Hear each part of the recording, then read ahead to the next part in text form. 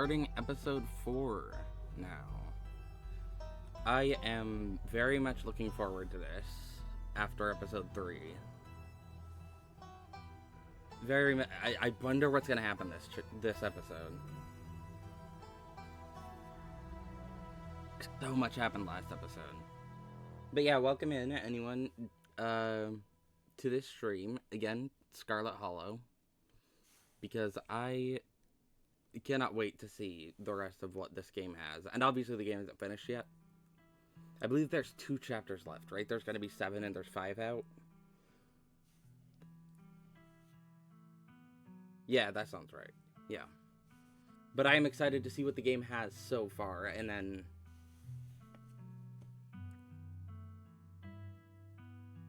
see what the other chapters are as they release. Predictions so far with this chapter, I'm not sure. There's still a couple stuff. There's a couple stuff that I could see this chapter going to. The Forbidden Wing of the Estate is definitely somewhere that hasn't been explored yet, but I'm not sure that one's gonna get explored yet. There's also, we could have more stuff with Reese and Dr. Kelly. I don't think we're gonna really have anything else to do with the library this episode, considering that one that plot was kind of resolved last episode. Depending on what your choice was how it got resolved. Yeah, let's just go into it. I can't wait any longer. I am very, very excited for this. Continue.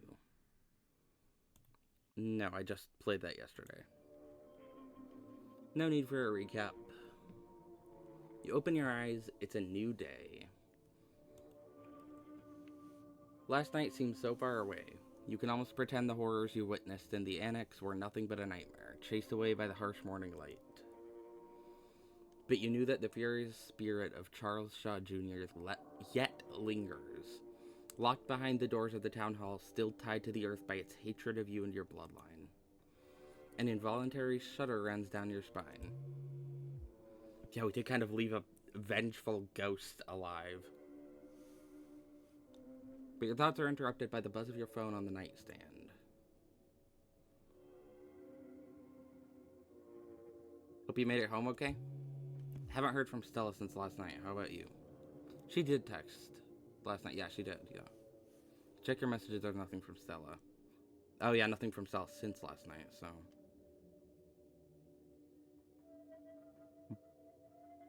I don't think she's hurt or dead. I think she's just still processing everything. She messaged me last night. I'm sure she's fine. Maybe she's just sleeping in. Never mind how Stella is. How are you doing? Everyone had a rough night. She's probably still shaken up. That's like what I'm guessing, yeah. What if Wayne got her? I don't think Wayne got her. I don't think Wayne's really interested in Stella or anyone else except for me, seemingly. I remember when I brought any of the others up in last chapter, he kind of brushed that off. Does Stella disappear like this sometimes? Call or text Stella. I'll try calling her, but I have a feeling it's just going to go right to voicemail. Like it did at the end of last chapter. You dial Stella. Oh, she did answer. Hey, what's up?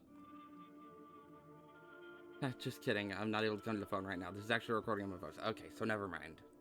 It does go straight to voicemail. It isn't really me. Technology, huh? Anyways, leave a message or don't. I never check this thing. The mailbox is full and can't accept messages at this time. So she probably does, yeah, just disappear like this randomly then. That's... Considering she has tons of voicemails, I imagine there are people trying to reach her. Text Stella. Hey, you good morning, hot stuff. I feel like that's not tone appropriate for what happened last night and kind of the state I know she's in after the last chapter. Hey, I'm kind of worried after you ran off last night. Text me as soon as you get the chance. Kanika and I are pretty worried about you. Please respond. How's my favorite cryptid hunter? Hey, send Stella a photo of a nervous puppet. This one or one of these two? I feel like Kanika probably already texted her. I'm guessing, considering they seem like close friends, so probably Stella wouldn't know if, like, that Kanika is worried about her. And maybe. Hmm, text me as soon as you get, I'm kind of bouncing between these three.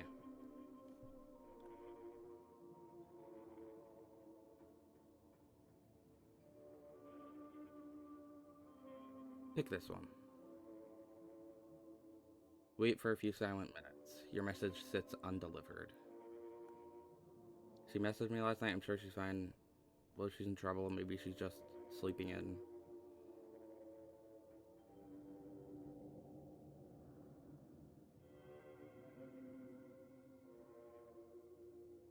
Hmm. Should I tell Kanika she messaged me? Because that did feel like I did get a specific achievement for that. For, like, her texting me after, like, at the end of chapter 3. So it seems like something you only get when you have when you are close, if you are close enough with Stella. So maybe, hmm.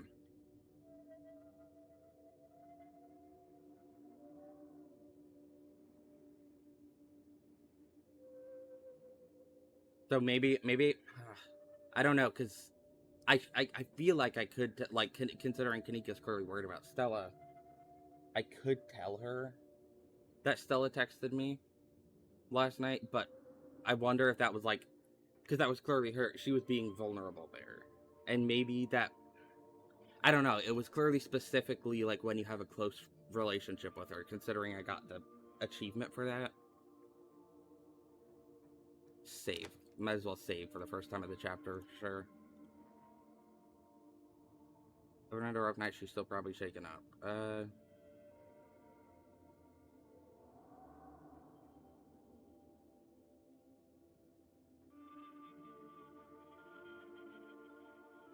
Yeah, Kanika's one of her Kanika's like her closest friend.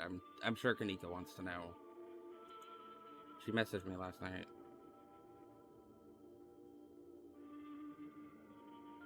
Hmm. I'll leave it at that because I don't want to for sure say whether or not I think she is okay, but also, like, hmm. I'll leave it at that. So kind of worried. It's a little odd for her to just dip with everything going on. Think we should look for her. Let's meet up in town, okay? All right. Take a shower. You might as well take a shower before starting the rest of your day. Why not?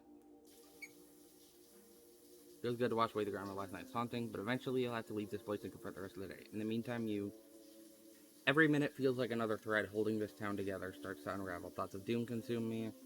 Think about the door in the clinic. You're drawn to it even now. You'll be going back there today. You're sure of it. Am I sure of it?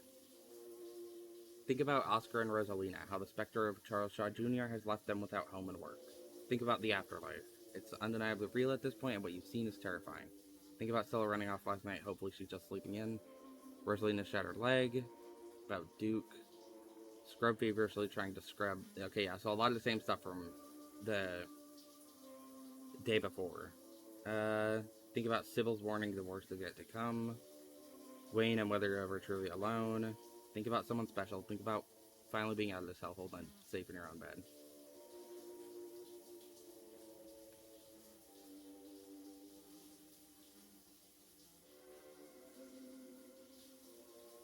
Think about Stella running off last night. Hopefully she's just sleeping in. You're done here. You turn off the faucet and dry yourself off. Check the closet. Make it right in the closet. There's no denying it. The doll moved at some point since your most recent visit. I was going to say that was not the same position. Someone was in here. What? Maybe Tabitha? Or maybe it was just Forever. That would be a thing the game would pull, right? Like, at the end of chapter 2, when Forever came into the room, the door opened mysteriously. And then it was just the cat. Maybe it was just the cat. Maybe it was Wayne. I don't know. That's who I'm thinking, is either Wayne, Tabitha, or Furfro. No, Furfro's there. She's not here, but it looks like she left a note on the counter. Fucking handwriting? Had to run. What? That is not legible handwriting, Tabitha. Had to run. The librarian needed a new house, so we're giving him the keys to Maxwell Place. It's probably just that they scribbled in because they have the caption. Doctor level handwriting there. And the miners decided to stage a strike today of all days, so I won't be around. I know there's no point asking you not to do anything reckless, but I'm asking anyway. Be back late. Call if you get into trouble. Tabitha. Time to figure out the rest of your day. Tuck to Furfro. Fuel up with a quick PB&J. Head to town. Talk to Furfro. You walk over to the cat. Oh, Sestoy. I do not know how to say French. How to pronounce. I will give my best attempt. Quesse. Q2. Ouais. Maybe Silent X. I don't know fucking any French. Maintenant. I missed you last night, Furfro. Will you ever let me pet you? Do you know anything about the stone carvings scattered around town? Nod respectfully to Furfro. Bye, Furfro. Good talk. Leave the cat be. I missed you last night, Furfro. That makes one of us.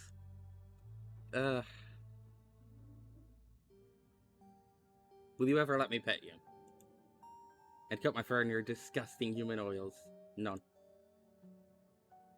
Do you know anything about the stone carvings scattered around town? She probably doesn't, but get to ask anyways. I'm not here to be your commandant. Jean detective. Je suis un chat. I am here to watch you flail alone in the darkness. Yeah. Makes sense. I'm not here to provide answers to whatever mysteries confound your feeble American mind. Alright. Nod respectfully to Furfro. She scoffs, her tail twitching with annoyance. But you can sense she's less annoyed than she usually is. Maybe she's getting used to you. Bye, Furfro. Good talk. She scoffs as you turn away. Fuel up with a quick PB&J. Didn't get a eat last night before going out, so. Oh no, never mind. We ate at Stella's. Right. Duh. If Stella's MIA, who knows when you'll get the chance to eat. You make yourself a PB&J in anticipation for the long day ahead of you. And that's that. Head to town. You head to the front door and begin your trek to the town below. The sun shines down through a thin layer of clouds, illuminating the path in a watery gray light. You can't help but feel countless eyes watching you from the tree line, a feeling that reminds you of your time in the woods with Stella. Ditchlings shouldn't be out in the middle of the day, though. They're getting bolder. Yeah, ditchling. Let me hide the text box. Ditchling. Yeah. Oh, Avery. To your surprise, you find a familiar face making its way up the path towards you. Hey, I was just coming out to see you. Hope you were able to get some sleep after everything that happened last night. I was up most of the night, totally wired on adrenaline. Even if I'd been able to chill out a bit. Knowing that thing was right down the street. Yeah, not super conducive to a good night's sleep. You think it's still there? I hoped it might go away on its own. Does the library look different? I wonder if we can get Tabitha to deal with it. If any Scarlet knows that ghost something, it's her. I'd rather not get her to deal with that either. Again, she also didn't cause any of that. That was presumably before she was even born. Before either of us were. I'm not gonna get her to give anything to the ghost. Hopefully no hooligans break into the library and get trapped in ghost hell. No way I was trusting a ghost to uphold its end of the bargain. I'm sure it'll wear itself out soon enough. There's no way it can keep up that level of haunting forever. Yeah, I'm more than a little uneasy too. What if it leaves the library and comes after me? That ghost can stay there forever if it wants. Not my problem. Remain silent. Hmm. You think it's still there? I don't think it has any intention of leaving, so I guess the library is off limits from here on out. But considering the alternative, I don't think anybody can hold that against you. I'd much rather not be able to check out any library books ever again than let a ghost suck the life out of you. Seems like it would have been a bad trade. Hmm.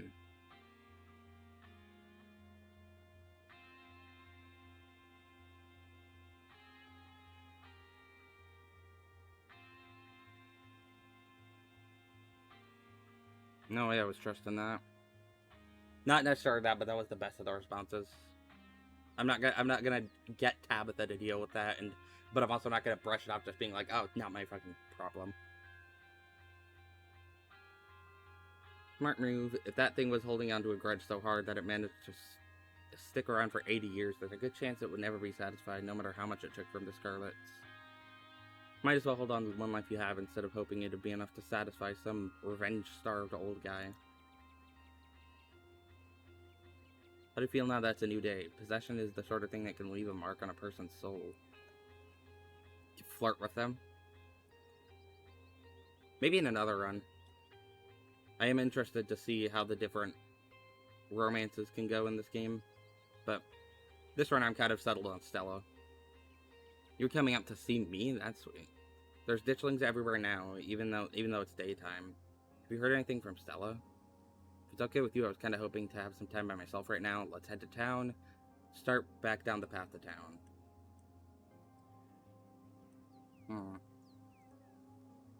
I'm guessing I can use up all of these explorers.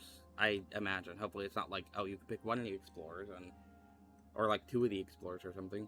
How do you feel now that's a new day? Possession is the sort of thing that can leave a mark on a person's soul. Oh, thanks for asking about the state of my soul. I appreciate that. I'd be lying if I said it didn't have an impact.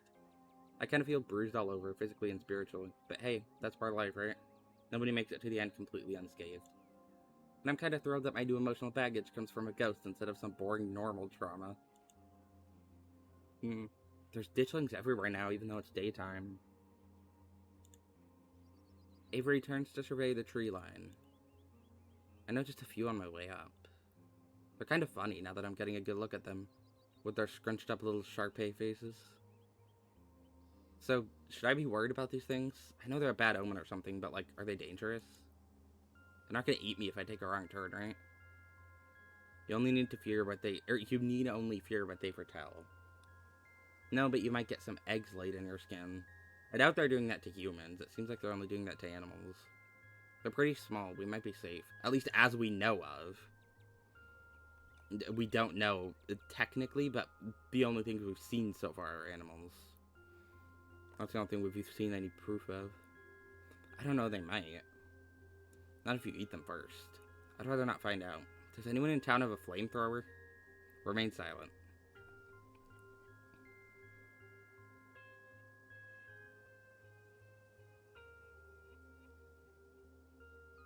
They're pretty small, we might be safe. Yeah, you're right, they aren't too big. We might be able to kick them around if we have to. I hope they don't get any bigger. God, yeah, imagine one of those things at a much larger size, yeah.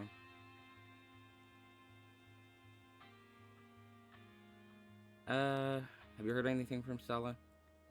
I doubt they have if Kanika and I haven't. I haven't heard from her, though we don't text much, and I haven't checked with Winnie to see if she came in for an early breakfast or anything. But if you haven't heard from her, that doesn't sound great. Seeing her like that last night was awful. She's usually so unflappable.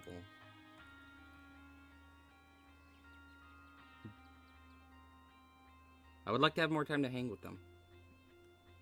Kanika and I are meeting up to look for Stella. Wanna come? Absolutely. I told Winnie I'd be coming in late today, so I've got time. I don't know how much time, though. From what I saw this morning, the diner is hopping. It's absolutely packed with miners. Oh, right, because Tabitha said they were on strike, yeah. They must be using it as home base for the strike. Oh, by the way, there's a strike going on. I'm sure you already know that, though. Have to imagine Tabitha would have told you this morning. She did indeed.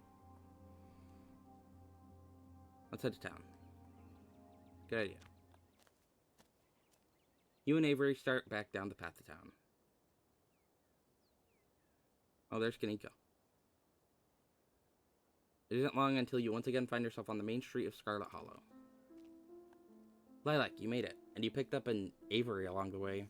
Hope you're both doing okay, like, emotionally. Yeah, I'm not too bad. That's good. I feel like I got crushed by a steamroller or something. The joint's a lot of whack, totally exhausted and super foggy. Mom's been insisting I caught a cold, and I wasn't buying it. But as of this morning, I've come around. It's definitely something beyond exhaustion, even considering the ridiculously stressful week we've had. But I'm not going to let that stop me from looking for Stella. Do you still think there could be a rational explanation for all of this? Is someone manning the general store while we go looking for Stella? I'm supposed to see her mom at some point today. Maybe she'll finally shed some light on things. Let's not dawdle. I'm worried about Stella, and it doesn't feel right to be doing anything that isn't actively looking for her. Are we sure?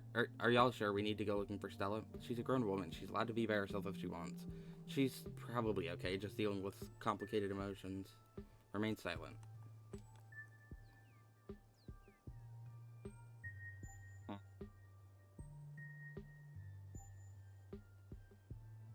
Someone manning the general store while we go looking for Stella? Screw the general store, Mom could deal. Whoa, did I miss something? You good, Kanika? Just some family drama. I'm sure I was gonna take a sick day anyways. I don't want to infect the entire town with whatever cold this is. Instead, I'll just infect both of you and whoever else we come across while looking for Stella.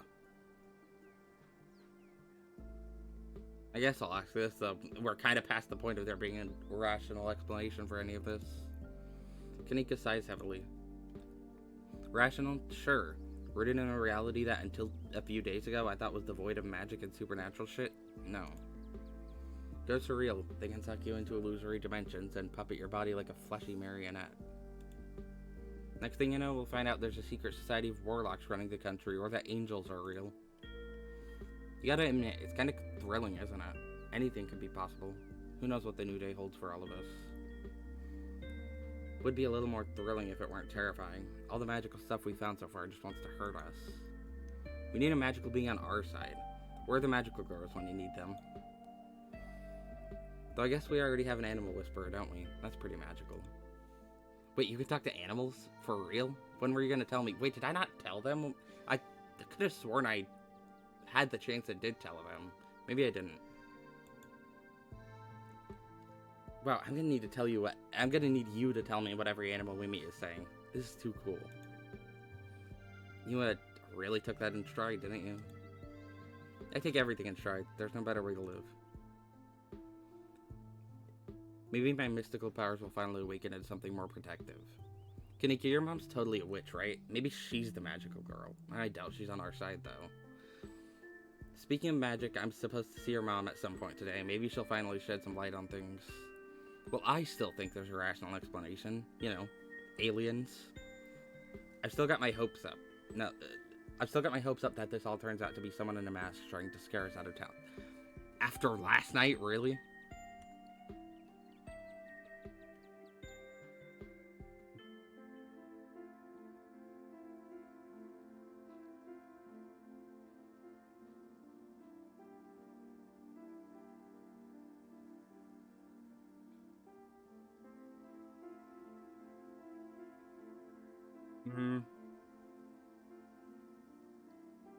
This one. No way, she's just a new age crystal and herbs lady. She's not... You don't think... She could be for real. Anything seems possible these days. But that would mean everything I thought I knew was wrong, and my whole life has been a lie. I need to take a page out of Stella's book and just block this shit out. I need to be focused. I can't keep having all these existential crises. Supposed to see her mom at some point today. Maybe she'll finally shed some light on things. I'm not sure what she's planning to tell you today that she couldn't have told all of us last night. Maybe she's gonna read your fortune. After last night, I wouldn't doubt that she actually could. Your mom's always had a bit of that Glinda vibe going for her. Yeah, maybe I should stop making fun of her whole new age mystic thing. A lot's happened in the last couple of days.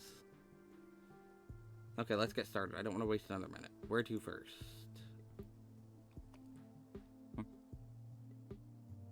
Stella's house, the cops. Fuck no. What? The cops that are trying to pin a murder on me? Let's check in on Oscar and Rosalina. They should be at the old Maxwell place. Let's check out the diner, the mines, the church. Let Avery know you and Kanika can take it from here. I'm supposed to get tea with her mom today. Maybe she'll have some ideas. Let's go to Stella's house first. That was the point of meeting up in the first place. Good place to start. Maybe she just slept in. Oh, right. We aren't completely technically sure she did sleep in, right? I guess, yeah, I was assuming, like, yeah, let's go check up on her since that was the point of meeting up. But I guess, yeah, she could be elsewhere in town. Maybe she didn't just sleep in like last chapter.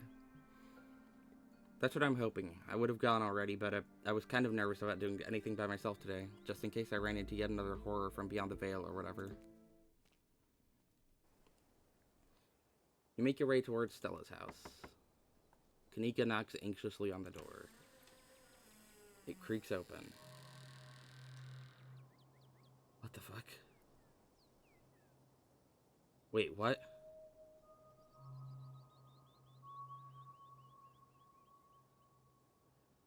The interior is cold, and not just physically. There is an absence of joy and life that leaves only a chill behind.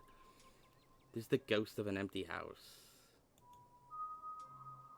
This went from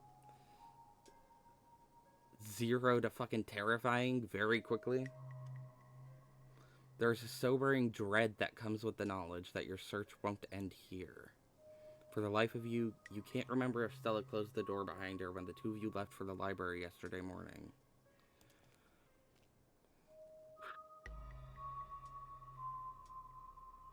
I don't sense anything supernatural here, but I don't like the look of this. We ate breakfast here together yesterday morning, but I can't remember if she closed the door. She must have, right? She's dead. Stella died, and it's all my fault. I'm not from around here. Is it normal for people to leave their doors open? Okay. Enter Stella's house. I don't sense anything supernatural here, but I don't like the look of this. Might as well invite ourselves in, right? I guess so. Yeah, we should go in. Screw going in there, let's just get the cops. I am not talking to this town's cops. They think I murdered Duke. I am not doing that. Yeah, we should go in. Cool, I'll be brave and go first. Avery casually steps over the threshold into Stella's house. The living room is almost exactly as you saw it the other day. Whatever happened to Stella, it doesn't look like it happened here. Gretchen isn't even in her bed. Maybe she's in Stella's room, if Stella is still home. Doesn't look like there was a struggle or anything. Unless it happened in another room, or maybe someone or something caught her off guard. I mean, I doubt... She also might just not be home. She might have left in a rush for whatever reason. Because she was clearly, like, obviously not doing well last night. After everything that happened. So maybe she just left in a rush and forgot to close her door? You didn't have to add that last part. I'm going to forget you said that and just be thankful that this doesn't look like a crime scene. Investigate the kitchen, investigate Stella's room. Okay, I don't think we're gonna find much else here. Let's move on. Leave. Investigate the kitchen first. Stella's kitchen is messier than she left it yesterday. A couple cabinets are hanging open and a loaf of bread sits on the counter by a used butter knife.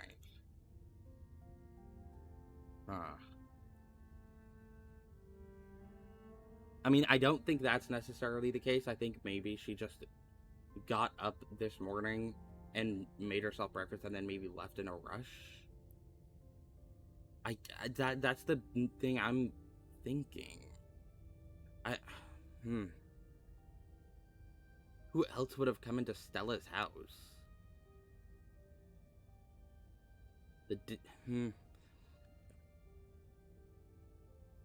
I don't think anyone in town would that I can think of, and the only other stuff at play here is the Ditchlings or Wayne that we know of. And Wayne clearly doesn't have any interest in her or any of the other people in town besides me. And the Ditchlings, why would they break into her kitchen and make food? So I doubt it was them either. Is Stella's kitchen normally this messy? I wouldn't call this messy. It's a little messy. This is a little messy. I don't know. I don't want to know what you'd call my room. It wasn't judging. There's nothing wrong with a little mess. Or a lot of mess. We're getting off track. Stella's house has always felt a little sterile to me. This feels a little too lived in, if that's what makes sense. Or if that makes sense. But maybe that's just because I've only ever been over when she was already expecting me. Maybe this is just a rare peek behind the curtain at the real Stella. The real Stella should call her friends and let them know she's okay. Investigate Stella's room. Yeah, she's not home then. Where the fuck did she go, I wonder? You make your way down the hall to what you assume to be Stella's room. She's not here. Though it's a little untidy, it's the usual sort of untidiness that accumulates when someone doesn't often have guests in their bedroom. There aren't any signs of violence. I'd better not hear a single comment about this room being messy. I wasn't going to say anything. Check her computer. I love seeing everyone's room before they had a chance to clean it up for company. It's a little neat snapshot. It's a neat little snapshot, you know. This sure looks like a room. Any thoughts? It's a mess. Do you think there was a struggle in here? I don't think there's any clues here. Remain silent. I guess check your computer is the one explore option. I prefer doing the explore stuff first. Check your computer. I'm not sure we should be snooping on our computer. Yeah, that's a good point. We already broke into her house, right? For all we know, there could be some sort of clue on there, like a note detailing exactly where she is. We didn't break into her house. The door was left wide open. You kind of make a good point, Kanika. Maybe... Yeah. I just clicked it because it was the one explore option there, and... Maybe the computer was left open too. I'm with Avery. What if we don't find Stella, and it's all because we didn't snoop on her computer? If Stella didn't want us to snoop, she shouldn't have gone missing. I don't make the rules. Okay, but what if she's been gossiping about us to her online friends? Look, I know it's an invasion of privacy, but we've got to do whatever we can to find her. Let's see if it's password protected before we make a fuss about it. If there isn't a password, it's almost like she wants us to snoop. Kanika's got a point, Avery. There probably isn't even anything worth finding on there. You're no fun, but fine. We won't snoop around on Stella's computer. No, Kanika's right. There probably isn't anything helpful on there. I honestly didn't even think about how this might be a good idea. Might not be a good idea. Good call. Honestly, this one, I kind of just clicked that because I saw the explore option. I was like, yeah, good point.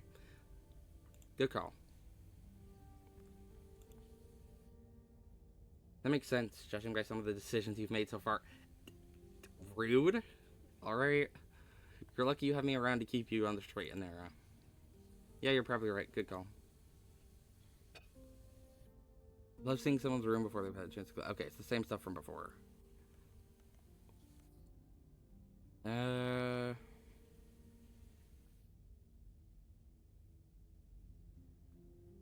This sure looks like a room. Any thoughts? I think you about summed it up. This is definitely a room. Yeah, nothing much to comment on. This is what our rooms have been like for pretty much the entire time I've known her. The only thing that's changed is the computer getting a lot fancier. Could use a few more houseplants. I'll put together some trimmings after we found her. Oh, she still does those corkboard with string things. She loves putting the strings on there. I don't think they actually meant anything, but they're more for decoration than anything. Anyway. Okay, I don't think we're gonna find much else here. Let's move on. Yeah. Doesn't seem like there's any clues in her house. Visit Stella's on Thursday morning. Achievement. Okay, so maybe she came home last night. Maybe she didn't, but she's definitely missing. I mean, she did text me last night at the end of last chapter, so I'm guessing she did get home, but... I mean, my guess is that she just woke up and left in a hurry for whatever reason. Thought I was overacting this morning. I hoped she would just be sleeping in. I can't believe she's actually missing. We'll find her. Where to next? Cops again? No, no. Like they would be helpful anyways, even if they don't try to pin more of the murder on me. Check on Oscar and Rosalina. Let's check out the diner. We should go to the mines. We should check the church. I mean, the mines would be a logical choice because maybe... I mean, Tabitha... Because the forest isn't on here. I was thinking maybe, like... Maybe she's just trying to kind of, like, go on a walk in the woods or something to get her thoughts off herself. But the woods are not an option here. So I'm thinking the mines because she might be going to try and see Tabitha. Because that's the one person I can think of. Maybe the diner, but also Avery said they hadn't seen heard anything about her being at the diner. So probably the mines. Guess there's a decent chance Stella went to find your cousin since they're friends. You don't see it? Oh, come on. The two of them have such a dynamic, you know? Classic dog and cat situation. Come on, I'll drive us. You follow Kanika to her van. It isn't long before you find yourselves outside the Scarlet Mines. Oh yeah, the strike. A wall of bodies, protest signs, picket signs, and megaphones in hand. It forms a human barricade around the entrance to the Scarlet Mines. Is this a strike? They're striking?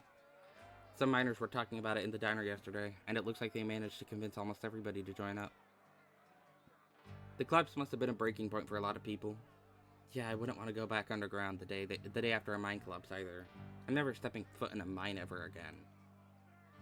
It's time Tabitha stopped taking her workforce for granted. I hope it's not weird to talk about them while they're in the middle of all this. Don't worry, I know these guys. Most of them are in the diner at least a couple days a week. They'll be chill. Will they be chill talking to Tabitha's cousin, though? Well, if it isn't the boss's cousin. No. Hail and well met, fellow countrymen. What goes on here? How goes the strike? Why are the cops here? Oh, the cops are here, right? I didn't even see them. Oh, great. Fucking... Have any of you seen Stella? She's missing. I need to talk to Tabitha. Let's just go. This is a fun option. Hail and well met, fellow countrymen. What goes on here? The miners stare at you. A strike?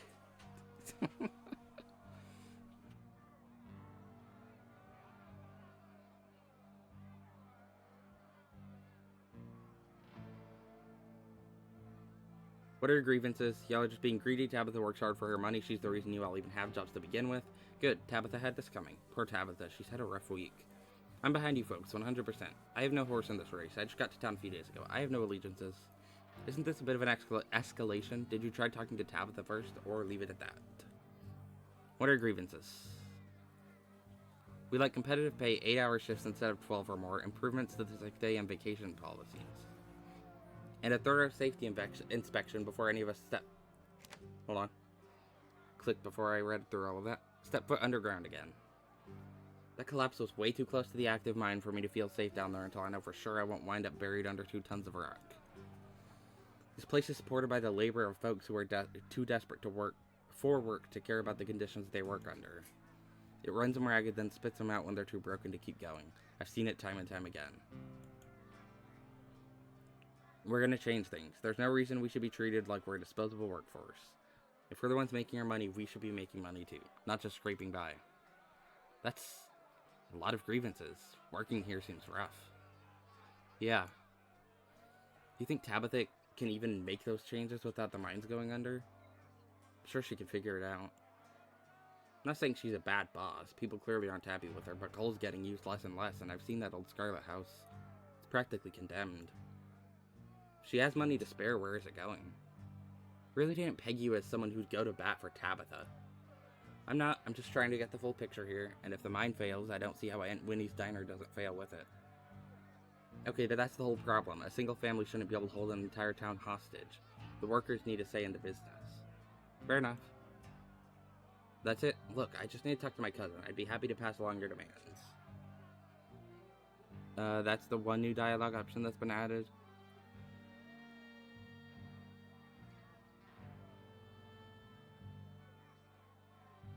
I mean, yeah, I'm behind that, like, which, not necessarily good. Tabitha had this coming. Probably kind of did, presuming the working conditions are shit with the mines, but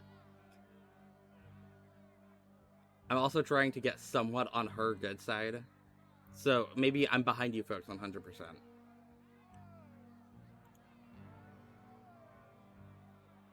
Good to hear even the boss's cousin is on our side. We appreciate it, especially if there's anything you can do to get her to start negotiating. Hold on, they better not tell her that I am not on her side with this, because I'm already on her bad side enough after the first 3 chapters. If there's pressure from almost her entire staff, that poor girl's dad, and her own family, then this strike might be over real soon. Y'all sure we should be putting any trust in the boss's cousin? Might just be trying to get information out of us. That doesn't matter now. It's too late to stop what's already in motion. We hold all the cards. Oh, they probably would have seen Stella pass by if she was going to... If she was going to talk to Tabitha, they probably would have seen Stella pass by to walk in. Have any of you seen Stella? She's missing. The YouTuber? Oh my god. Right, they probably would just know that would be the main thing to know about her. She's the one on all the banned from property posters, right? We haven't seen her, and we've been out here all day, so we'd know if she'd come by. Okay. We'll make sure to keep an eye out. Can't say it'll be much help, though. We'll just be standing around here for the foreseeable future. Why are the cops here? Miss Scarlet requested we supervise the situation. Jesus, can't... The mine's the source of a lot of jobs in this town, and she just wanted to make sure nobody did anything hasty while expressing their concerns. That's a polite way of saying that they're here to intimidate us. A little reminder from the boss that she owns more than just the coal mines. Simmer down, nobody's here to intimidate anyone, but the Scarlet Mines are private property. Miss Scarlet has every right to request some oversight during a tense situation. There's a lot more of us than there are of you. You go talk to Tabitha, let's just go. Okay, they haven't seen Stella, let's go. I'm gonna save. I'm gonna save my game. And... I'm kind of mixed between going to talk to Tabitha to at least... Because I'm guessing that the search will lead us to somewhere. And some insane shit's gonna happen. And I probably should. The last 3 chapters I haven't let Stella know, or let Tabitha know about any of the stuff that's been happening, and that's a large reason why I have gotten so far on her bad side. So maybe I should go talk to her and at least tell her that, like what's going on. I need to go talk to Tabitha. Sure, you may be the boss's cousin, but you seem harmless enough. Go ahead. I don't care if they're okay with you going in. I'm still not crossing a picket line. Besides, I don't think Tabitha would be too happy to see me. Fair enough, Tabitha and Kanika clearly don't like each other. So, I'll just wait by the van while you go talk to her. Same, everyone who works here is a regular at the diner. I don't want to make things weird. See you on the other side. Alright. Let's see. Maybe she's seeing Stella. I guess, yeah, because I was going to say, the strikers would have definitely seen her. But I also realized I mean, Rosalina was able to get into the mines from somewhere else on the fence line other than just the gate, so maybe Stella could have gotten in here without any of them seeing her. If this is where she came, of course. It's quiet today, empty beyond the ruckus at the front gate. That trailer serves the trailer that serves as Tabitha's office looms above you on the hill. I mean, this is really the only place I can think of her going. If Avery said that they hadn't heard or seen anything about her at the diner, I don't think she would go to the cops. I don't think she would go to the church. And maybe she went to go see Oscar and Rosalina, but I don't really think so specifically, because I'm guessing she's... wherever she's gone, it's because she needs to relax or try and take her mind off of everything from last night. And I don't necessarily think she would go to Oscar and Rosalina specifically for that. Reese is really the only person's place I can think of her going. So maybe Reese's place, but that wasn't one of the options, I don't think. Knock. You walk up to Tabitha's trailer and knock on the door. You wait for a moment. No response. Knock again. I'm not just gonna barge in, but... Knock again. Oh, for the love of... Door swings open.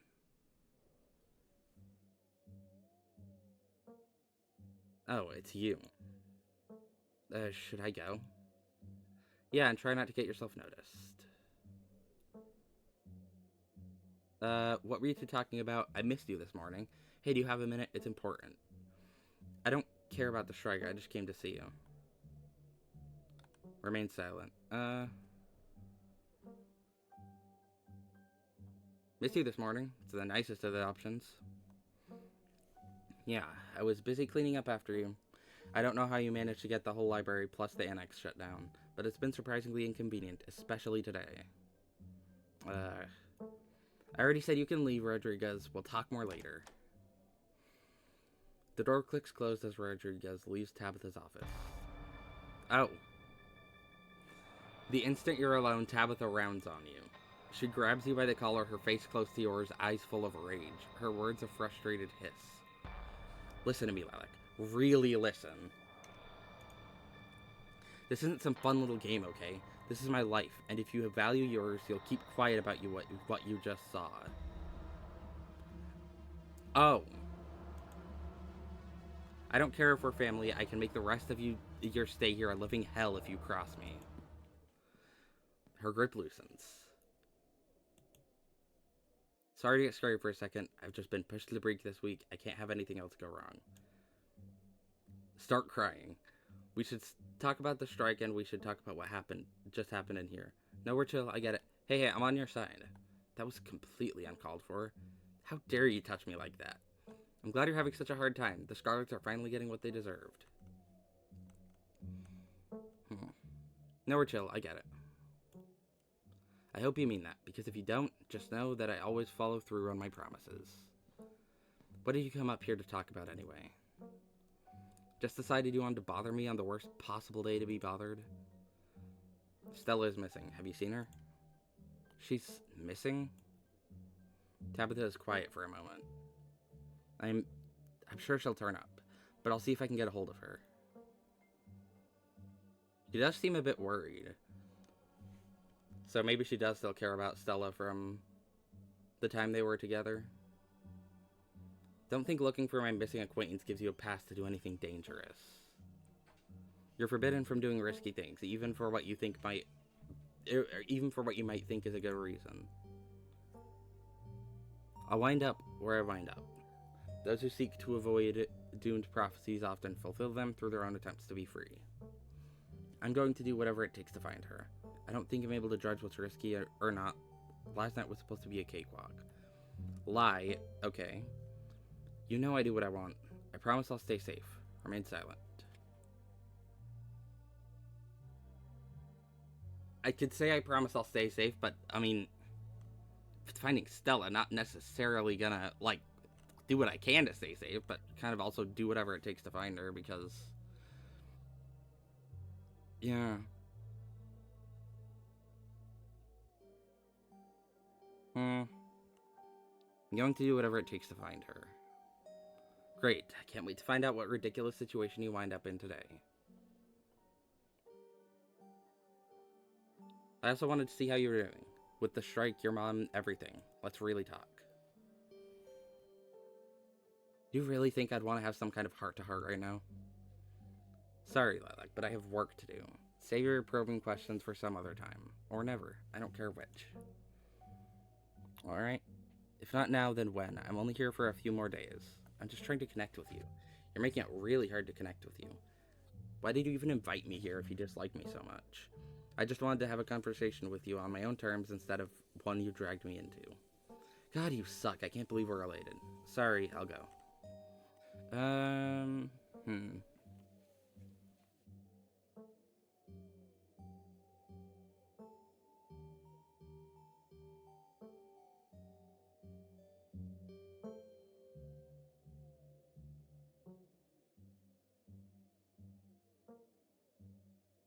I'm just trying to connect with you.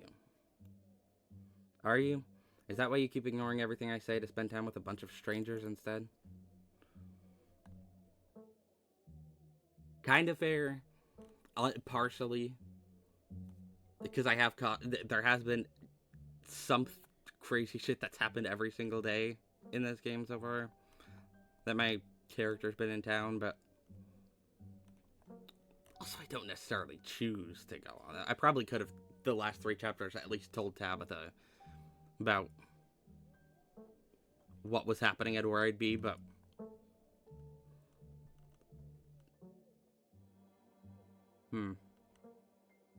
want to talk about the strike. Good for you, I don't. Now if you have something else to talk about, spit it out. Otherwise, get out of my office and let me work.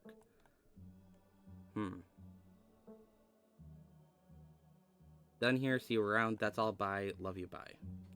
Turn around and leave.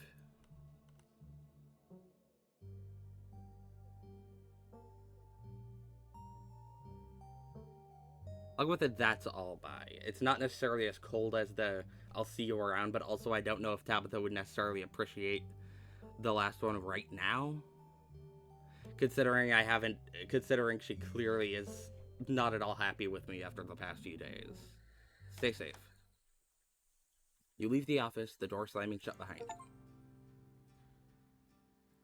You find Kanika and Avery waiting for you outside. You don't look like you found any new leads. It feels like we've done our due diligence here. Come on, I'll drive us back to town and we can figure out our next move from there. Well, at least I told Tabitha this episode, what we are doing. So hopefully, if crazy shit happens, like I imagine it will, like it does every episode, hopefully she won't be as mad about it this time. Where to next? At least this time she'll have partially gotten some warning about it. Again, not going to the cops. Don't trust that. Check out the diner, I guess. Maybe Stella has gone to the diner since Avery left there.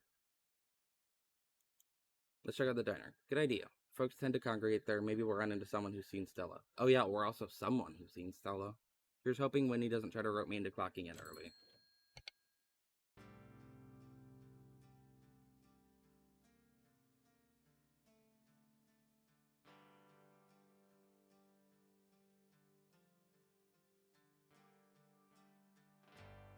The diner is busier than you've ever seen it. The small booths packed with miners.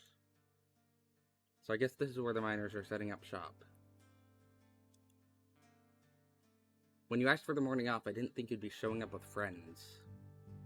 Sorry, Aunt Winnie. Stella's gone missing and I've been helping these two track her down. You haven't seen her, have you? Don't you apologize, and I can't say I have. I've been a little preoccupied. Yeah, I don't see anyone but the miners in here. I doubt there's gonna be anyone here who's seen her, if the other miners haven't. If the miners already at the strike haven't, is what I specifically mean. I doubt these miners have seen her. This is great for business. These fellas can have as much free coffee as they can drink if they keep piling in like this. Do you need any help? No, Sal and I can handle this. One of your friends going missing is more important than a busy shift. The miners didn't even notice you enter the diner, and instead of speaking in hushed voices, argue with each other loudly enough for you to easily overhear. I guess the shift schedules are pretty brutal, and I'd like more vacation days. I'd love to be able to see my family around the holidays, and better health benefits would be amazing. But if she decides to fire all of us? Should we be worried about you-know-who being here? No, I wouldn't bother. I got a call from Smith. Apparently she was poking around the mines earlier today. But it sounds like she's genuinely got our back. I don't know. What if it's all a trick? What if Miss Scarlet hears about us talking and fires me? You're only a year or so into the work, and trust me, the longer it goes on, the more it sucks the life out of you. At first, you're just unhappy, but you figure you can weather it until you find something better. A paycheck's a paycheck. Next thing you know, you've lost years of your life to a company that doesn't give a solitary shit about you, that uses up every free second it can to suck out that uses up every free second it can. Every free second it can suck out of its workers. Right? I was not reading that at all right. And pays us just enough to survive, but not so much that we can ever save enough to get the hell out. But we could get fired for this. I really need the paycheck. I can't get fired. And the company housing, that makes a big difference for me. Right, the company housing. How generous of Tabitha to put you up in a company-owned shack that ain't had maintenance done in decades, taking a big chunk right out of your paycheck that sure as shit ain't going towards property tax and upkeep alone. The company housing, that means almost nobody in this whole damn town owns the place they live. We have numbers on our side, Harrison. After what happened up there the other night, damn near everyone is joining the picket line. She can't afford to lose us all. We have the power here, so long as we're united. Hey, have any of you seen Stella? She's missing. Weigh in on Harrison's situation. So about the strike, I guess we should be going. Get going. Turn around and leave. Hey, have any of you seen Stella? She's missing. The miners turn towards the doorway, all eyes staring at you like a deer in headlights. The YouTuber? Again.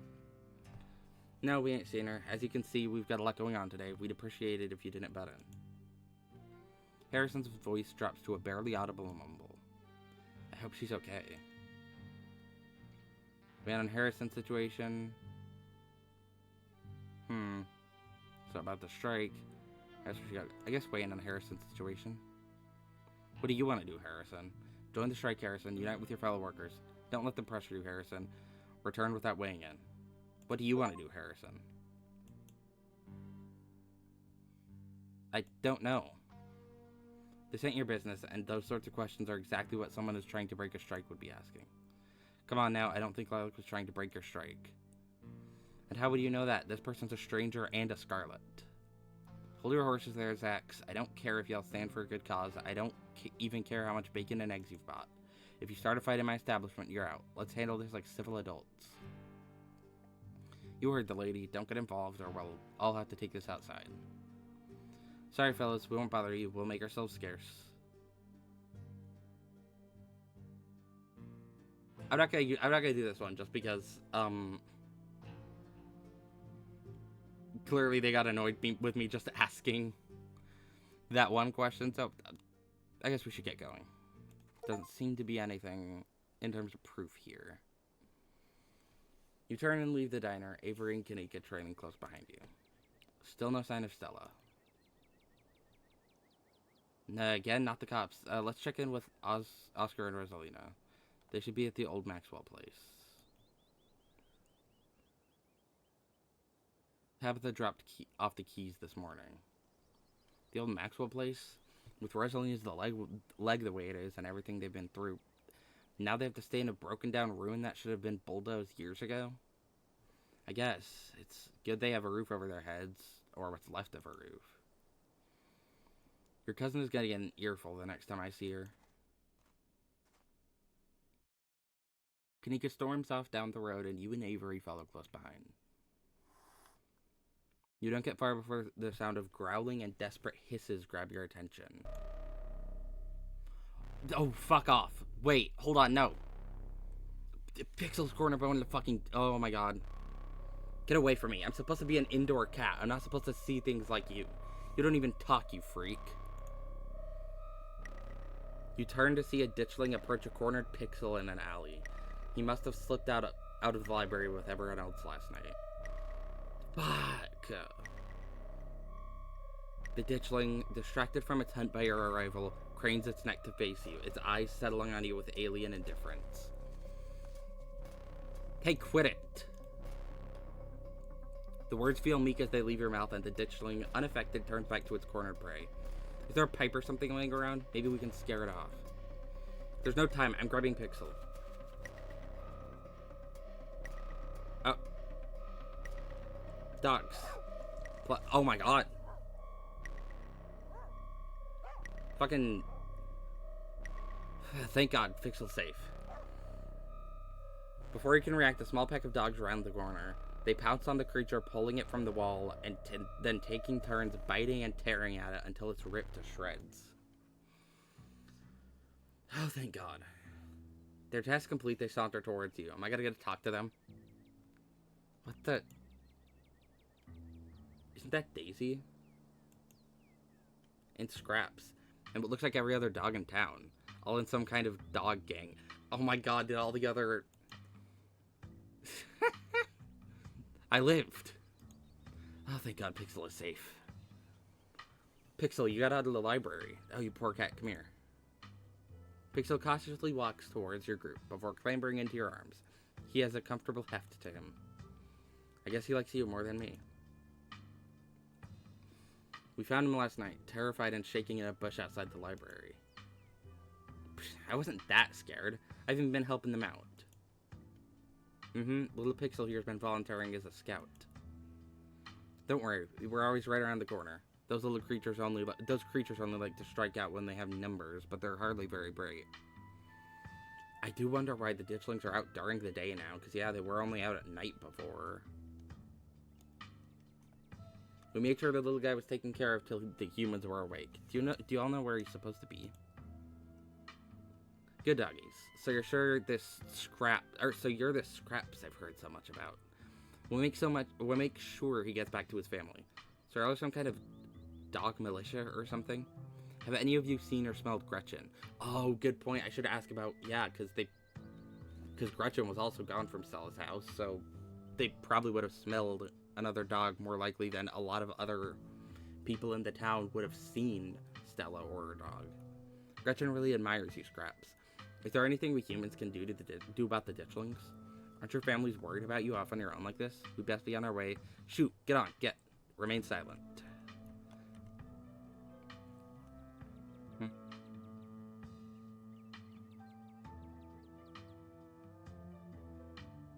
Have any of you seen or smelled Gretchen? Is she missing?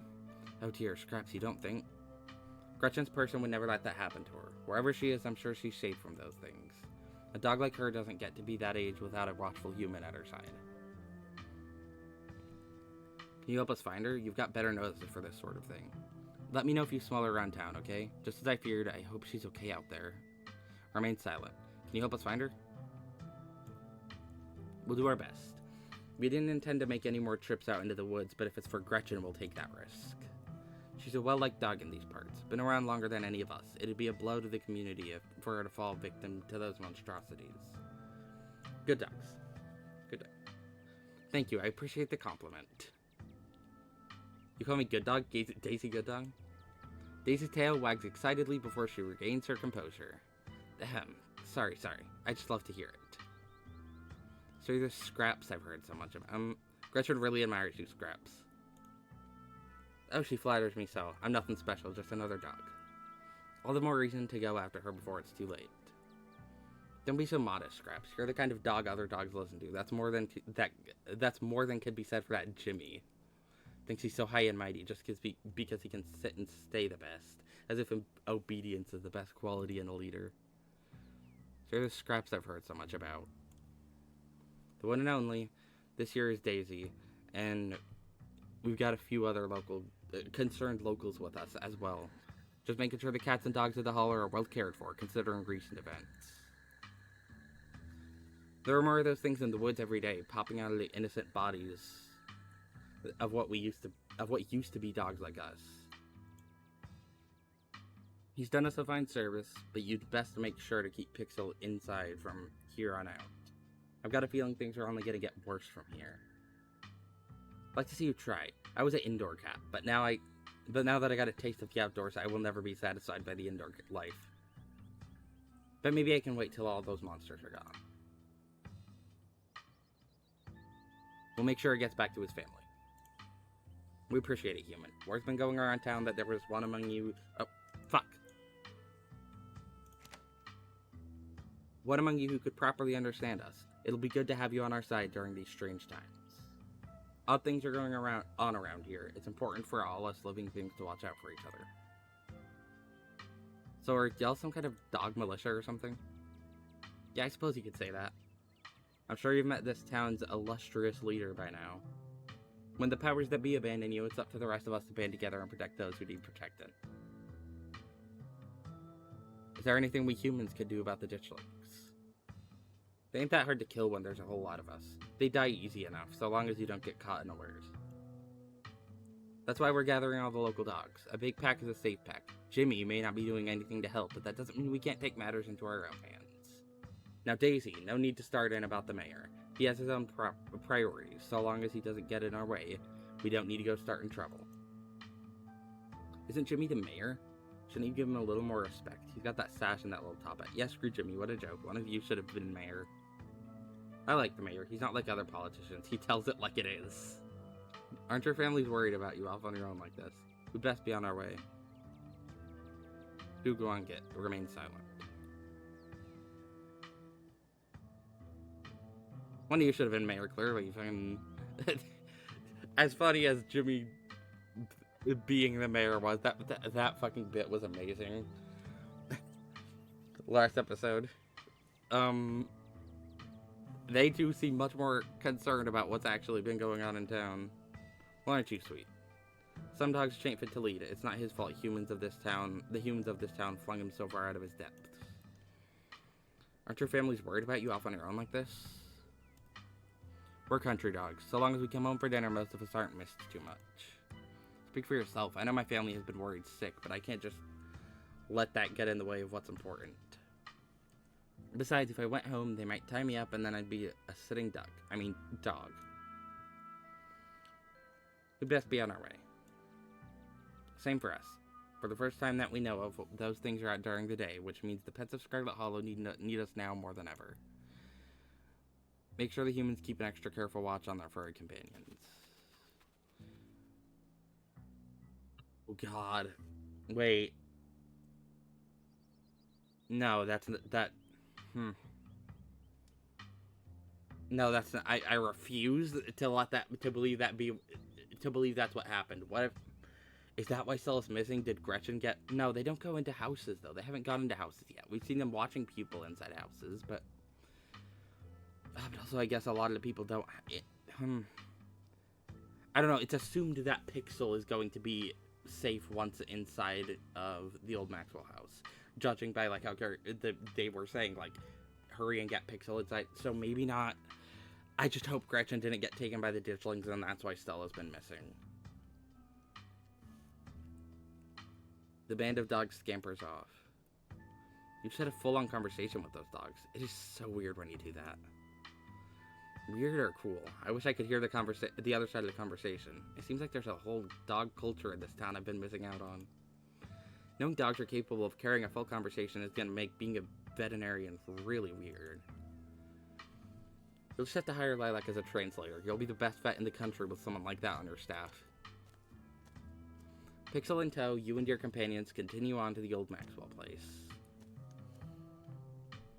The old Maxwell place. It was clearly once a mid-century modern home, and undoubtedly quite stylish for the time.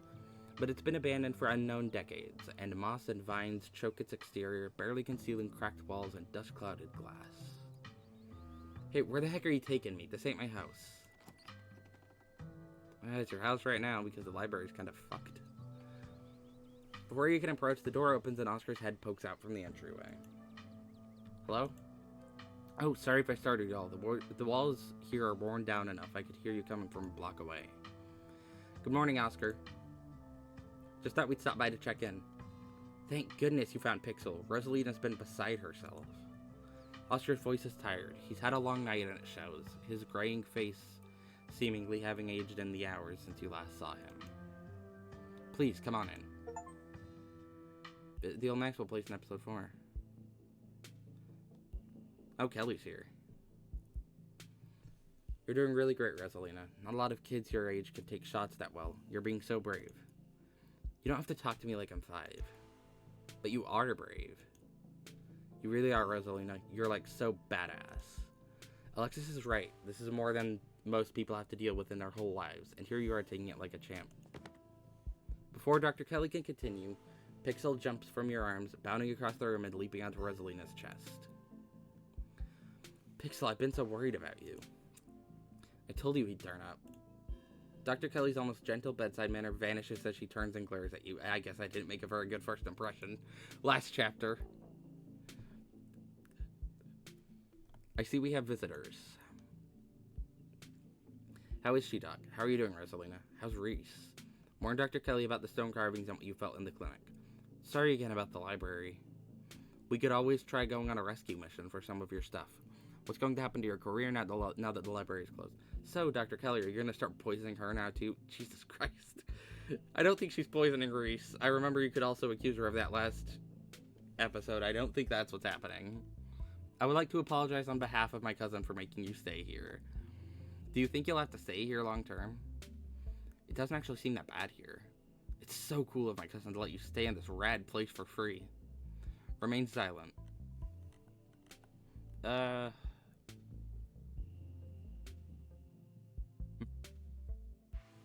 is she? She can tell us herself. What do you say, Rosalina? How are you? Tired, my leg hurts. A lot, but the medicine is helping. It's not so bad now. And what are you not going to do today? Walk around? Sorry, Dr. Kelly. I should have been better at stopping her. I take full responsibility. As her father, I should have. No need for anyone to step in to take blame for everything. For anything. It's the hospital's fault for sending her home at all. It's gross negligence, if you ask me. But give it time, then you can do all the running around you want, right? All right, Rosalina? You just have to make sure you give that leg of yours a full chance to heal up a bit first. You don't want to pop any stitches. I want to ask how Reese is, but also, because I do remember he, like, specifically clearly was in pain at the end of our time at Reese's house. Dr. Kelly / Reese's house last time. And then he just walked off.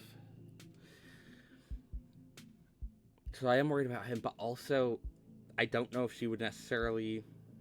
She clearly doesn't like me. For the last chapter, I'm gonna save. Which one of these is the further back? Save this one.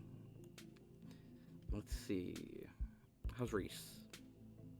He's fine. Had a rough night, but he'll recover. He's used to this sort of thing. Okay. Didn't get too annoyed at me asking.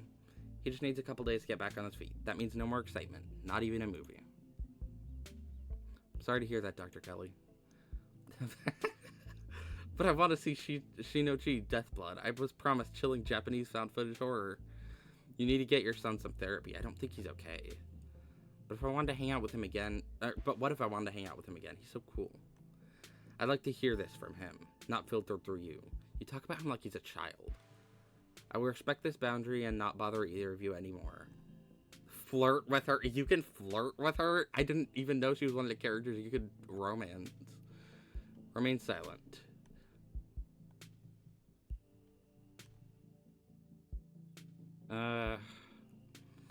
See, I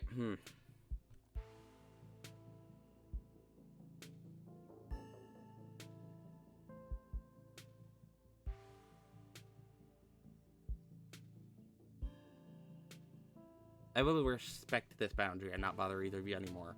I don't want to necessarily stir shit up with her, with some of that other stuff. I do agree that I would rather hear this from Reese because she clearly does...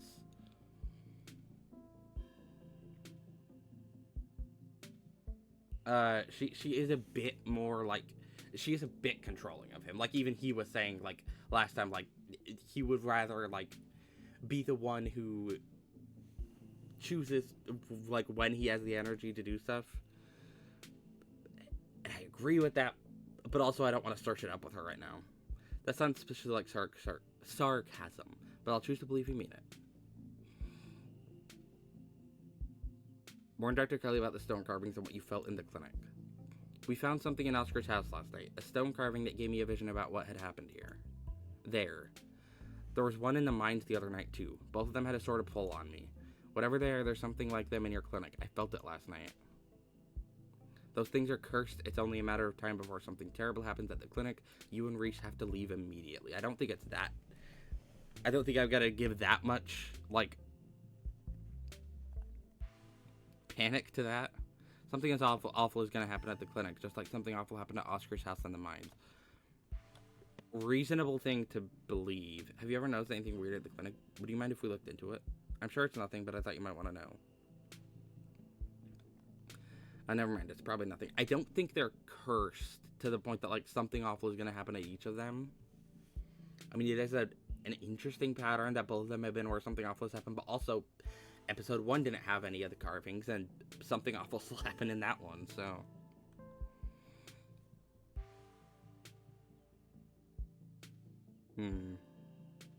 Have you ever noticed anything weird at the clinic? No, it's just an old building. It has a lot of history, but that doesn't mean it's haunted or that anything supernatural is going on. I understand that there have been some strange events in Scarlet Hollow this week, but despite what your funny feeling might suggest, the clinic is safe. I'm not sure about that, necessarily. But if something does happen at the clinic, aren't you worried about Reese? If it's anything like what happened to us last night, none of you have to concern yourself with my son's health. I know how to take care of him, even in a supposed ghost emergency or whatever it is you're worried about.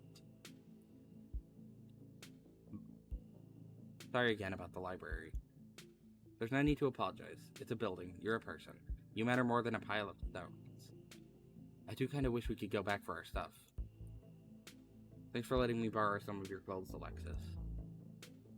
You can borrow as much as you need. I have plenty of shirts and you can do laundry at our house too. Of course, there are some family heirlooms that I'd rather not lose. Portraits of my parents, my father's mining jacket. I don't like the thought of their last living memories being forgotten in there. And the fact that it stole the library from me too, that one really stings. But what are you gonna do? You'd always try going on a rescue mission for some of your stuff. No, absolutely not. No going back inside there until we have a thoroughly researched plan of action. This goes especially for you, Lilac. Who knows if you'd be able to leave again? You've done enough for my family. How about no one going back in there, period? We're gonna need to deal with it eventually. Boarding up the library isn't a permanent solution. Are you sure about that? Because I don't see any reason we shouldn't just leave the thing alone. Forever. What's gonna happen to your career now that the library is closed? That's a good question. I was up all night wondering the same thing. If things stay the way they are right now, it's essentially like the library burned down. The books are inaccessible, the building is salvageable. In that scenario, the county would have to put up the money to build a new archive, or we'd have to move someplace where I can work in an existing library, and Scarlet Hollow would lose a valuable public service. Oscar, move so you and Rosalina would leave? We're not doing that, right, Dad? We're staying here. Is there any way you can just, start over and rebuild the collection? I'm sure folks around town would be willing to pitch it. It would be a lot of work, but that's a possibility. Still, maybe it won't even have to come to that. Again, I'm not gonna accuse her of poisoning people. I don't think that's what Dr. Kelly is doing. I would like to apologize on behalf of my cousin for making you stay here. Do you think I'll have to stay here long term? It doesn't actually not bad here. It's cool of my cousin to let you stay on the travelers for free. Do you think I'll have to stay here long term? No, I'll find a way to get the library back and our house with it. I'd best be on my way. Goodbye, Rosalina. Make sure you stay put and keep Pixel company, okay? I will. Bye, Dr. Kelly. Thanks again for doing this. I can't express how much. Hi. It's nothing. I'll call later today to see how she's doing. Good luck to both of you. Dr. Kelly briskly pushes past you and leaves. Oscar, before we get sidetracked, we're not just here to talk about some monsters and what happened in the library. No? Stella's been missing since last night. Oh. You haven't seen her, right? Not since last night. Fuck. Now I'm really starting to worry. It sounds like no one in town has seen her. That doesn't mean something bad happened, but it doesn't exactly sound like it's all sunshine and roses for her either. I'm sure she'll be okay, but you should probably get back to looking for her soon. Before you go, though, there is something I wanted to get your thoughts on. Let's step outside. Ushers you onto the street.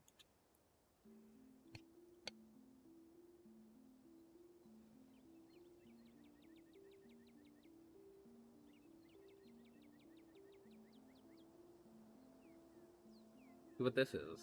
What's up? Is everything okay? Yes, or at least as okay as it can be, considering everything that's happened. But I don't exactly feel safe. Strange things are going on in Scarlet Hollow, and I'm tired of running from them. I want to get our house back. Oh, be careful. Be careful.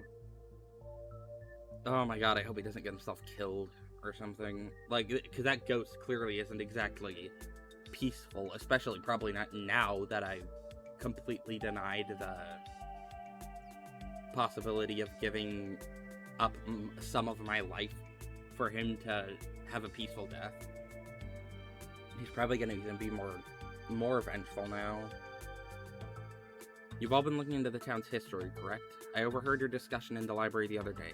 Have you been able to find anything that might explain what's going on? I don't think we have too much to go on. I can't help but feel like there must have been some kind of inciting event since everything started getting weird seemingly overnight, but I have no idea where to even start, really. Avery stares at you. Yeah, I was gonna say, like, that all started exactly the day I got here. I mean, it's obvious, right? Things only started happening once Lilac got here. Kanika shoots Avery a glare. I mean, they're kind of right. I feel like it's not a coincidence. I don't think they're necessarily trying to blame me. I think they're just saying something. There's something connected there. No, we are not throwing Lilac under the bus. What? There's nothing wrong with being a magical catalyst. Sure, there's probably nothing wrong with someone being a magical catalyst, but there's definitely something wrong with saying someone's a magical catalyst. If people get the wrong idea, we're only a couple of steps away from the whole town deciding to shaw her. Nobody's going to drag Lilac into a witch hunt on my watch. I like to think we've outgrown the days of running people out of town on rails. I'd rather play it safe. Don't worry, it's not like I'm gonna run around telling everyone that Lilac magicked a bunch of terrible disasters into existence. But if there's a catalyst for all of this, why wouldn't it be a lost Scarlet finally going home to Scarlet Hollow? Again, they're not wrong. That's the thing, like, and the fact that I specifically am the one who's been consistently getting divisions every time. I mean, also, like everyone else was a part of last night's vision. But also, like, it was mainly, like I was the one who wasn't being puppeted around.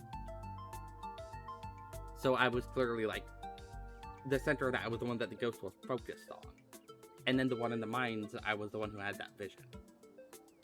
Did Stella get the vision too, or not? Because I remember she was there, like, checking on me after I got...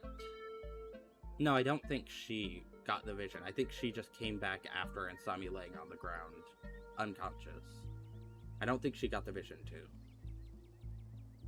If I may, Lilac getting into town isn't the only major event that's happened lately. Perlaine died over a week ago, and those creatures in the woods were already reproducing by the time she arrived. That's a good point as well. That could be the inciting event for this. Not to mention, I started seeing things in our house before Perlaine passed, I think. I never thought to make a note of exactly when the spirit made itself known. Whatever the cause of this, there must be some way to put that genie back in the bottle. I'm gonna do my best to find out if there have ever been any similar events, and whether there's anything special about Scarlet Hollow that might explain what's going on. The town archives are, unfortunately, in the library. Rosalina had been pestering me to make some sort of digital backup for months, but I never got around to it, so online sources it is. We'll fill you in on what little we know, so you at least have some place to start. Make sure Pixel stays inside or he might get grabbed by the ditchlings. I am concerned about that. That should be the first thing I say. The ditchlings are those things from the woods, right? With those faces. Yeah, the Anguished Doughboys. I kind of like them. It's like a hidden object game out there today with all these weird little faces peering out of the bushes. Like them? Are we talking about the same creatures that have been laying eggs in the local wildlife? I don't want to get friendly with them or anything. I just think they're kind of interesting. Each their own. I think some dogs kept them safe. Like a gang of dogs. I know it sounds ridiculous, but we saw it with our own eyes. Gang of dogs? I suppose stranger things have happened. This very week, in fact. But we'll make sure he stays safe.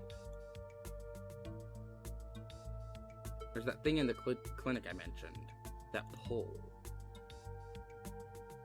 I wish Dr. Kelly were taking this as seriously as she should. Oscar, what did you tell her about last night? She didn't bat an eye at anything Lilac said about the supernatural. She mostly just got defensive.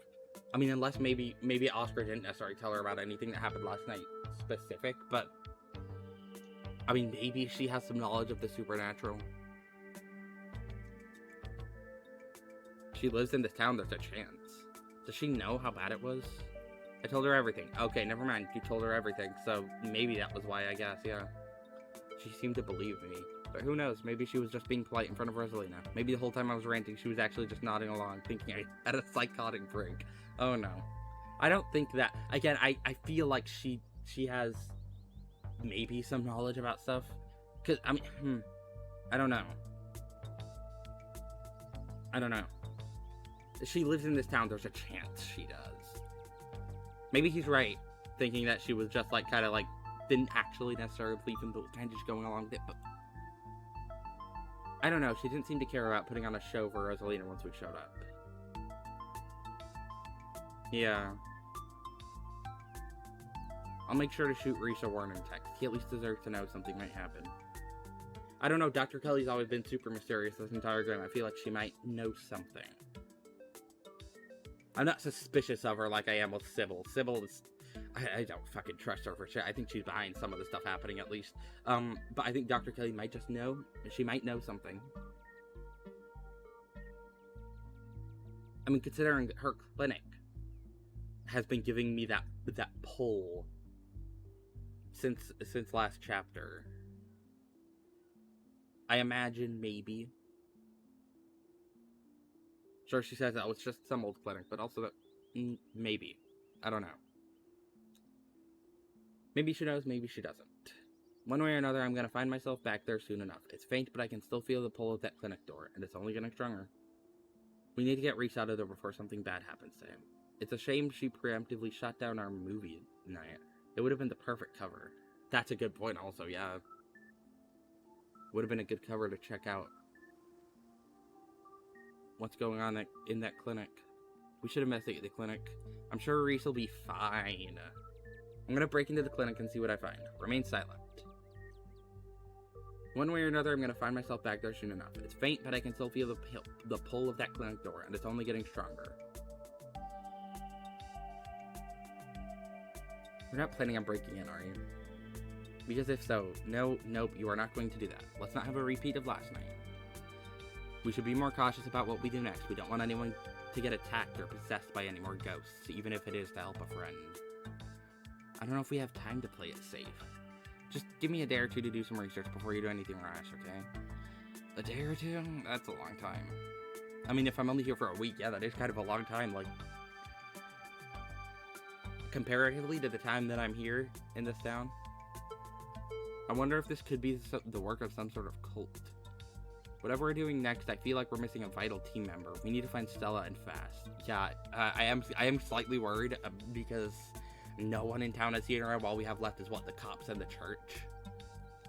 Which I don't think the church would have seen her because Stella's never mentioned anything about it, so I doubt she would be there out of all places. And the cops I don't trust for shit. I don't want to go talk to them. They think I murdered Duke on the first day I was here. We're burning daylight. Let's head out. Turn and leave, remain silent. I wonder if this could be the work of some sort of cult. You mentioned something like this at the library the other day. If there was a cult in Scarlet Hollow, I feel like I'd like to know about it. Or I feel like I'd know about it. I don't know, I'm just throwing things out there. Know any local cults that could be responsible? I think the cops are in on it. Is it possible? But also I think they're just fucking stupid or something. I don't know. I don't think they're necessarily suspicious. I think they're just useless cops who are trying to throw the blame on the new person in town because it's easier. I don't think they're necessarily in on this. Maybe it has something to do with the church and the pastor. And for all I know, you're all in on it. I don't know, I'm just throwing things out there. Let's not get all satanic panic just yet. I know it's not looking unlikely at this point, but having lived in this town all my life, I feel like I would know if there was some cult that ran the place. I gotta agree with Kanika on this. I feel like I'd have picked up on something. Yeah, good point. A cult doesn't necessarily have to run the town to have had an impact here. If we're looking at the historical context of disaster sites this week, We're talking about things that happened nearly a century ago or even further back. I'll see what I can find. You never know.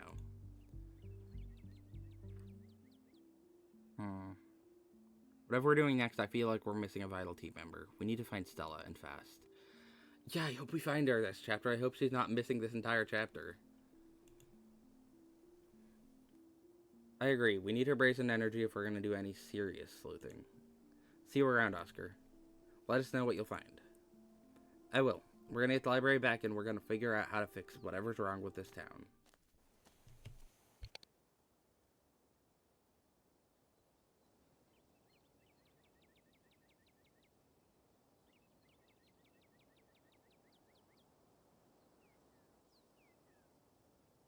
That's Oscar. Any other ideas?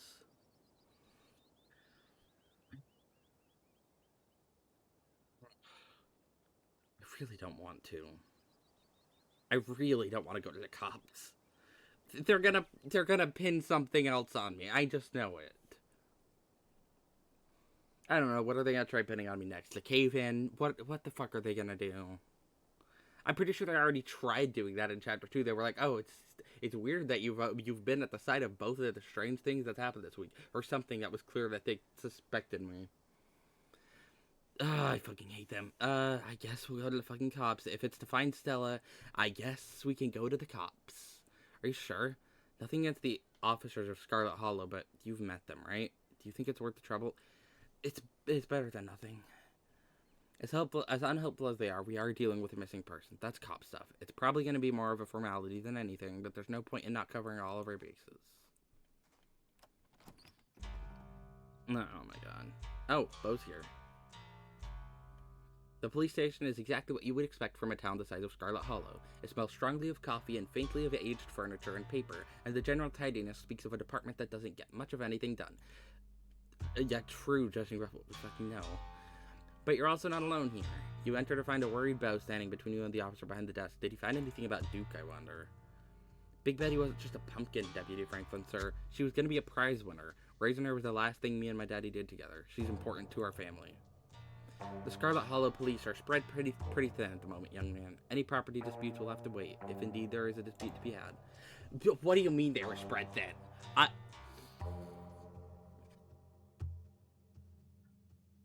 You didn't do shit about any of the stuff that's happened in town this week. That you would be spread thin.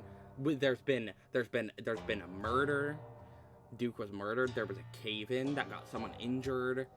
Just last night, there was some crazy shit that went down at the library. You would be spread thin, but you haven't done a thing about any of that. Are you sure it wasn't just some animal that took your vegetable? Sir, you know, Mr. Tremaine thinks that land belongs to him. He probably thought Big Betty was his to take.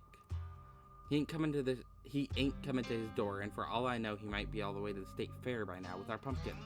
Ain't there something you could do about it? Franklin seems to turn to you as you enter, though his impenetrable shades make it impossible to judge where he's really looking. Well, if it isn't Lilac, we should lock you up for the stunt you pulled last night. Calling the emergency line as a joke is illegal. God fucking damn it, I forgot about that. Oh my god, I forgot about that. Right, I remember when I was in Division, I tried calling them and being like, hey, something is going on at the library. Something's happening. And then my call, went through, but it wasn't. None of what I was saying was getting through, and it was just someone repeating Eddie over and over again. Oh my fucking god, this is gonna get me an even worse thing with them. I kind of forgot about that. Hey, I remember you from yesterday. You're the mayor's security guy. That's a really funny line of dialogue, because yeah, yesterday with him when he was the mayor's security guy, it was like Deputy Franklin. He was like, "Not while I'm off duty." If I'm like, "You're the mayor's security guy now," he's gonna be not while I'm off duty. Like I have to do this one. This one's very funny. Hey, I remember you from yesterday. You're the mayor's security guy. We also met on Monday. I'm a man in many hats, and all of them give me authority over you, so you best watch yourself. Fucking of course. Shut up. Stella ran off last night, and she's still missing. I'm sure she is. Let me guess. This is another attempted little prank. Oh my god. No, Mike, it's real. She ran off last night in a state of distress, and no one has heard from her since. We're all pretty worried. Yeah, I'd never seen her wander off like that before. She didn't even really say anything. I see. Well, it couldn't hurt to file a missing persons report, but if I find out you are upholding my leg, there will be hell to pay. Yeah, like you're gonna do anything about it. Deputy Franklin pulls out a few forms from the front desk and holds them out. If one of you could fill these out, please. I can take care of that. Thank you so much for taking this seriously, Mike. I know Stella has a tendency to go on hiking trips, but this feels different. She can't be in her right mind going back out into them woods after what happened to my daddy. Are you sure you can't start looking like right now? She shouldn't be off on her own when there are so many ditchlings around. Thanks for taking this seriously. They are not taking this seriously. When an actual murder happened, they sat around and went bowling. They are not gonna, for a missing persons report. No one's confirmed dead even here, and yeah, they aren't gonna do anything serious about that. Come on, there's gotta be more you can do than just give us paperwork. Why did we even come here? This was pointless. Are you sure you can't start looking like right now? Shouldn't be off on her own when there are so many ditchlings around. Ditchlings? Lilac taught me about them yesterday. Them things got my daddy. I called about them last night too, since they've been coming up out of the woods onto the farm. I even saw some on my way here, plain as day. I remember the call in question. We may have gotten a few calls from other folks as well. But Hugby and Derrickson don't seem to be too concerned. I trust the sheriff on this one. Have Hugby and Derrickson seen them? Have you? Those things are everywhere right now. They're the most concerning thing I've seen in this town since I first moved here. Okay, maybe they are a little suspicious if they haven't been seeing the ditchlings. I was gonna say maybe they're just lazy, shitty cops. Which would be, yeah, expected. But, if they haven't seen the ditch, if they claim to have not seen the ditchlings at all. Look, we're stressed than enough as it is. If you think the town should have a dedicated animal control department, you're welcome to take it up with the mayor. Your dog? Take it up with your friend's cousin. And to answer your question, my orders are to man the station. But I'll be sure to start an investigation as soon as I'm relieved. Bo, did you manage to find your dad? Bo's stoic's expression breaks, and for a moment you can almost see tears forming in his eyes, but he blinks them away. Oh. Yeah. I found him. I gathered what there was to gather. We're giving him a proper burial in the family plot. It's been tough going, trying to dig the hole while the farm is crawling with those hairless things, but it needs to get done. Do you think they'll go back where they came from soon? Really? So he found his dad in one night. Let's see. He found his dad in one night of searching. And the cops, quote unquote, couldn't find him after 3 nights. They gave up once they found like the blood spot, and they completely gave up trying to search for him. Interesting. Almost as if they would have actually tried. They would have found him! Mama and me have tried to fight him back as best we can, but it seems like there's more every minute. They will, once they've had their fill of suffering. I'm personally doing everything I can to send them packing. They'll leave once the coming disaster is finally struck. I know about as much as you. I'm sure they'll leave soon, buddy. Sybil says they don't hurt people. I kinda like them. Halloween's in just a few days and they've really helped set the mood. So nothing. Ooh, is Halloween in just a... I wonder if we're gonna have a chapter set on Halloween. Oh my god, that would be interesting. Some fucked shit is gonna happen in that chapter though, I feel like. Like whenever there's like, if there's gonna be like a big town event on Halloween night or something, there's something that's gonna go extremely wrong. That's gonna affect like everyone in the town or something. I feel like that's what happens, like, I feel like in this kind of stuff whenever there's like a big festival or something on some holiday. There's always something that goes wrong and affects like everyone there. That would be interesting.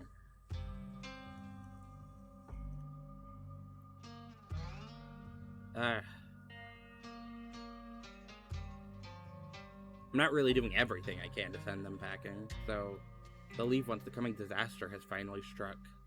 What's all this about a disaster? Oh my god, I've realized he's gonna fucking think, oh, I'm threatening something. I'm saying, oh, I'm gonna cause a disaster. It's just something my mom told us about these creatures. You know how she is with her ghost stories. I don't think we should be underselling things too much, Kanika.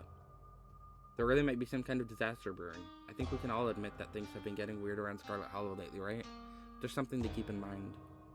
The farmhouse has stood for over 100 years. I don't think Mama and me will have to worry much about any disaster. I just want these things to leave us alone. They've caused us enough trouble. I just want to remind you that you're all speaking in front of a member of law enforcement, and any and all suspicious statements are being cataloged.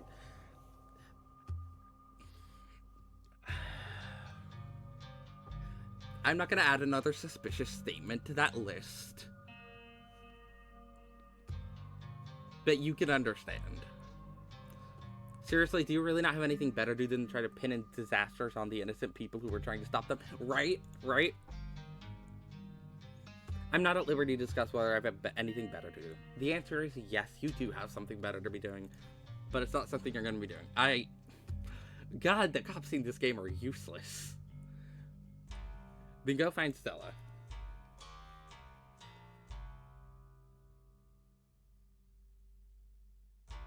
What's all this about a pumpkin? We all know what this is about a pumpkin. Bo told me last night. So, probably not going to ask that since I already was told.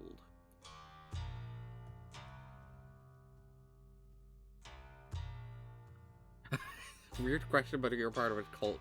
I don't know who I'm asking that, but I'm not going to spread suspicion around, first of all. And second of all, I feel like if I spread suspicion to the cops, I don't want to get in worse standing with them because I don't want to get imprisoned.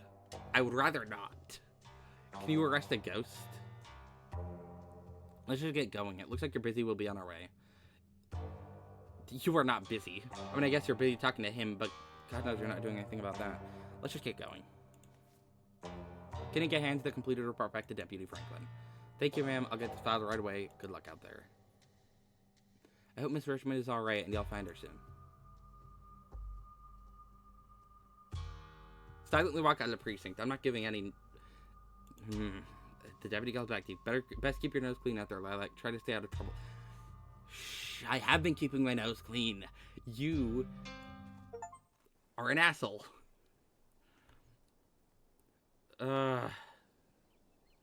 Right, that achievement is correct. Why don't they just do their fucking jobs?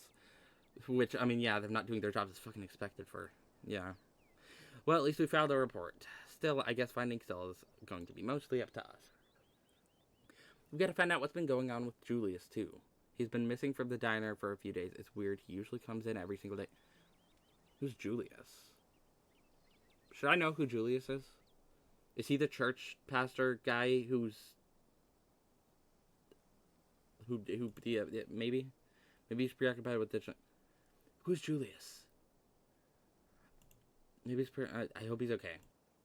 One problem at a time. Yeah, where to next? I don't know who the guy is. I guess we should check out the church. I really don't think Stella's gonna be there if she's been nowhere else in town. I feel like the church wouldn't be her first place to go if something happens, because she would go to a friend's place or somewhere. I feel like she's not gonna be there, but again, I'm getting all our options out. I don't want to miss some dialogue. We should check out the church. The church? Why? I see what you're thinking. Stella was confronted with the evidence of the afterlife, so she might try getting into all that religious stuff. It's worth checking out. I think we'd be barking up the wrong tree, but I guess you're right. There's no point in not being thorough. Again, I feel like Reese's house is the place we should check, because I feel like she's more likely to have gone there. I don't think Dr. Kelly would let her in after last night, but I feel like, again, she would probably just sneak in if Dr. Kelly doesn't let her in. She already mentioned a couple times sneaking in last night if Dr. Kelly wouldn't have let us in. So, she could be there, but I don't know. It's only there or the forest that I could think of right now. Like, maybe she's going on a walk in the forest or something to clear her mind or something after last night. It's that or going to Reese's. I wouldn't mind stocking up on some holy water while we're there, too. Seems like a good idea to cover all our bases at this point. I don't think Baptists do the holy water thing, but I'm sure Pastor Daniel would pretend to bless some water if it meant keeping us around a little longer. Okay, so right, the pastor was Daniel. Who's Julius, then? I don't recognize that name. That's good enough for me. Let's not linger, though. I don't want him thinking we're possible converts. Kanika leads the way, taking up the gradual slope towards church. Actually, I'm going to get a drink of water real quick before this scene starts.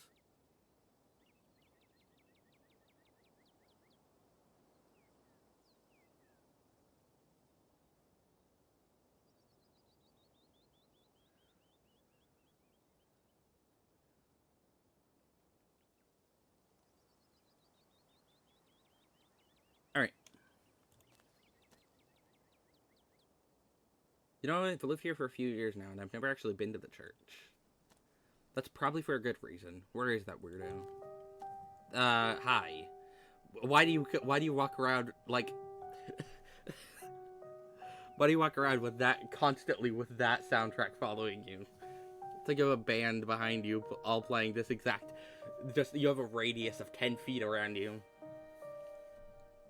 Playing this exact music. I know it's just game soundtrack stuff, but it's just funny to me. That's the exact same music as last time. Makes sense for the same character, but yeah. My, 4 visitors at once on a Thursday. This is unprecedented. Unprecedented. 4. Yeah, there are 3 of us. What do you mean, 4? But there are only 3 of us. Oh, is Stella here? Oh no, were we followed by a ditchling? Were we followed by Wayne? Zane. Okay, it's not Stella. I was gonna say, is Stella here? But no, it's Zane. Sup, old people? Oh, it's just Zane. What are you doing here? All the glimpses of death I've had in the past 2 days have forced me into the midst of an existential crisis, my dudes. I want to see if faith held any answers for me. Alas, I have not found the solace I seek. Not yet found the solace I seek. Give it time, Zane. It sometimes takes a while for the Lord to work his way into your heart, but when he does, you won't regret letting him in. Be sure to look over those pamphlets I gave you, and of course I'm always here if you need to talk. Sure thing, Pastor D. Peace, y'all. Sure, okay. Anyway, we're looking for Stella. She wandered off last night, and no one has seen her since. We're starting to get pretty worried. We hoped maybe you or Janie had seen her. I can't speak for Janie, but I'm afraid I've seen neither hide nor hair of Stella. If you'd like to talk to my wife, she's just over by the alpacas. Though, Lilac, I was hoping we might be able to talk in private. Right, I remember him mentioning that he can also talk to animals. What do you have to say to her that you can't just say in front of us? Please, if you wouldn't mind, this is a personal matter. It's alright, we can get the juicy details later. I'd rather folks not pry on this. You know how rumors get started. It's okay, I'm happy to talk to him. Yeah, what do you have to say to me that you can't say in front of Kanika and Avery? And I have a feeling what it is. No, I'm not talking to you in private. Remain silent. It's okay, I'll talk to him. I'm mainly just interested to see, like, what's the reason for him being able to talk to animals, too. I'm not necessarily... That one was a bit of an eager response for someone I'm still not sure about. I'm still not sure, like... Is he good? I don't know. Like, I feel like... I'm happy to talk to him, but, like, I feel like I would have been more likely to... Or more happy with picking an option that's, like... Oh, it's fine, I'll talk to him. Or something. Like, something that isn't completely denying talking to him, but also something that isn't... It's okay, I'm happy to talk to him. Okay, whatever. If you're sure. I still haven't gotten the read on this guy, like... I guess we'll leave you to it while we check in with JD. We'll be right over there by the fence if that's conveniently in our line of sight, okay? See you in a minute. Alright, your friends head off towards Janie and the alpacas, leaving you alone with the nervous bastard. We didn't even ask about Stella! I'm so glad you came. I've never met anyone else who could hear them. You have no idea how long I thought I must have had some kind of insanity. I even thought at one point that it must have been the Lord himself talking to me through them. But they never had anything very insightful to say, so I was disavowed of that pretty early on. Are we sure we're actually talking to animals? Have we been cursed? Why do we suffer this fate? Have you met Frofro, Gretchen, Pixel? Is your gift why you got into the church? Is this why people think you're creepy, because you have the gift? I can't express how much of a relief it is to finally meet someone else like me. I hope you don't think the two of us sharing the gift means we're friends. I hope you know that this means the two of us are bonded for life. Best friends. Nobody else understands what it's like to be us. Does Janie know? Great. The one person I've met who shares my talents is a religious weirdo. Remain silent. Is this why people think you're creepy, because you have the gift? People think I'm creepy? Does he not know? But it's alright, people say all kinds of things. I just have to be patient and persistent, and I know eventually they'll understand that I can be a comforting presence in their life. Not a creepy one. Does he not know? Maybe if I grew a thicker beard, people would trust me more. Or maybe I should get a cool jacket. I'm sure we're actually talking to animals. I mean, I'm sure I am, but whatever, I'll just ask anyways. Now that I know that there are at least two of us, I have no doubt. There have definitely been times in my life where I thought I might just be nuts. But it's so consistent, and I've never exhibited any other signs of insanity. In my most doubting moments, I have considered the possibility that other entities may be using the animals to confuse my faith. But besides a particularly vicious hamster I had growing up, the most an animal has ever tried to convince me to do is give them more food. What did the hamster try to convince you to do?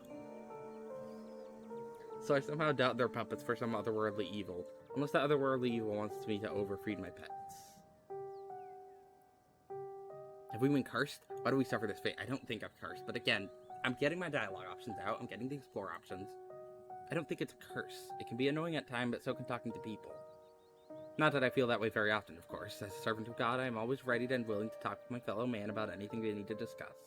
Spiritually, I've always rationalized that as God's sign that I should spread his word to even the beasts of his world.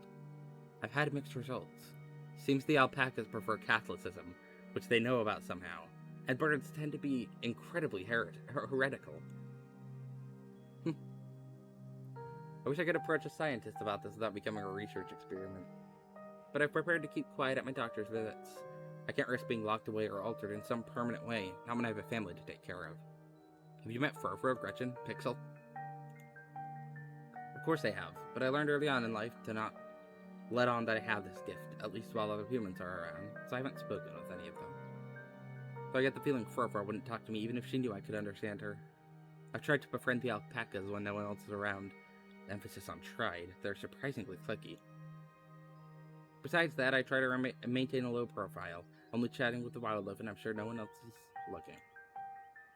Is your gift why you got into the church? It's hard to say. I was raised Baptist by two loving parents and was always interested in religion, but I've also always known about my talents, so I don't know what came first. If anything, though, I'd say I'm religious in spite of the gift. It hasn't been exactly easy to square with this with a lot of the religious education I've had. For instance, a lot of religious leaders will tell you that only humans have souls. Well, you and I both know that's not true, though I suppose that gets into a whole different conversation about what exactly a soul is. But those are conversations that I'm glad to leave to the scholars. I'm just a simple small-town pastor. I don't need to ask the big questions anymore. I just have to help people through their daily lives. Can't express how much of a relief it is. I don't think it was...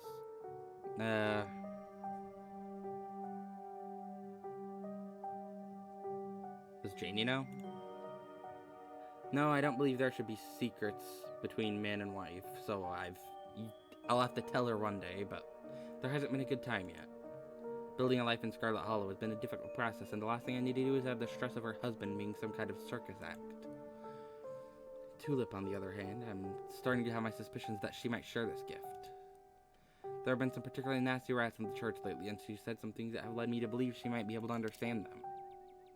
He's interrupted by the sounds of a snapping twig and a high-pitched giggle, partly muffled by the underbrush on the edge of the property. Tulip, come on out here. You know you're not supposed to play in the woods. Tulip glances back into the woods, quiet as she hesitates. Tulip, are you gonna be good, or are you gonna skip story time tonight? I'll be good. You don't have to skip story time. I won't go into the woods. I promise. I know you won't, Tulip, because you know it's too dangerous for little girls in there. Why don't you help Mama with the alpacas? It's just about time they got fed. You can give them hay. Tulip smiles broadly, seemingly excited by the prospect, and hurries off. Sorry I had to have a firm parenting moment just then. She's been trying to run off into those woods a lot lately, and it's been really dangerous, even for adults.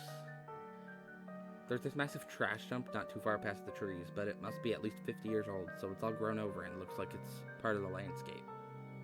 But if you accidentally walk in on it, you might find yourself falling into a hip-deep mound of rusty cans and broken glass.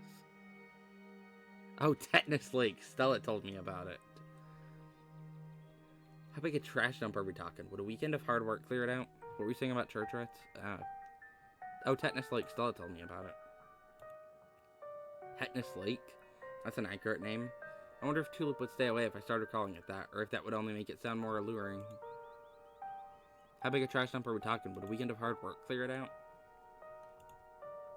Maybe if we had construction equipment and a team of professionals. It's a big area, and I have no idea how deep it goes. In the meantime, I'm just making sure Tulip knows not to go near it. What were we saying about the church rats? Ah yes, the rats. So you and I are used to the sort of chatter we hear from my old life. It's usually nothing that needs to be paid attention to. But these rats, there's something so sinister about them. And they must be huge, judging by the sound of them scurrying around in there. Those aren't rats. Tulip had never shown evidence of the ability before. She's never responded to the alpacas or engaged in conversations with birds. In retrospect, she could have been hiding it, the way I did growing up. Because I know she's talking to the rats. She calls them her friends. Has been drawing all these pictures of them, really ghastly things. Those are the dredgelings. Why are they in her basement? I tried to bring it up with her, but she just gets this little smile and doesn't say a word, like it's her fun little secret. It's all innocent enough in the grand scheme of things, but I'm pretty sure they also live out in the trash heap. And ever since she started talking about her friends, she's been trying to sneak out there. Yeah, definitely don't let her go out there. If the dredgelings are presumably the dredgelings, he says ghastly little things, and I feel like the fact that he also said that they're way big for rats makes me feel like they're the dredgelings and not actually rats. If dredgelings are trying to lure a child out to a lake filled with, like, scraps of trash and dangerous shit, the dredgelings specifically being creatures that,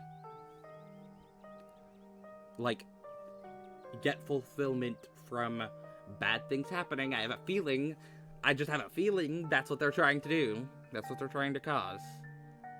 I'm more concerned she's gonna get hurt or catch some kind of disease. What have they been saying?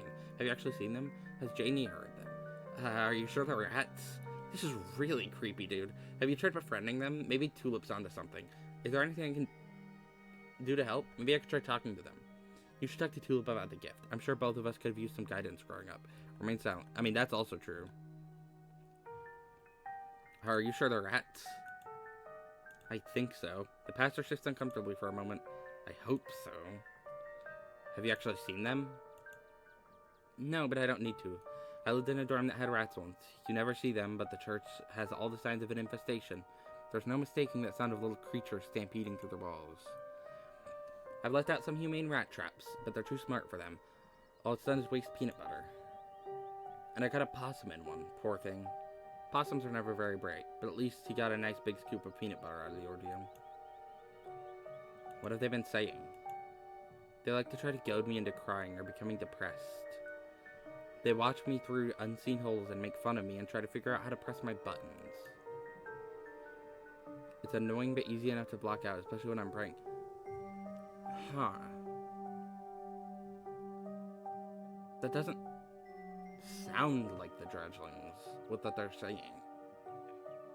I don't think it's rats. This game would not have something as mundane as rats be the explanation for this. But the dredgelings are mainly like, their whisperings, I guess they could be whispering different stuff to other people, but like their whisperings to me at least have mainly been like, leave this place, leave while you still can, this town's cursed, shit like that. Not making fun of me. It's annoying that easy to block out, especially when I'm praying. I don't think they're a good influence on Tulip, though. She's gotten quiet and secretive ever since she started talking to them. I hate to think what they say to her when I'm not around to hear. Has Janie heard them? She's not in the church very often. She's usually in town doing her jobs until late, and we spend our evenings in the house. It's just me and Tulip all day long. Janie knows Tulip has made some strange little friends, but thinks it's an imagination game. I was hoping I'd sort out the rat issue before she could get suspicious, but they're persistent, so I may have to hire an exterminator if I can get the money for one. I hope it doesn't have to come to that. You should talk to Tulip about the gift. I'm sure both of us could have used some guidance growing up. You're right. I grew up with this ability. If anyone can help her understand not to engage with evil little creatures like the rats that are eating God's house from the inside out, it's me. I can handle this. Out of the corner of your eye, you see Kanika and Avery walking back to the two of you. They must have finished talking to Janie. Janie says she hasn't seen Stella either, so we better get going. Oh my god. No one in town has seen her. Thanks for suggesting we head up here, Lilac. We got to Phoebe alpacas. They were so cute and soft, it was awesome. And Janie says she'll come by the diner with cookies for the miners, and a few extra for me, of course. Hope your talk with the pastor went well. Yes, we had a great conversation. I appreciate you all stopping by, even if it wasn't under the best circumstances. I'll let y'all be on your way. And I hope Stella turns up soon. I'll put in some good prayers with the big man for her. Alright, thanks. See ya. Oh my god, where is that? Again, I'm thinking it's just Reese's place that she's at. I don't think there's anywhere else I can think of that would make sense for Stella to be other than, I guess, the woods. I don't know.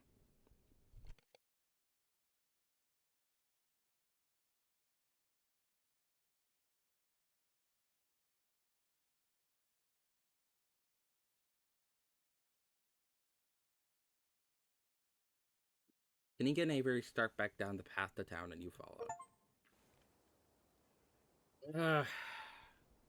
Because, I mean, I'm trying to think. I mean, we're surely approaching the big event of the chapter, I feel like. Specifically, I'm feeling like that because, like, I've noticed there's a pattern with... Hold on. Just a second. I'm trying to adjust my mic. It kind of got off positioning a bit. I noticed a pattern with this game's chapters where you have, like, a segment... You have the start of the segment. You have the start of the morning. Then you have a segment where you mainly go around with characters and talk and, like, get information for insert thing happening during the day. And then you have the big event. You have the start of the situation where the big event happens, and then you have the big event happening. Which chapter 1 was us going out into the forest, and the big event was Duke getting shot. Chapter 2 was us going into the mines to find Rosalina, and the big event was the mines caving in. Chapter 3 was us going to the library to check on to check out the ghost shit, and big event was the vision.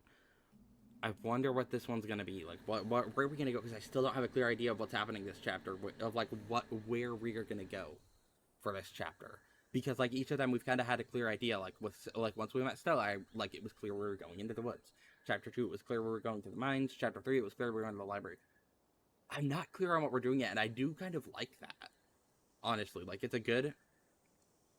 Like, I enjoy knowing, like, having an idea of, like, what's going to happen in the day and being like, oh, I wonder which one of those things is going to trigger the big event. But it's also an interesting change of pace. Not having any idea where this chapter is going to end. I mean, I'm imagining maybe the clinic, because that's the one that, like, we've gotten more and more build up towards this chapter. So, what was that about? He seemed pretty insistent on talking to you alone. Yeah, he didn't say anything weird, did he? Nosy, aren't you? Let the man have his privacy. He can also talk to animals. He just wanted to discuss it with me. Everyone in this town's so mean to him. He's a nice guy. Tulips apparently made some weird imaginary friends. We might know and check it out later this week. I mean, I don't want to tell them, because I don't want to, like, give away someone's secrets. Tulips apparently made some weird imaginary friends. We might want to check it out later this week. That's all I'll say. That's not, like, being like, oh, you're being so nosy, or something.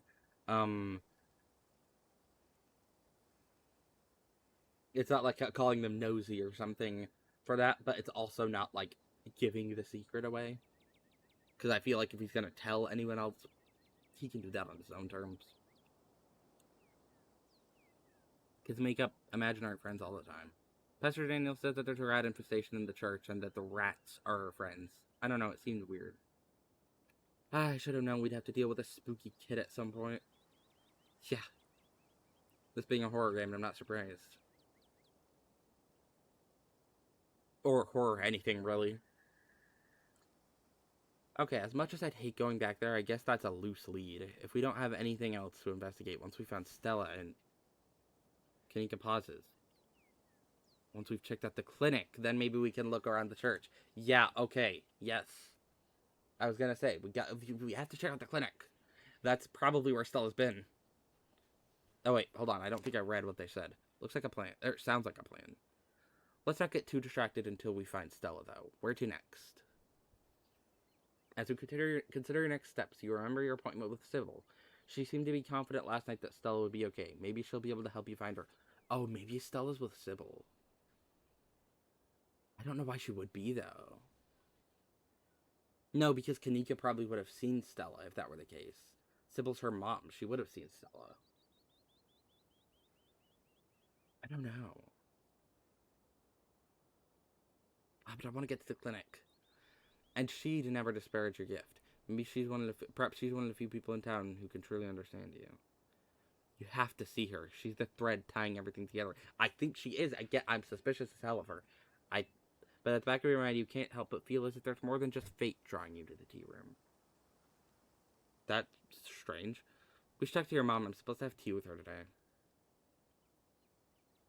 Sure, we can humor her. She's probably going to give you some rocks or bundles of herbs for protection or something. Which, Might actually work. Who knows? Guess there's only one way to find out. Let's do it. Yeah, sure.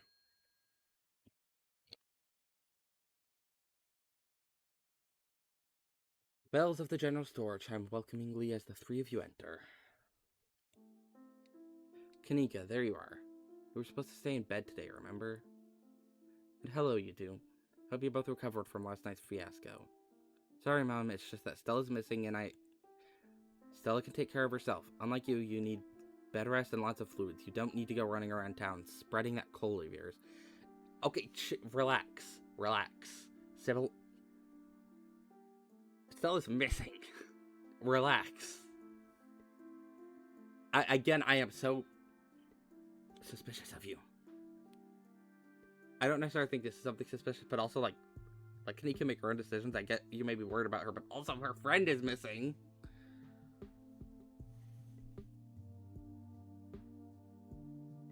Like, I get you're worried about her being sick and stuff, but also her friend is missing. Go on, get up to bed. I'll be up in a minute with more tea. Oh, is she not going to be able to come with us? Oh. Thought you had some kind of important thing to talk to Lilac about. I'm really feeling okay. I want to hear what you wanted to say to her. She's going to insist on talking to me alone, isn't she? Because she wants to say something to me. I'll just be doing a tea reading. Haven't those always bored you to tears? Okay, you're right. I'm not feeling well. I should really lie down. Bye, Lilac. Kanika turns and heads toward the stairs without saying another word. Something isn't right here, but it's hard to put into words or pin it down into thoughts. Yeah, something definitely isn't right here. And I'm so sorry to be a bad host, Avery, but I was hoping Lilac and I could do our reading in private. I'm sure Winnie needs help at the diner. Yep, she's getting me alone for the talk.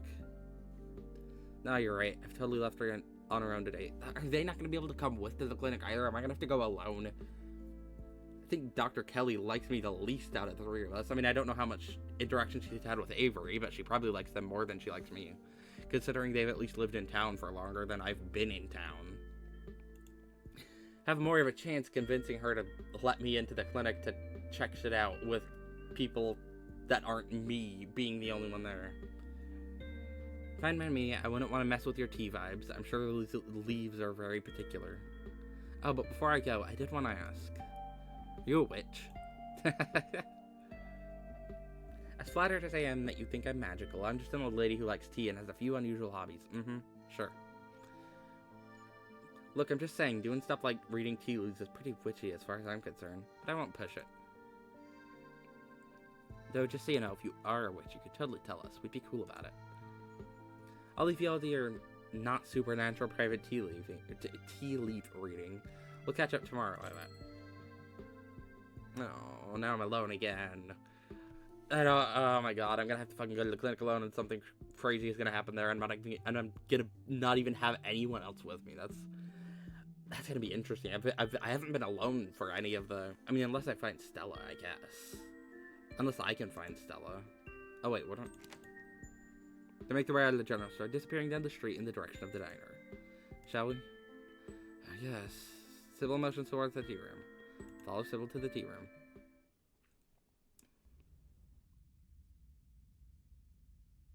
I don't like that everything just went silent to just a background ambience. That makes me... I mean, I already didn't think this was just some random tea reading. This is definitely something. But... Alright, please have a seat. I'll bring you a fresh cup.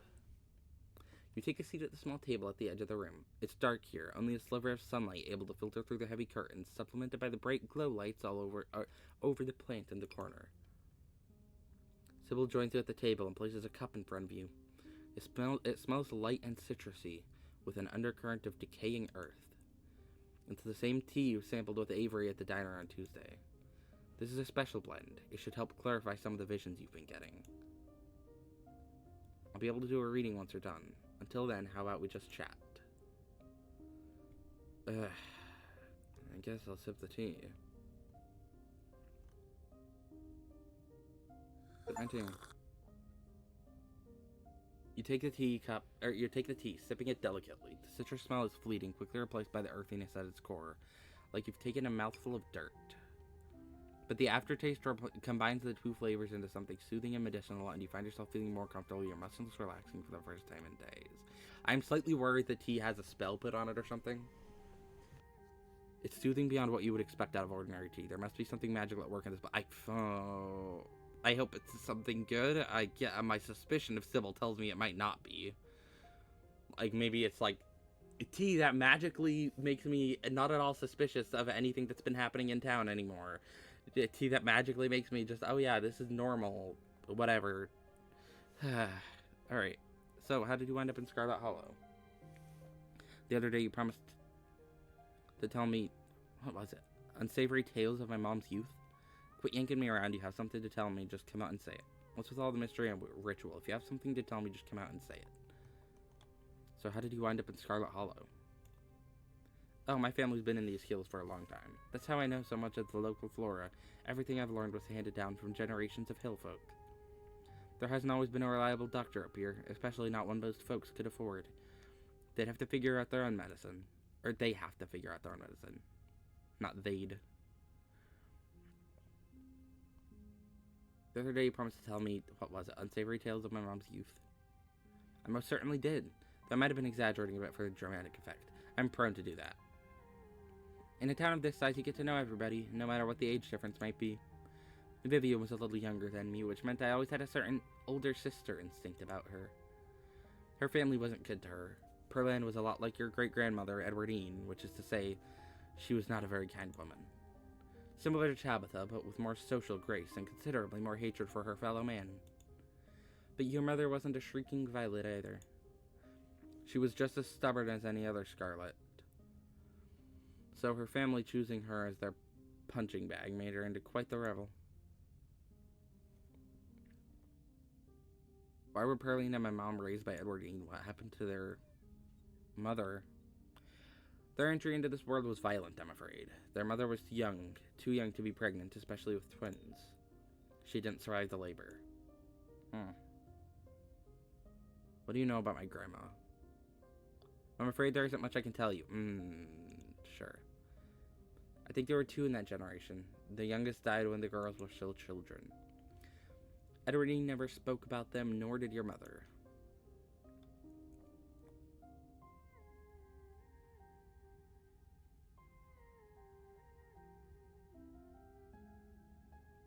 I feel like I know a lot about the women in my family, but what about the men? Did they even exist?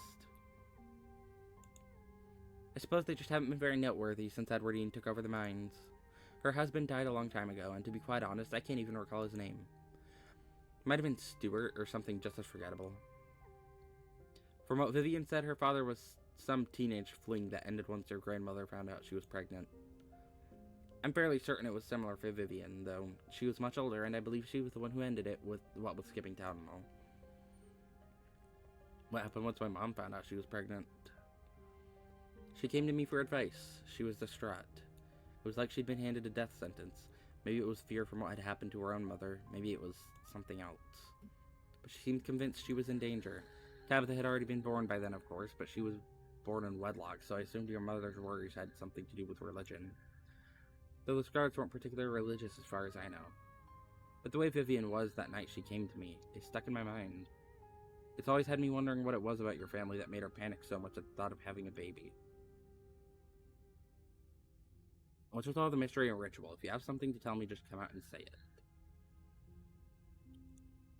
I'll need your tea leaves first. I have pieces of the puzzle, but the tea leaves should help give me the full picture. Finish the tea. You close your eyes and take another sip, then another. It's delightful. The tea is gone before you know it. The small cup empties save for what's left of rehydrated leaves coating the bottom. Oh good. Glad you found the tea palatable enough to drink. It should do you some good. It's one of my more medicinal plants. Now on to business. Sybil takes the cup from you, staring thoughtfully down at the sludge. Oh dear, this doesn't bode well. Oh, does it not? You've got just about every warning that can fit at the bottom of the cup. Cross, kettle, hourglass. All of these mean death, misery, difficulty. And the hourglass ties it all together with definite urgency. Fucking... Okay. Okay, I thought at least it was about whatever about the ditching. I was thinking, okay, well, urgency. Maybe it's something about Stella. Like maybe she's gone because she's in trouble or something, and I need to be urgent about finding her or something. Okay, it's something about the general story of the game rather than the specific events of this chapter. It's fair to assume that this all has to do with whatever brought the ditchlings. Something is coming, whether any of us can stop, and whether any of us can stop it, I'm not sure. But we may at the very least be able to figure out what it is. And there's a central figure here, a cat. An enemy lurking in plain sight. An enemy lurking in plain sight. Could be Tabitha, I don't know. I feel like she would be the easy choice of like, oh, well, that's... She's been the most rude to me, but I don't think she's the enemy here. I don't think she's the one who's going to cause this. The cat could be Wayne. Could be, but he also seems interested in protecting me. Unless he could be the enemy in that he's like... He's doing something to cause the misery and like the big event that's going to happen soon in this town. And he wants me to be safe. Because he didn't consider that I was going to be here, and he wants me to be safe in the fallout from that. The cat could be Stella. I don't think it's Stella. I don't think it's her. Or Kanika, or Oscar, Reese, Avery, Dr. Kelly. I mean, I guess, but I really don't think she's the enemy or something. Pastor Daniel, I mean... How do I know you're not the guy? Yeah, you're the most likely, choice in my mind. I don't think it's anyone else I've met. But you have been fucking suspicious since last night. I'd like to see. I'm sure it wouldn't make much sense to most people. It'll probably just look like a confusing mess of old leaves. But you're free to take a look. You take the cup, staring down into it. Just leaves. There's no pattern. Nothing swimming together in the dregs of your tea to give you any warnings or premonitions. I wonder if you had a certain trait. If I had a certain trait, I wonder if I'd be able to figure this out. Maybe the book smart, or maybe wasn't there a trait called keen eye or something? Maybe I'd be able to figure that out if I had that combined with mystical, of course, because clearly mystical was the one that got me that dialogue option to look in the first place. So. Probably mystical combined with something else would make me able to check the tea leaves. I hope that settled your curiosity. Don't worry if you couldn't make sense of it. It takes years to learn this sort of thing, even for someone with your propensities. She winks conspiratorially.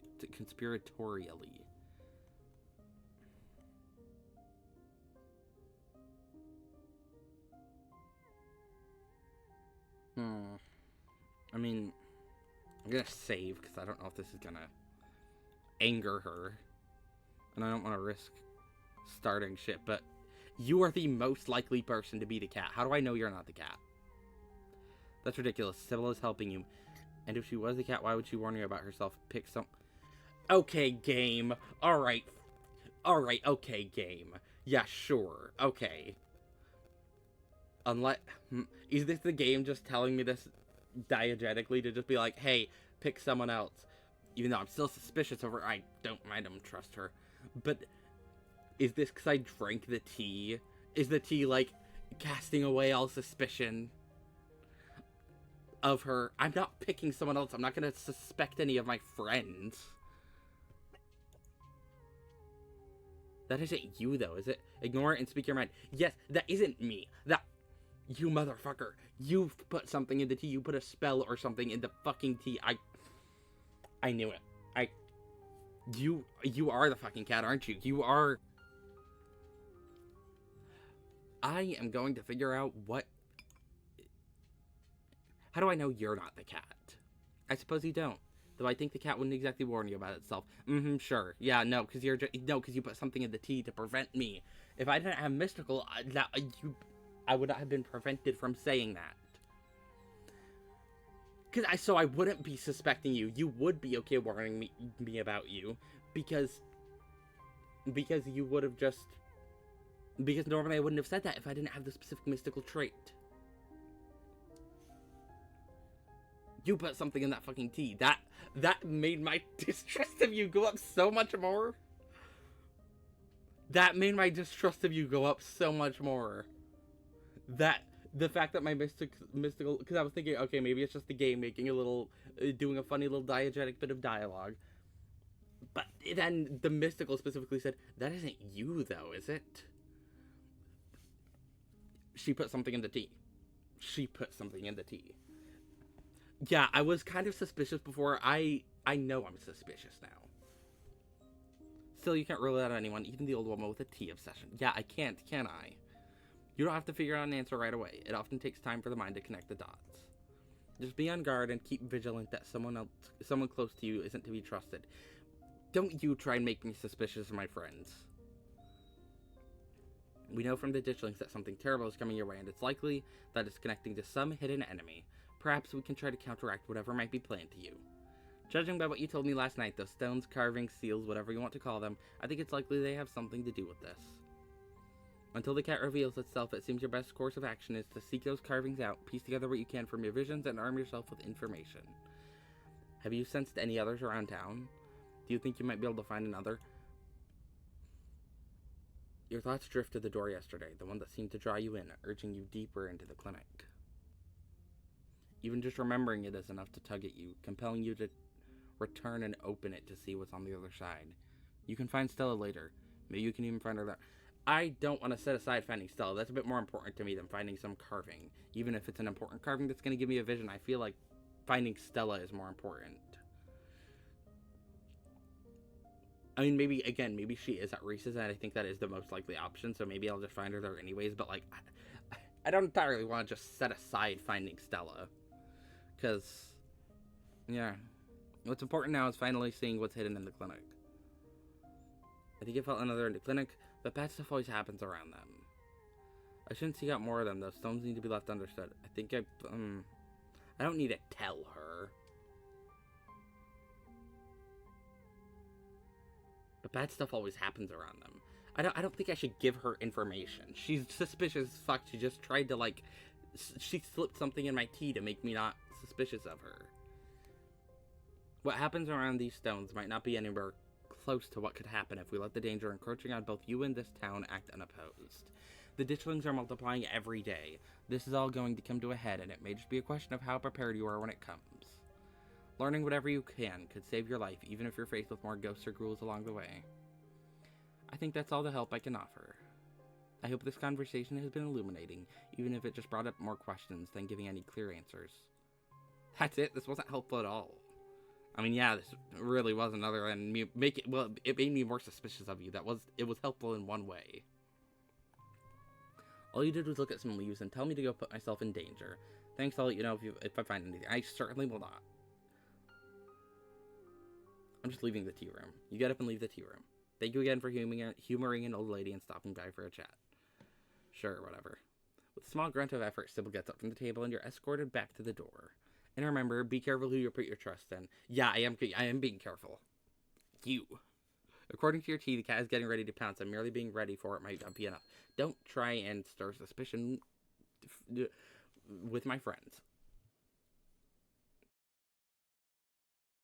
It's not Stella, it's not Kanika, it's not Avery, it's not fucking Dr. Kelly, Reese, any of them. Sybil closes the door to the tea room. The bells of its door string to flatten the stale air of the nearly empty general store. Talk to Miles, check in on Kanika. Probably check in on Kanika. You're not going anywhere before checking in on Kanika. You make your way upstairs. Knock. You knock on Kanika's door. Mom, I really don't need any more tea. I think I'm just gonna lie down for a while. I'm not your mom. Oh, Lilac, what's up? Can I come in? I was hoping we could spend a little more time together. I need to talk to you. It's important. I'm going to the clinic. I was hoping you would join me. You don't have to listen to your mom, you know. You're an adult. Let's get out of here. I could use a breather. Let's hang for a minute. Never mind. Can I come in? Yeah, let me just straighten out. You find crumpling and clicking of and shuffling as she tidies her room. Okay, come on in. Kanika's room is the sort of place that's stuck between the past and present. Faded stickers from her childhood line the bookshelf, and boxes of packed belongings sit in the corners of the room. I don't usually have people over. Don't judge me too harshly for the state of this place. You don't have to be nervous about me seeing your room. There's no better way to get a sense of who someone really is. Packing for something? We still have to find Stella. I'm not going anywhere without you. I'm gonna investigate the clinic. You should come with me. That's this one. And what sense do you get of me? We're more put together than Stella. It's hard to put into words, but it's good. They're kind of my type. I guess you can flirt with her, but I'm still set on Stella for this playthrough. Say nothing. It's hard to put into words, but it's good. Oh wait, I didn't. I picked the fucking wrong one. Can I fucking go back? Yeah, that was kind of a rude thing to say. Hold on, let me go back and fucking... Oh wait, no. Oh my god. Fucking... We shouldn't joke about her room right now until we find her, and maybe not after that either. Packing for something? God fucking damn it. I'm not going all the way back there to fucking undo that. That sucks. I did not mean to move my mouse cursor up a bit right before I clicked. Packing for something, you motioned to the stack of cardboard boxes. That's all my stuff from college. I never really got unpacked. It seemed like a waste to unload everything. It's not like I'll be staying long term, so I just have to pack up again eventually. I guess I did move back in over a year ago, so those boxes have just been sitting there unopened for a long time. But any day now, I'll unload them back in the van and get out of town. Any day now. We still have to find Stella. I'm not going anywhere without you. But where would we go? I can still feel that door in the clinic pulling at me. I think that's where we need to go next. At least I have someone with me. Maybe we could get Avery to join us too. Oh, but they did have to work, so maybe they won't. I was hoping to get to see Reese sometime today. I want to ask if he knows anything about Stella and, you know, make sure he's okay after what happened at dinner. Let's do it. The two of you make your way back into the hallway. Sybil, hi. But before you make it to the stairs, the light turns on, startling both of you. I thought you were gonna get some rest, Kanika. You really should get back to bed, or this cold of yours will only get worse. I don't trust you. But I still have a lot of energy. I don't feel like sitting around. I don't think I need to. Of course you do. I know you best, and you just haven't been yourself these past few days. All of this running around has been a detriment to your health. She's cloaked in shadow, literally. The game is basically telling me at this point she's suspicious. Like, sure, it's the lighting, but also it's clearly deliberate to cloak her entire side facing us in shadow. Miles and I want to see you healthy. You hold this family together. Don't fucking tell me what to do. You shouldn't get between a mother and a daughter. Sybil knows what's best here. Kanika is more than capable of speaking for herself. Mystical, those thoughts aren't yours. Clear your head. Something isn't right here. You knew it was that fucking tea. Sybil, what was in that tea? Tell me. Chaga and lemon balm, dear. The same blend Avery shared with you the other day. No, it fucking wasn't. Why are you talking about tea? You mentioned...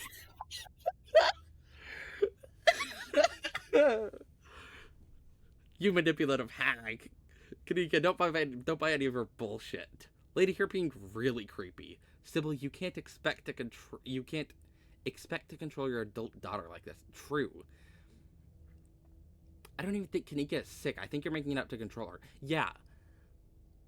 I feel like Kanika isn't sick. It's fucking... I wouldn't be surprised if Sybil put something in the tea to make her feel sick for the day so she wouldn't be going out again. Fucking Sybil. Let's just go, Kanika. Remain silent. You manipulative... I kind of want to pick this one just because I'm fucking... Kanika, don't buy any of her bullshit. Maybe. I mean, I feel like my character deserves to say something about like this about her. I'm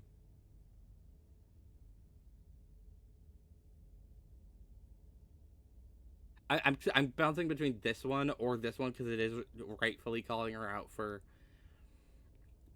her bullshit of like manipulating Kanika to keep her in her control. But also, this one's really funny. I'm gonna save. return. Mm.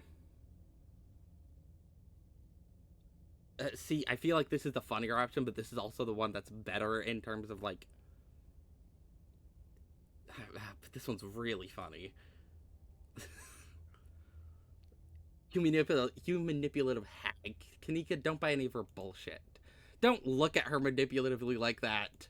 Kanika sighs. No, my mom was right. No, she fucking isn't. I've been neglecting the general store and I let Miles run off the other day. That was so irresponsible of me. You fucking drank her tea, didn't you? She put something in there to... She put the same thing in your tea that she put in my tea to make...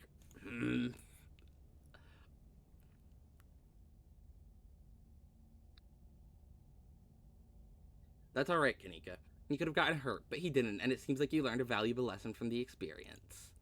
Now let's get you to bed. You just need another day to recover. Then you can get back to all of this town mystery business. Lilac, you'll be fine without her until tomorrow. No... Lilac. Oh my fucking god. Before you can utter another word, Kanika returns to her room. Alright, Sybil, let's fucking go. I'm alone with you. Yeah, what the fuck is your problem? Sybil's eyes carefully watch you as you leave and make your way back to Main Street alone. Hey, hold on, no, I was alone with her. Minus Miles being in the room, but I was basically alone with her. I had something to say to her. Fine. You make your way up that familiar hill, past the rows of ragged houses that make up Scarlet Hollow's residential area. It isn't long before you find yourself outside of Dr. Kelly's clinic. Its secrets enticing you to find a way in. I don't trust Sybil at all. She is being more and more suspicious with each...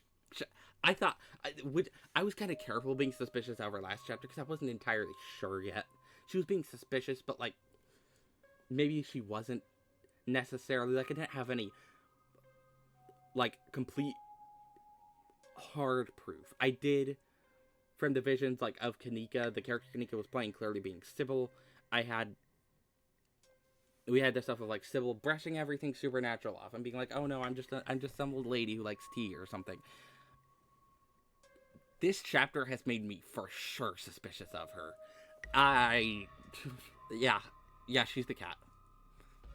Even at the bottom of the hill, you can already feel the presence. It's like a magnet has been fixed to your ribcage, gently tugging you forward, guiding you towards whatever emits this compulsive frequency. Interesting that I'm getting drawn to it more today, because I remember, like, my character didn't even notice the pull until seeing the room yesterday, but now I'm feeling it. I was feeling it across town, and now I'm already feeling it tugging more walking up the driveway. That's interesting. Ask a woodland creature how they get into the house. You quickly glance around, eyes trained on the underbrush. A flash of a striped tail grabs your eye immediately. Raccoon. Can I help you, Buster? Hey there, if you were trying to break into that house at the top of the hill, how would you do it?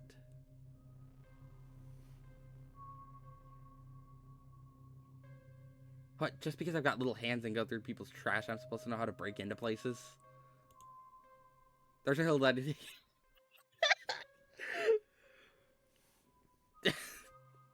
Yeah, okay. Well, just by me breaking into trash cans and stuff, you think just by asking me I'm gonna know how to break into places? Fine, I know how to break in there, and I have done it before. There's a hill that'll take you right up to that big flat roof thing. Sometimes the humans leave windows open up there, and I go inside. Don't tell them, okay? I like to sleep in their big piles of cloth. It's one of my few joys in life. He leaves you to turn back. He leaves as you turn back to look at the clinic. You have your way in. I do have my way in, but I kind of want to choose the mystical option. Also, I'm already hearing the whispering in the background. Are there any dredgelings? There are dredgelings. 3. No, there's a group. There's a group there. There. Oh, hi, Wayne. Hi, I didn't expect to see you. Hi. Why are you here exactly? I'm glad I checked around the background. Holy shit, I would have completely missed that. I want to go up the hill on the terrace, to the terrace, but also the mystical, like, is it telling me for sure no one will see me, or? Did Dr. Kelly go back home after checking on Rosalina? I wonder. Just going through the clinic door, no one will see you. You found at all times that if you haven't wished to be seen, there's been nothing stopping you from remaining hidden. Graveyards, abandoned buildings, old tunnels, you've been in all sorts of strange and unusual places without incident. And for some reason tonight, Dr. Kelly's clinic feels no different. So will I just be able to walk in? You haphazardly make your way up the old wooden stairs of the clinic's wraparound porch, taking steps in strange patterns. To an outside observer, you might appear drunk, but there's an unconscious method to your conscious madness. Though even you would be hard-pressed to describe it, but there's no creak or moan of ancient wood as you make your way up to the door. Silence. Yeah, I was imagining it was probably to avoid any, creaks of the wood or anything. My mysticism must have been telling me that, hey, step here if you don't want to make sounds. You push the door open slowly and slip in. Oh, hey, Dr. Kelly, please don't see me. I guess my mysticism told me no one's gonna see me. So, I'm gonna trust that. You can see the doc at a desk in some room down the hall. She hasn't noticed you. You shut the door silently, watching her closely. You're in the clinic. Feel free to explore as you please. Really? Can I just... Or rather, you're free to explore as you please. Okay, yeah. You can feel that odd sensation again. The nagging pull of whatever it was that wanted you to find it. You're here now, and it knows you're here. And you know exactly what it is. Another stone carving eager to show you its secrets. I'm slightly cautious of these stone carvings, because Sybil was specifically encouraging me. Sybil, the most suspicious person in town, was encouraging me to find more of them. But also, she was specifically telling me, find more of them, and then tell me if you have any leads. The fucking manipulator. Find more of them and tell me if you have any leads. So maybe it's not necessarily that stone carvings are suspicious, and maybe she just, wants to get me to find them and then manipulate me into telling her. You've been caught by its gravity and overwhelming curiosity guiding around a corner and towards a dark doorway under the stairs. Okay, I don't get a choice to look around, at least, go check on Reese, maybe. Knock on his door, at least. It's been left ajar as if inviting you to enter. I guess maybe talking openly to Reese and knocking on his door and stuff might alert Dr. Kelly. I'm gonna wait. I'm gonna get a drink because I feel like this is about to be a big scene, and I do not want to have to get pause in the middle of it to get a drink.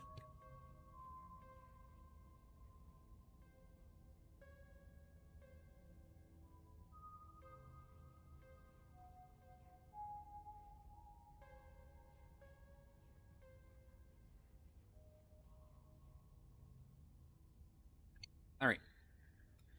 Turn on the light. Oh, that's fine. The lights click on. You're in the morgue. Reese? Why are you... Reese? I was gonna say, is that Reese? But I couldn't immediately tell why he was laying down. Because he's in different clothes and he was kind of just laying down. What? Why are you sleeping in the morgue? Lilac, what are you doing in the morgue? Flirt? Why is my flirt option? My flirt option with everyone else has been fucking, with Stella, that's a cute jumpsuit. With Avery, it was oh, you came up to see me, how sweet. With Kanika, there technically hasn't been a flirt option with her yet, but I have a feeling that the room kind of tells me, whoever's room it is might be someone I'm into. I'm pretty sure it was something like how that was phrased. I have a feeling that was kind of a flirt option, which is why I didn't pick it, because I'm kind of set on Stella for this playthrough. Why is the one with him just hi? Vampire. Maybe. I mean, again, I have a feeling he has a supernatural affliction of some kind. Maybe he's a vampire. I mean, I have a feeling because my mysticism told me hey, maybe what if it's a supernatural condition? And I feel like this kind of game, there's no way it's not a supernatural affliction of some kind. And again, the nails specifically being long and sharp when no one else. I've been keeping an eye on everyone's hands, whenever the tops of their fingers are showing in this chapter, none of them have fingernails drawn on. It's a specific choice to not only give him visible fingernails, but also to make them sharp and almost claw-like. So maybe vampire, I don't know, some supernatural affliction or something. It's a specific choice in the character design to do that. So it's not going to be just like a throwaway detail or something. You haven't seen Stella around, have you? She's been missing since last night. Oh my god, you died and she Frankensteined you back to life? Am I interrupting something? Okay, I have to ask, are you human? I am wondering that, but I'm not going to just outright ask that. She killed you. What are you doing in the morgue? I'm just going to pretend I never saw this. Am I interrupting something? I do like the vampire. Oh, that's funny. But I think I'm gonna first. I'm gonna save. I made a mistake earlier this chapter with accidentally picking a dialogue option I didn't want to, and my last save was way back, and then I accidentally saved over it. That was another issue, because I forgot that you have to click a separate thing to save and load. And you haven't seen Stella around, have you? She's been missing since last night. Oh wait, that wasn't the one I planned to pick. I haven't. Did you think you'd find her in the morgue? His words seem distant to you. The tugging is strong down here. You can almost feel yourself slipping into a trance. Oh no, I want to talk to him more. And your eyes wander to the back wall of the morgue. Again, look. Fingernails. They're also like almost off color. Though also that might have just been because fingernails are kind of clear. And it's easier to have them like some sort of color. Like in a stylization sense to make them more visible, but like I'm not entirely sure what this is hinting towards yet. It's some sort of supernatural thing though. I'm trying to think the other stuff. Stretchy skin. I have a feeling I'm about to learn, considering I'm at the clinic and Reese is here and everything. I have a feeling I'm about to learn, but I want to try and see if I can put something together yet. It's stretchy skin. He said he sometimes feels an itching under his skin, and he can't eat most things. He also had the pained reaction to something. I don't know what the pained reaction was to. Like, Dr. Kelly seemed to think, or at least seemed like said that it was, oh, because he's tired, he's overwhelmed, he's tired after everything that's happened today, after having people over. But I feel like it's something different, but I don't know. I don't know. I can't like put anything together yet for sure. You need to see what's back there. Do I have any other choice? Follow the pull, I guess. I wanted to talk to Reese more. You touch the wall. It feels disappointingly solid under your palms. Hey, are you okay? You feel Reese's hand gently shake your shoulder, and for a moment, the thing on the other side of the blank white wall loosens its pull on you. Okay. You kind of looked possessed for a second there. You good? No, I'm not. Make him understand. Use your words. Don't let this forever consume you. Be present in the moment. Okay, good. This is the second... I'm glad I picked a mystical. This is the second time this chapter something has tried to take control of me. Sybil's tea. This is the second time something's tried to take control of me. And I'm able to pull myself out of that. I know it's not Sybil's tea this time. It's the pull towards that thing. But I'm specifically... That was the first time something took control of me this chapter. Tried to, rather. You inhale deeply and take in your surroundings. You can't help but notice that one of the body storage drawers is labeled Pearland Scarlet. I mean, I guess that would make sense if this is the morgue of the area. If this is the morgue of the town, I guess that would make sense that her body would be in there. Examine your aunt's body. The mines had a stone carving the other... Oh, is that the only explorer? The mines had a stone carving the other night, as did Oscar's house yesterday. They've been giving me visions, and I can sense one on the other side of this wall. I need to see it. Why wall? Need see thing, but wall stand in way. Alright, yeah, sure. Let me inside. Oh, that's... There's some kind of magic shit going on, man, but it's telling me I need to get behind that wall. I need to get behind the wall. There's a stone carving on the other side of that wall, and I need to see it. Examine your aunt's body, I guess. It's an explore option. It's the one explore option. I feel like Reese is gonna be weirded out. Justifiably so, if I'm just randomly checking. Like, he's like, hey, what's going on up there? You okay? And I was like, I need to check my aunt's body. You step forward and pull out the drawer. Oh. Yeah. Alright, yeah. This is what I get for checking out a body, yeah. So this is your Aunt Perlan, Baroness of the Scarlet Mines, and the local she-devil that it seemed no one, not even her daughter, was able to mourn. This is not the first corpse you've seen, but it feels the same as any other. She's an empty body now. The warmth and energy of a life now dissipated. The same as your mother was, and the same as you'll be one day. Cold air rises from her bluish skin, her vacant, flimsy eyes staring up at nothing. You try to imagine what she may have looked like alive and breathing, slinging subtle insults at the townsfolk, but it's hard to picture any expression on a face so stiff and cold with death. Making sure she didn't walk off? Yeah, you know, that's, yeah. Poker, just to make sure. With everything going on lately, it's good to check. It's so weird that the first time I'm meeting her is like this. I wouldn't be surprised if she did. A judgmental zombie would be just my luck. Do you know how to check for signs of murder? Just wondering. She's totally faking it. I bet she's behind everything. Slide the drawer back in.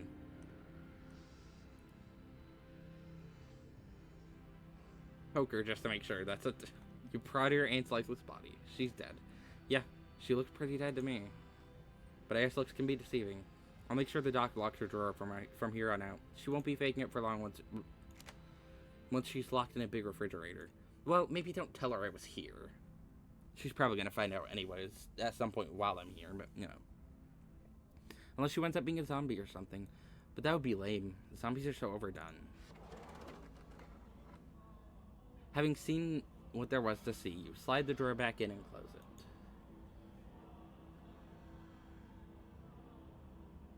The mines had a stone carving the other night, as did Oscar's house yesterday. They've been giving me visions and I can sense one on the other side of this wall. I need to see it. That one's the most eloquent of them. I'm not gonna... Wall in way, I need to move past wall. Or, let me in. Like... maybe not those. This one's the most... The least odd way to describe it. You're really serious, aren't you? This is probably a bad idea, but... If you really need to get in there, I'm pretty sure there's an emergency axe somewhere upstairs. I just need to get the dock out of our hair. Should take 2 seconds.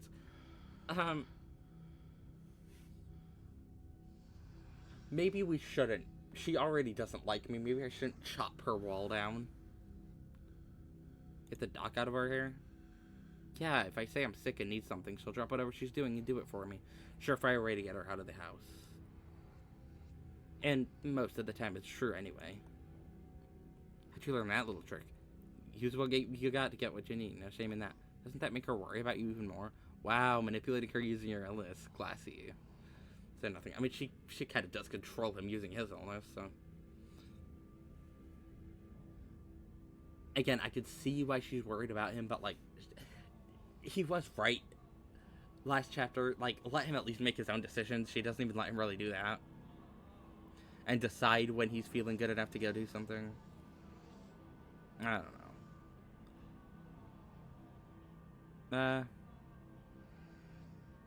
How'd you learn that little trick? When you're a teenager whose Dr. Mom won't let you leave alone for 2 seconds, you learn how to make it happen. Yes, please, act now. Thanks for understanding. Sounds great. Lead the way. Yes, I will destroy the wall. Say nothing. Thanks for understanding. Don't mention it. If there's anything I can do to actually be useful, I'm happy to help. Be right back.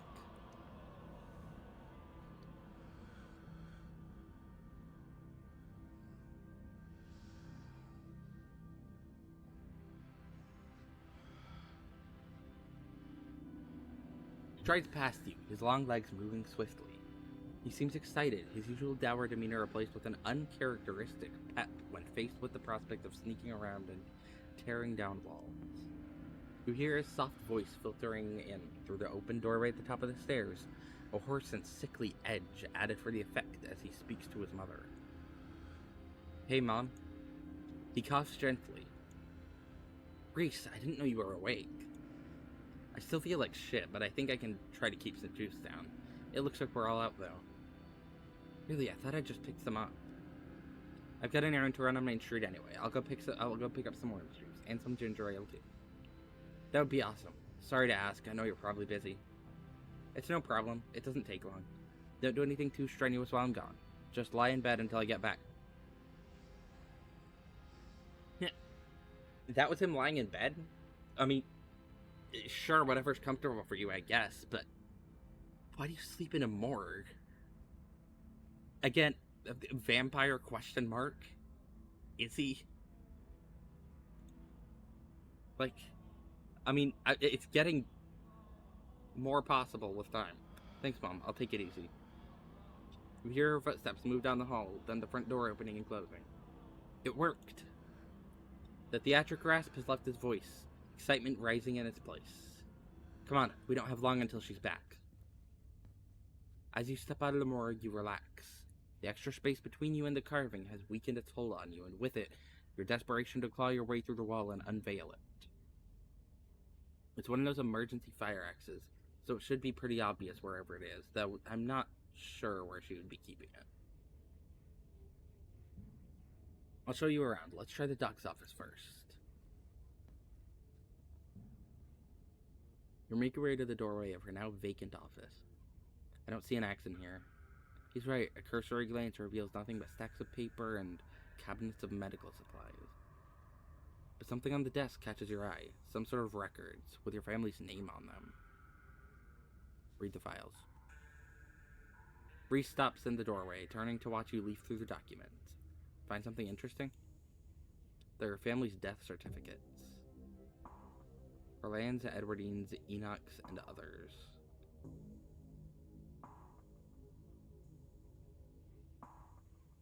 Edwardines, I'm interested in. Edwardine Scarlett.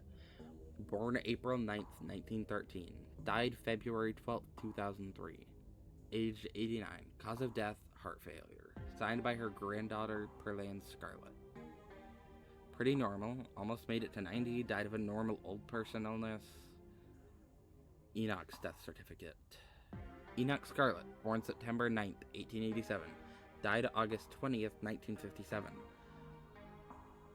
Aged 69. Cause of death, fall from cliff. Someone pushed him, I'm calling that. This one has a coroner's report attached. Organ sustained impact injuries, lacerations to the neck and body consistent with fall from great height. Whoa, an actual autopsy report. Looks ancient. Perlane's death certificate. Cause of death, sleep apnea. Discovered by her daughter, Tabitha Chrysanthemum Scarlett. No autopsy performed. Tabitha's middle name is Chrysanthemum? Wonder who cursed her with that mouthful. Did she actually die of sleep apnea? Who would have killed her, though? I mean, I'm just saying, no autopsy performed. We don't know that it was sleep apnea. If no autopsy had been performed, who would have done it, though? Wayne? No. I mean, he has an interest in protecting me, but he also doesn't seem to have an interest in Tabitha. It seems to be me specifically, unless I'm wrong and he has expressed an interest in protecting Tabitha too, and I just don't remember that. So it might not be specifically that I'm a Scarlet. I'm trying to figure... I don't think it was just sleep apnea. It's specifying that there was no autopsy performed, and that Tabitha just found her. She didn't, like... Tabitha wouldn't, right? I don't think it would have been Tabitha. I don't think it would have been her. But who else would it have been? Again, maybe Wayne. I'm trying to think. Who else do we know? I doubt Duke would have Stella, Kanika, Avery, don't think any of them would have done that. I don't think Oscar would have done that. Reese probably wouldn't have been able to go out to the Tabitha estate. Probably wouldn't have been allowed by Dr. Kelly. Would Kelly have? I don't think so. Maybe one of the miners got sick of her controlling them in the mine and like not giving them good work conditions, but I don't know though, because I mean that doesn't seem to be something that's happened before other than the mob attacking the Scarlet estate in the flashback. I don't know. I don't think it was just she died from sleep apnea or something. There aren't any visible wounds on the body, but obviously, like, at least not that we saw. But, like, obviously, someone could have killed her in some way without leaving a wound. Who said you could read any of these? I'm definitely going to make fun of her for that later. I feel like that was forbidden knowledge. Well, I think it's pretty. Don't say anything. It's a pretty middle name. It's a bit, he's right, it's a bit long, but... Other death certificates. You quickly flip through a few of the other Scarlets whose names aren't quite as familiar. Theodore Scarlet, born May 24th, 1890, died 1819, age 28, cause of death, crushed on mine collapse. Body not recovered, signed by his brother Enoch Scarlet. Joseph Scarlet, born April 1914, died June 7th, 1944. Louis Scarlet, born August 1920, died June 6, 1944. Both killed at Normandy in the line of duty. These must have been Edwardine's brothers.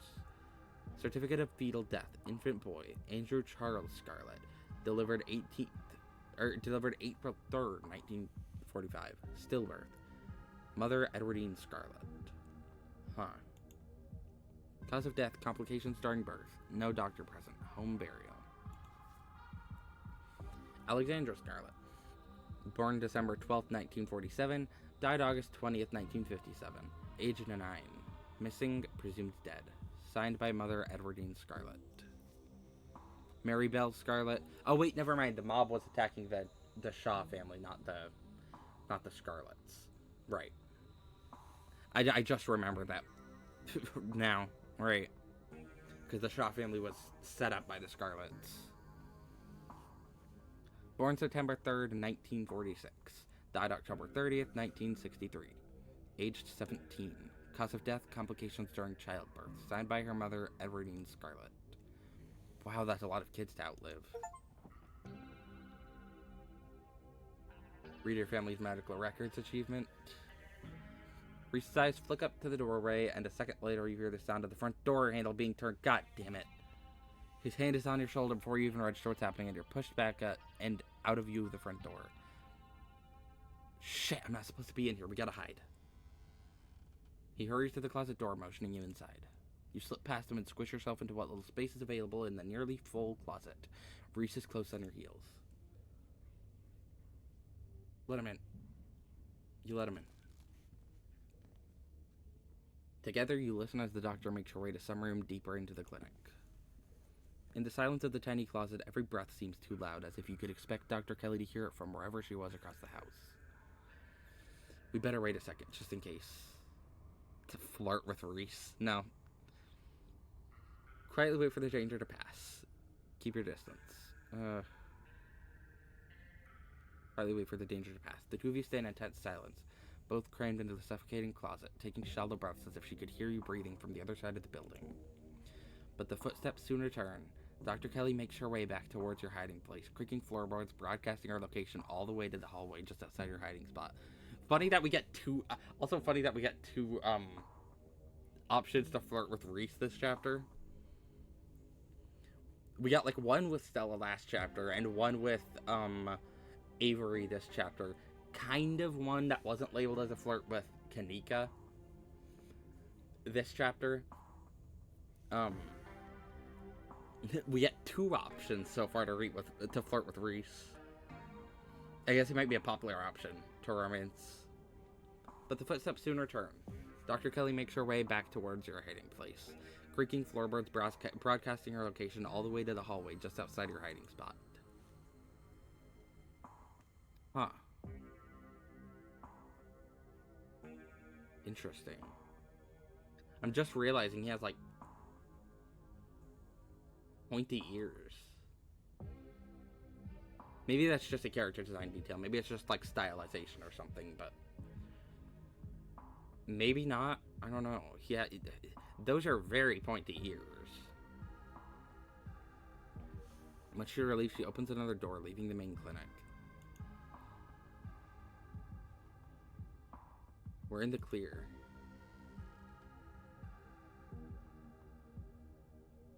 I hadn't noticed that until now.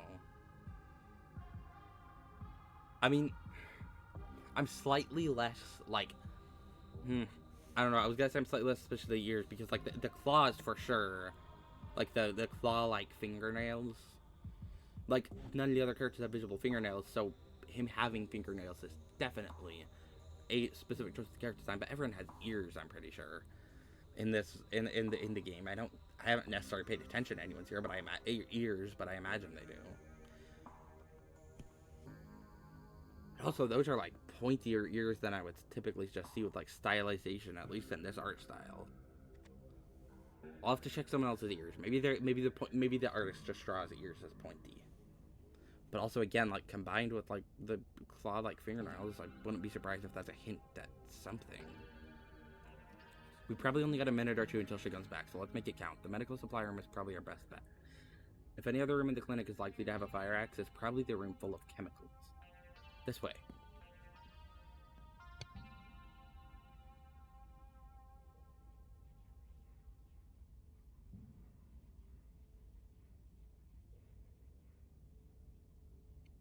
He motions you down a hallway, slipping through the slightly ajar door of what you assume to be the supply room. Oh, I don't get a look inside? I was wondering if it, like, since it was specifically calling out the supply room, I was wondering if it was, like, gonna be like, you look inside and see something, the door is cracked. I mean, it was slightly ajar, like... yes, there it is. Keys. Here we go. Nice. He rushes over to the cabinet that contains a bright red axe, pulling the glass door open. Your axe. Now we can... oh, shit. Reese pauses, turning to listen intently. That was the door from the house. Come on, if we hurry, we can get you back downstairs. I'll run interference. Go downstairs, quick. You can hear her approaching now, floorboards creaking in the hallway on the other side of the office. You follow Reese's instruction, once again starting down the basement stairs, letting the pull of the stone carving guide you back to the morgue. Alright. Dr. Kelly's voice filters from above. I was right, we did already have juice. It was just in the back of the fridge, but there's no harm in having extra. What are you doing in the clinic? I thought I told you to go rest. Oh, I'm just gonna chill in the morgue. I got my speakers, so if you hear some weird sounds, that's just my music. I'll be sure to put in earplugs to drown out all that industrial clanging you listen to. Oh, perfect. I was gonna say, like, surely she's gonna hear me breaking down a wall, but I guess if she considers the music industrial clanging, then she's not gonna be too suspicious. You know I'm not the biggest fan of you spending time down there. It can't be good for your mental health to hang out in a refrigerator or for corpses. Do you at least have a blanket this time? Huh. That's interesting. I didn't think about that. Yeah, the morgue's gotta be colder than the... okay, what the fuck is going on with Reese's? Cause okay, so we have the fingernails, the pointy ears, and the fact that he was specifically spending time in a colder place of the house. I imagine that I didn't even think about the fact that I don't know much about morgues, and I didn't think about the fact that, yeah, it's gonna be colder in here. And he didn't have a blanket or anything, he was just laying down on the table.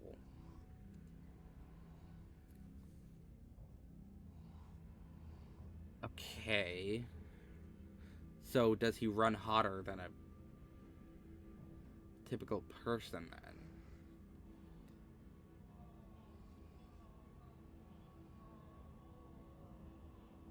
Yeah, I'll be fine. It's just a change of scenery. My room feels too claustrophobic right now.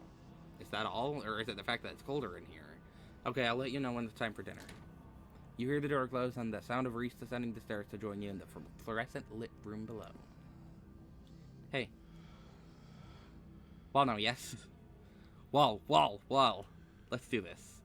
May I take the first blow? You listen to music that sounds like a wall being broken down. I should have warned you, something spooky might happen when we break down the wall. This one's really funny. Of course I do, I'm sad all the time. Glad my taste in music is finally coming in handy. It's exactly the cover we need. Stop asking questions, it's time to see what's on the other side of that wall. I should warn you, something spooky might happen when we break down that wall. Reese smiles. Good, feel like I've been missing out lately. Well, now, I like Reese a lot. I should romance him in one of my future playthroughs. He's honestly becoming my second favorite next to Stella.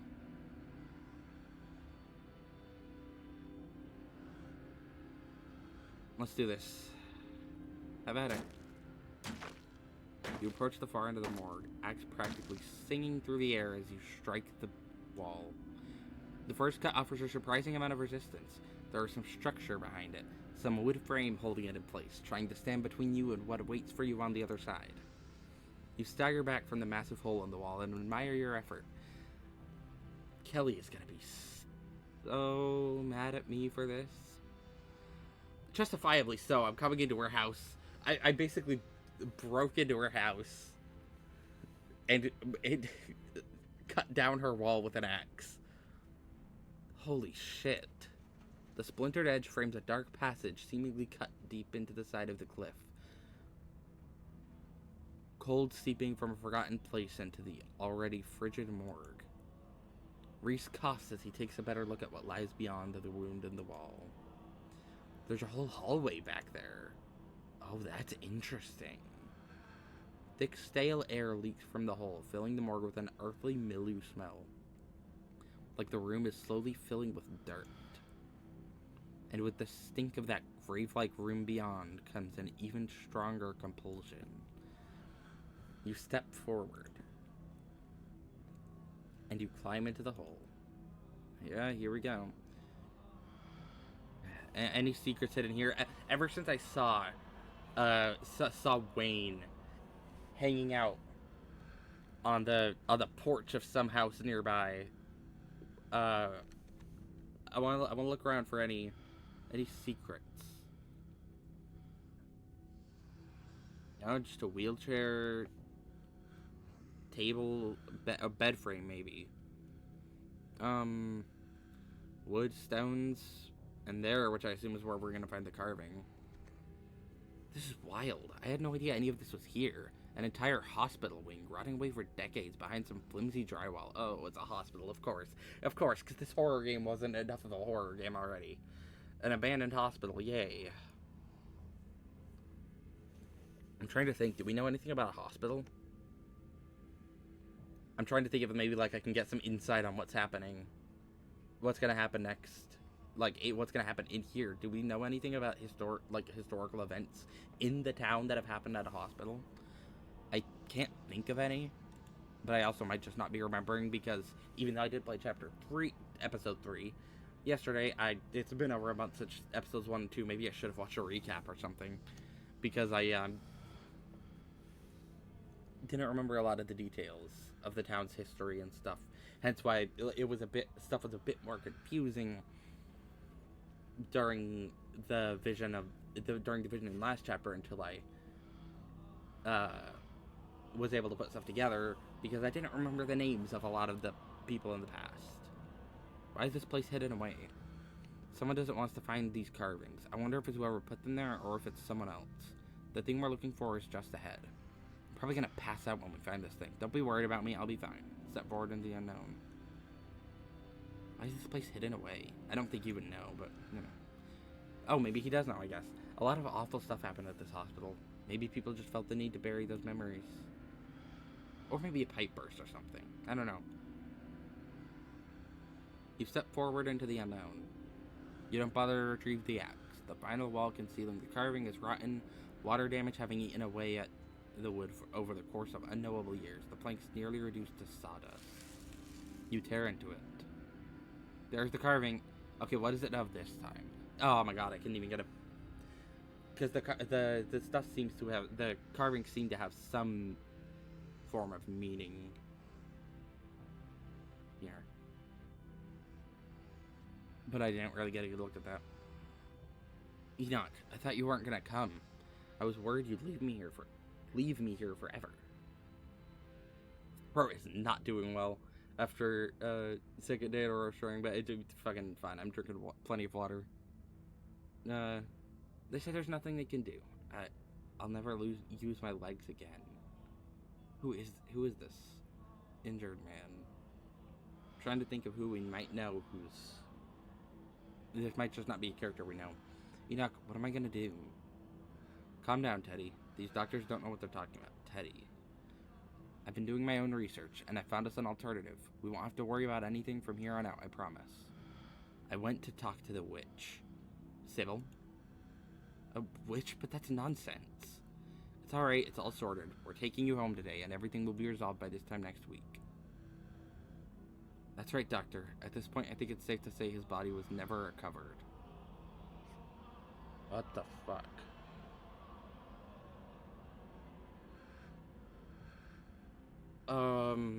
Okay. So this is a flash forward, presumably, after Teddy has died. Enoch did something. Whoever it was who claimed to be Theodore, it wasn't him. Wasn't even paralyzed, as it turns out. Just some grifter trying to take advantage of the tragedy. Everything goes black. Your vision swims back into focus, and it takes a solid second or two to reorient yourself. Oh, we're in Reese's room. You're in an unfamiliar bed. Reese leans against the far wall, eyeing you with concern and curiosity. Huh. So, Enoch was seemingly brushing all that stuff off. He's very suspicious. With last chapters... Is that a Hellraiser poster? Yeah. One of the other ones.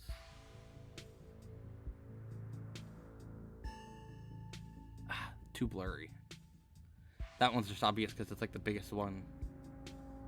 This one's partially obscured, and this one, I feel like I should recognize this one. Oh, that's fun that they put like actual movie posters in here. That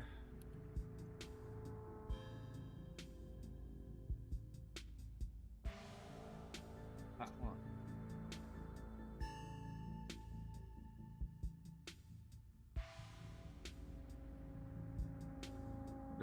I don't know if you can hear that on my microphone. It's raining fucking hard as shit outside or something. I don't know if you can hear that on my microphone. Just took a second because I heard something from my phone. What the fuck? But okay, it seems to be just the rain. It's kind of storming right now.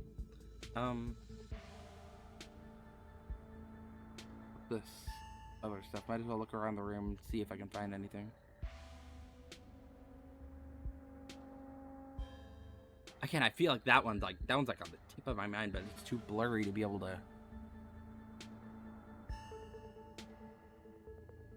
Can't even make out the name. That one's just, again, that one's obvious because it's the biggest poster there, and I could kind of like make out the name, and you know, that's fun. That's a little detail. Hey, I was worried you slipped into a coma or something. You tore down a wall like a wild animal, found some weird carving and collapsed. I think you might have had some kind of seizure. Are you okay? Wait, nothing spooky happened? The mountain didn't collapse on us? No ghosts? How did I get here? Does Dr. Kelly know I'm here? You didn't call an ambulance when I started seizing? I had a vision. I should probably get going. Stella's still missing and the stone here finally stopped yelling at me. So, what now? I think Dr. Kelly should look me over. These seizures can't be good for me. Remain silent. Wait, nothing spooky happened? No, nothing. You just fell down, twitched a little, and when you seemed stable, I carried you back here. That was a few hours ago. Really? I don't think that any of the other ones have taken hours. I mean, maybe the one at the library, but that was because that one was like way longer. I don't think the one in the cave took hours. Especially since the cave was actually caving in. I think that was like a way quicker. You have a delicate constitution. Thanks, man. I appreciate it. Yeah, that's great. Maybe these carvings aren't all that bad. Maybe there's something spooky going on right now and we haven't realized it yet. Great. Glad I'll have at least one mostly normal day. I doubt this day's gonna be normal. We're not at the end of the chapter yet. Also, Stella's still missing. I'm fucking worried about her. Too bad. I was hoping for some excitement.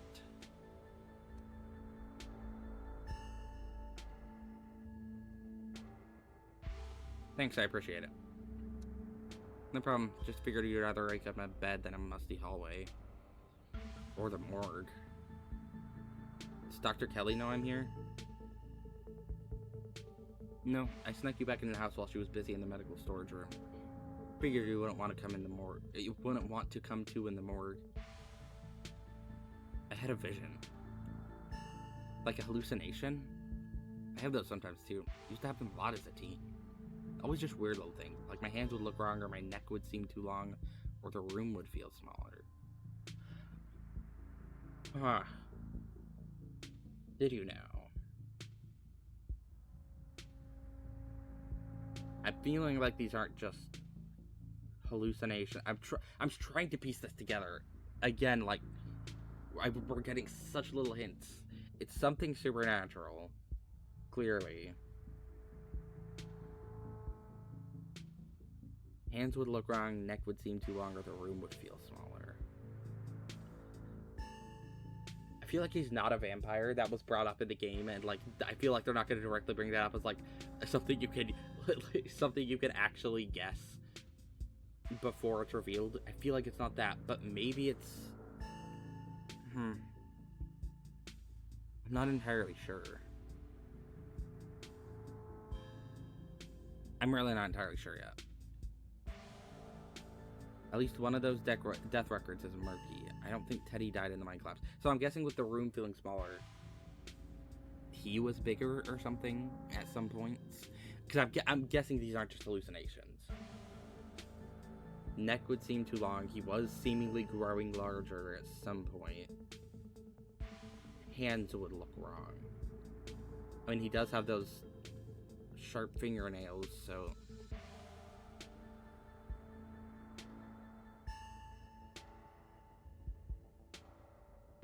At least one of those death records is murky. I don't think Teddy died in the mine collapse. My family has secrets. I think the carvings are trying to warn me about something. My family has dark secrets. I think these are visions of things that actually happened. Whatever these secrets are, or visions are, they're making me very suspicious of my family. These carvings are clearly drilled into some big gas bucket that keeps giving me seizures and hallucinations. Leave it at that. At least one of those death records is murky. I don't think Teddy died in a mine collapse. My family has secrets. It's a weird thing to cover up, but that's not too surprising. An old family like that usually at least has a few secrets. But hopefully that's all ancient history. It's not like it's easy to cover up deaths these days, right?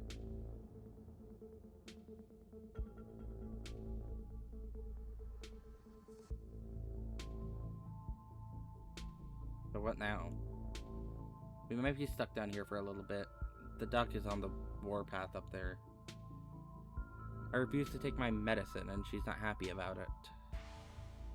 I went ahead and blocked my door, so she can't get down here. Now we just have to wait her out. You blocked your door? It was just a precaution. I don't think I can underestimate her at this point.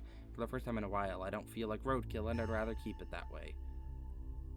Huh.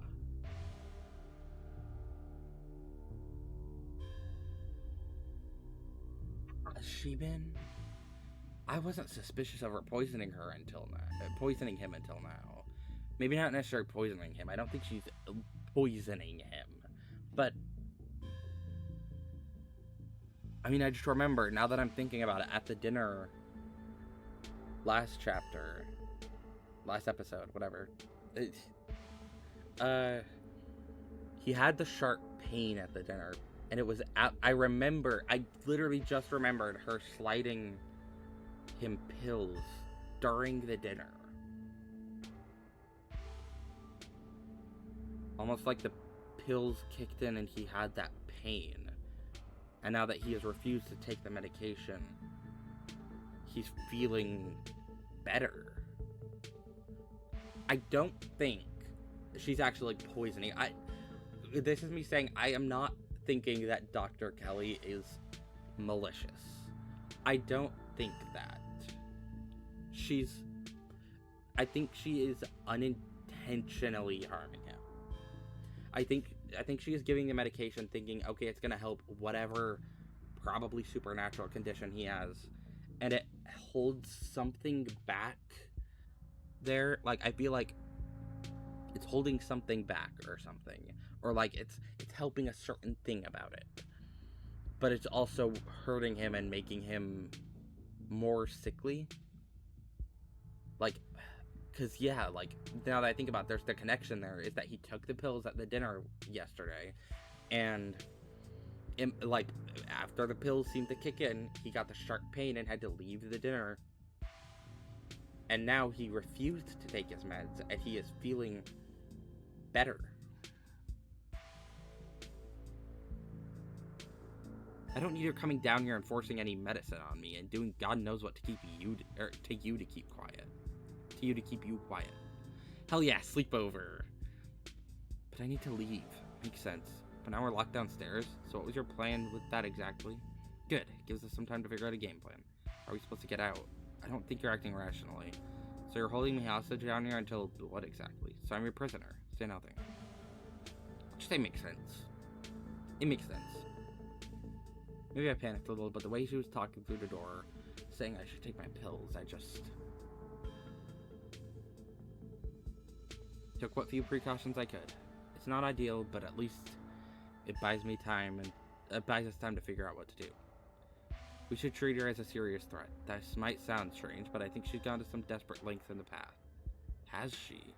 There are these weird memories I have. I always assumed they were just dreams or hallucinations, but now I'm not so sure. I think she's used tranquilizers on me, other times that I've gotten too unruly for her. Tranquilizers.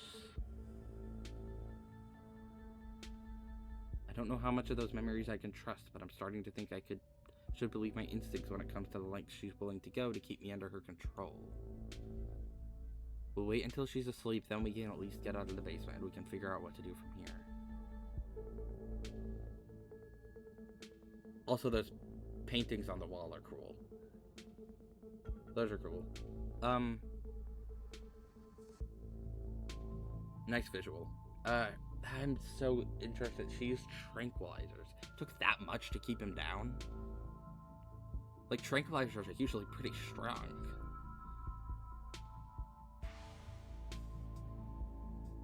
I feel like I'm piecing something together, but I'm not entirely sure yet. Why didn't you take your medicine exactly? I mean, he already kind of said so, but whatever. I'll say it. I'll ask it anyways, just because it's an explore option. Because it makes me feel like shit. Yep. I was fine yesterday until the doc made me take my pills, and I was fine all day today. Yeah, exactly. What's the harm in going a day without, right? I mean, yeah. And now that I'm not taking it, it's like all these weird little memories have come rushing back. Bad memories. I don't think the doc's a good person. I don't think she wants me to be healthy. I don't think she wants me to see people.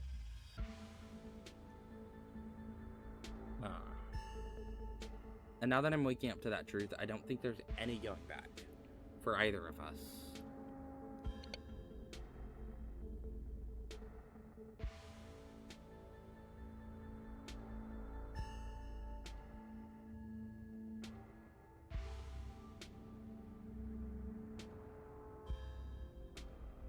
Right, so I do wonder, is it just as simple as Dr. Kelly has actually been giving these medications and like that are specifically making him like, I don't know, because she seems to actually care about him. That's the thing. She seems to actually care about him, and it could just be controlling thing, but like, I don't think it's gonna turn out to be that simple as she's just been. I feel like obviously her actions have been harming Reese, so that's not good. that is not good, but I don't think she had malicious intent. I think that's the difference there, is that I don't think she had malicious intent, because she does genuinely seem to care about Reese. Whether or not her methods of helping him have been actually helping him or not, I don't know.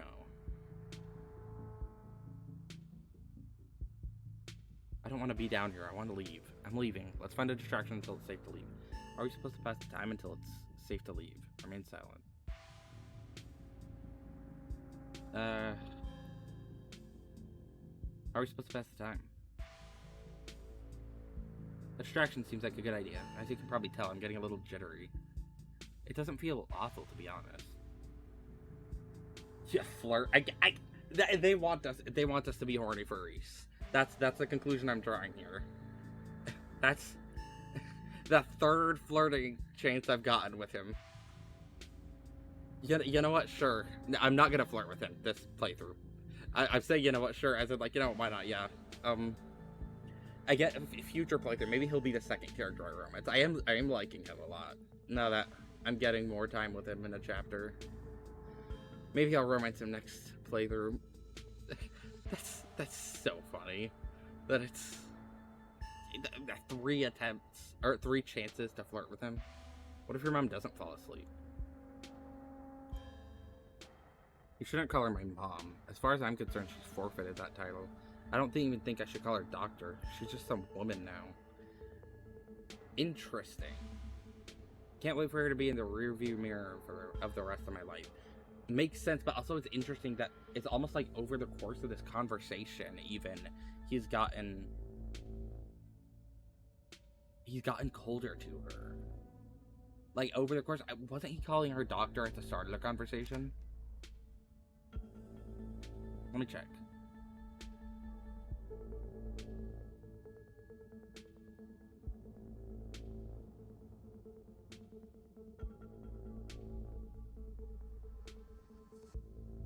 I'm trying to figure this out. I'm trying to see. Wasn't he calling her... Maybe I was the only one calling her Dr. Kelly. Maybe he was just... Oh.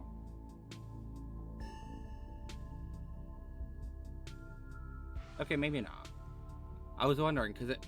No, maybe it was just me, because I remembered, like, there was that... Does Dr. Kelly know? No, I'm here. Wait, hold on. Maybe it was earlier back in there, because I'm trying to figure this out, because I could have sworn there was the...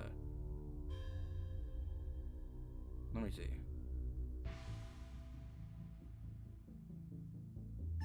That was a bit far up. Okay, back to the beginning of when I woke up.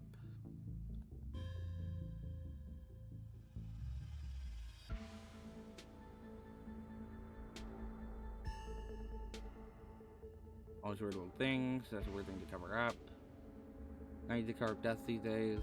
The dog is... Yeah, he called her the dog. Interesting. And he does seem to be, like, getting, like... At first he was like... I guess it's just like that he hasn't taken his meds, so he's, like... He's gaining his strength back gradually, because I remember, like, the first time he said something, he was like, this is the first time I don't feel like shit, and now he's saying, like, I'm kind of jittery, actually, like, he's a bit energetic. So it feels like it's going from, like, oh, I just don't feel like shit right now, you know? To, I am actively, like, feeling jittery. It's interesting.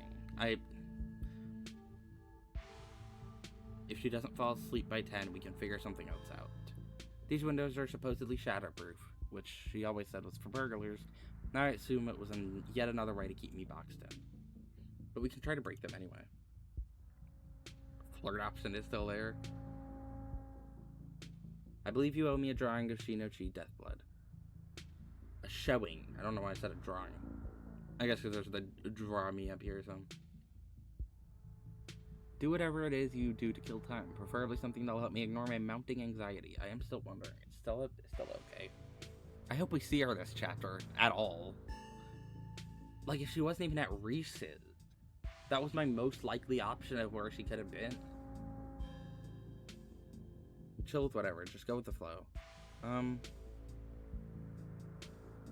You owe me a showing of that movie. I believe I do. Reese gets the movie up and joins you on the bed. Let me know if it gets to be too much for you. I'm not a great judge of how other people react to the sort of things I watch, but I definitely don't want you to feel uncomfortable. This is a slow burn of a movie, but the dread it's managing to build is palpable in the room. Or maybe that's just how it feels down here all the time. What with the grisly paintings, lack of lighting, cinder block walls, and of course the fact that its inhabitant has been practically homebound since his teens. I've seen a couple of this director's other films, and they're all interesting. This is probably the best introduction to his work. The way it jump cuts to seemingly unrelated TV show recordings that then wind up tying back into the narrative adds a level of realism and depth to the world that I find really engrossing. It's found footage used to its fullest. I can't believe I'll just be able to do things from here on out. Like watch movies with another person. Or talk to people, ever.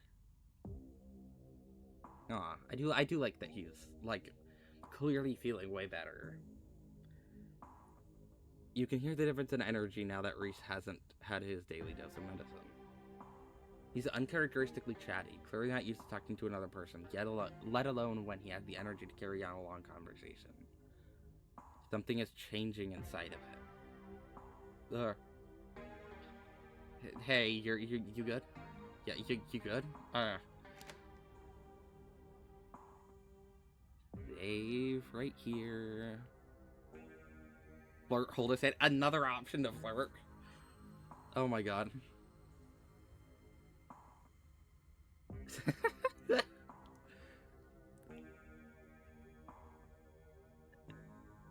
You know what? I'm not about this game pushing the romance with him. I'm not doing that this playthrough. I'm locked into Stella for this playthrough. But you know what? He is becoming like my second favorite of the characters. He's a good character. Reese, you feel different. Like your whole personality is changing. Is everything okay? Hold his hand. I'm glad you'll be able to have a social life, and I'm happy to be a part of it. Let's not get ahead of ourselves. First, we have to get out of this basement. Ignore him, I'll watch the movie. Shush, I'm watching the movie. Reese, you feel different. Like your whole personality is changing. Is everything okay? Has he always had that dark spot near his eyes? Like, obviously he's always had the lines around his eyes and the general, like, lines on his face. Clearly, like, has a more gaunt. But has he always had that specific, like, dark spot? I'm paying attention to any changes I can find. What about his hands? Not in view. Well, hand is in view, but not the fingernails. Ears seem relatively similar. Anything else different? Not really. Everything is more than okay. I haven't felt this good and I don't think I've ever felt this good. A man on the screen yells portents of doom into the camera, trailing off into a wordless scream. The plot is really heating up. Yeah, in game too. I love that there are all of these distinct sort of vignettes, little pockets of horror that affect a small number of people, and only once you start to see how they fit together can you realize some fundamental horror about the universe. And then it sees you back. Incredible, cosmic horror in the truest sense. Reese is becoming very animated. Yeah, the darkness around his eyes. You good? It's probably safe to assume that he's dealing with a lot of extra adrenaline right now, what with his entire reality turning out to be a lie. Yeah, maybe it's just that, but I have a feeling. I have a feeling it's something else. But he's also talking over the movie. It's more than just something that's changing in Reese. It's everything. Keeping an eye on his character design, seeing if anything changes. There's a knock on the window. Stella? Maybe? Oh, Ray. Oh. Hi, Wayne. I remember you. Lilac, don't get any closer to that thing. It's time to go home. I don't trust him. That voice. I know that voice. Do you? Is that who's been following you around? How do you know Wayne? I guess Wayne was a person in town before he got all possessed. So maybe he just met him. I don't know. Without another word, Wayne starts pounding on the supposedly shatterproof window. Enemies upstairs, enemies outside. We're surrounded. Even if I get out of this house, I won't be safe. You won't be safe. What do you mean? Wayne isn't gonna hurt you. He hasn't hurt anyone. Why did he call you that thing? You're being weird, man. I don't need you to protect me. I think you might be overreacting. What do you mean? Wayne isn't gonna hurt you. He hasn't hurt anyone. He is being kind of weird. He's being a bit like... At first I was like, yeah, maybe it is just like he's being more animated because he's excited that he's like feeling better after not taking his medication. Now I'm starting to feel that there's... Along with the music and tone of the scene just changing, now I'm starting... He's acting a bit weird. Yes, he will. He's furious with me. Can't you hear it? But I'm not weak anymore. I can fight back. I don't have to cower in fear from the people who want to hurt me. I can protect both of us, Lilac. What are you doing? The window shatters. Oh! As Reese starts at his clothes, paint bubbles out from the canvases, whose ghoulish figures peeling themselves out of their two-dimensional worlds, invading yours, crawling up the walls. Hey, you good, Reese? Grab my hand, I'll pull you out. I want to stay with Reese, though. I want to see what... Oh, fuck. Hale. I had a feeling. I didn't have concrete proof. He's a werewolf. I had a feeling. I didn't have any full-on proof yet, so I was kind of like waiting. He's a werewolf. Or something similar. The pointy ears, the claws, the tail. Oh my god, yes. Okay, this is really cool. Hold on. This might be a good shot to get a fucking... But, hold on. I'm gonna get a picture for thumbnail, screenshot. There we go. Alright. Leave us alone. Oh my fucking god, he's a werewolf. Again, or something similar. Some sort of canine creature. Yeah, the ears being more pointed. The claws sharper. Oh my god, his arms are too long to see. The fucking half, like, muzzle. I had a feeling, because that was like everything. Vampires were pointing out. I didn't think he was specifically a vampire. I was thinking, like, maybe, but I didn't think the game was going to specifically call that out. But I was thinking along the lines of other, like, typical horror creatures you would think of it. The werewolf came to mind. The claws, the pointed ears, the fucking... Yeah, this. Oh my fucking god. The tongue. Okay, I can definitely see why the game was... I could see why people would certainly want to romance him. In a surge of violence, hence why the game might have been giving us a lot of options to work with him. The change that has been brewing inside Reese finally comes. As it manifests, the broken basement window is sealed off and Wayne along with it.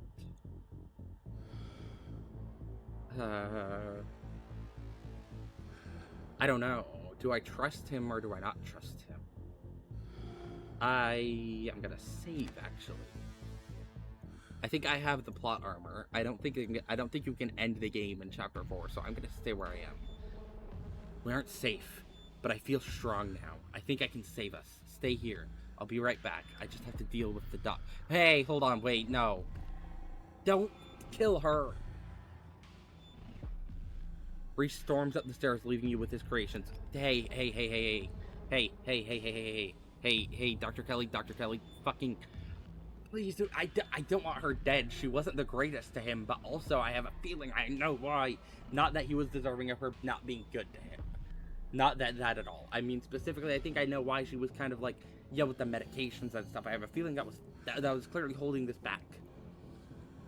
She could have been a bit more clear to him about that. She could have. She could have, like, actually explained that to him. I feel like he would have been somewhat more fine with her, like having the medication and stuff, and he probably would have been able to go out and stuff because he would have willingly taken the medication. Maybe he would have willingly taken it. He would have been able to go out and stuff because he would have been able to just have his medication with him instead of having to stay around the house to take his medication regularly enough. But also, I don't want her dead. You make your way to the door that beckoned to you yesterday. All intrigue now washed away. You know where it leads. And you know what secrets the stone that lurked in the forgotten basement of the clinic has to share with you. Now the clinic holds a new horror. Somewhere beyond the narrow hallway leading from the house proper into the doctor's office, there's a monster preparing to do something unthinkable. Open the door. You grasp the handle and turn. Oh my god. Kelly, duck. Huh? What? Where? Oh my god. Don't shoot. Don't tell me what to do. Duck. I'll duck. You do as she says, ducking out of the way. She shoots. The gun isn't very loud. There's only a pop as the projectile leaves the barrel. Probably a tranquilizer rather than a full-on gun. There's only a pop as the projectile leaves the barrel, whizzing through the air. Hi. You turn to see a dart embedded in Reese's chest. Oh my god. He pulls the tranquilizer dart out from between his ribs, heaving heavy breaths as the drug courses through his system. You're gonna have to try harder than that, you and... No, how did you... Oh, hi, Wayne. As if you could hope to stop me, you pathetic waste of... Don't kill him! I don't want him dead either. Don't fucking kill him. Before Wayne takes another step down the stairs, paint flows out between cracks in the wood. Reese's panic, pulling in a mob of furious creatures to hold his enemy in place. Oh shit. Why are the paintings monsters? That I'm not entirely sure about yet, but yeah, sure. This game has supernatural stuff, so it's not that surprising. The artist starts away, but his creations continue their work in his absence. The tale's definitely gotten longer too. The transformation's taken time, but it's going through. Dr. Kelly makes her escape down the hallway as Wayne is overcome, glued in place at the top of the stairs by stiffening globs of paint. Run after Dr. Kelly. I want to make sure he doesn't hurt her because, again, I do not think she deserves to die. She could have been more clear to Reese about, like, why specifically. And maybe he then would have, like, taken his medications willingly without having been, like, had the frustration of her being quite controlling to him. But she doesn't deserve to die. You run forward, braving the onslaught of Reese's creations, dodging them as best you can as you try to see where Dr. Kelly went. The door in front of you is smothered in paint. Hey. Dr. Kelly's voice crackles out of some unseen speaker. You, Lilac. I'm stuck in the safe room. I can't help you from here, but you can help the both of us. You survived. What is going on? I think you can probably put that together. I need you to get to the medical storage room. I'll give you further instructions when you're there. Alright?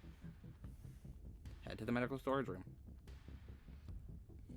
You turn back around and head to the medical storage room. I'm here. Great. Now listen to me. I need you to use the black taped key to get into the cabinet and bring me the elephant tranquilizers. Jesus, that strong. Alright, it's a bottle labeled carfentanil. Bear tranquilizers clearly aren't going to cut it anymore. Yeah, presumably he transformed when he was younger, and those worked then, but they're not good enough anymore. Hi, Reese. An intercom system, huh, Doc? Good, you should hear this.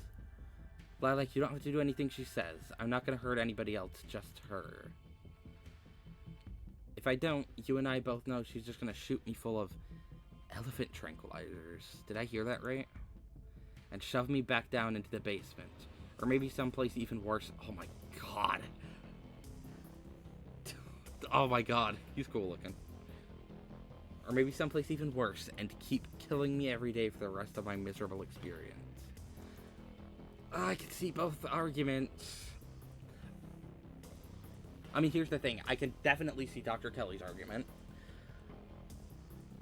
But I can see Reese's argument up to the point of hurting Dr. Kelly. I don't want him to do that, because I don't think she was doing this out of like, oh yeah, and there's the skin growing.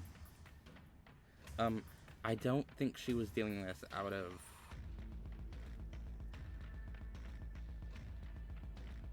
cruelty. It's still not good, especially with how, like, she clearly didn't tell Reese much of anything, but I don't think she's cruel to him. Or at least I don't think she is consciously doing this out of cruelty. I feel amazing right now, better than I've ever felt in my life. I'm not dangerous. She's just scared because she knows she has to finally pay for what she's taken from me. Oh, both of them have a point, but again, I don't want him to hurt Dr. Kelly. He has a point up to, like, yes, he's understandable to be angry at the very, like about her doing this without telling him any of this. Without telling him any of, like, why she is giving him these medications and why he's so sickly. Clearly because of the medications. But again, I don't think she was doing it out of cruelty. It may have been cruel to him, like, particularly, like, yes, not telling him. I feel like her worst thing is not telling him anything about this. Because I feel like if it's his, like, if it's him, he at least, it's stuff that's happening to him. He deserves to know why. But I don't think she was doing any of that out of cruelty.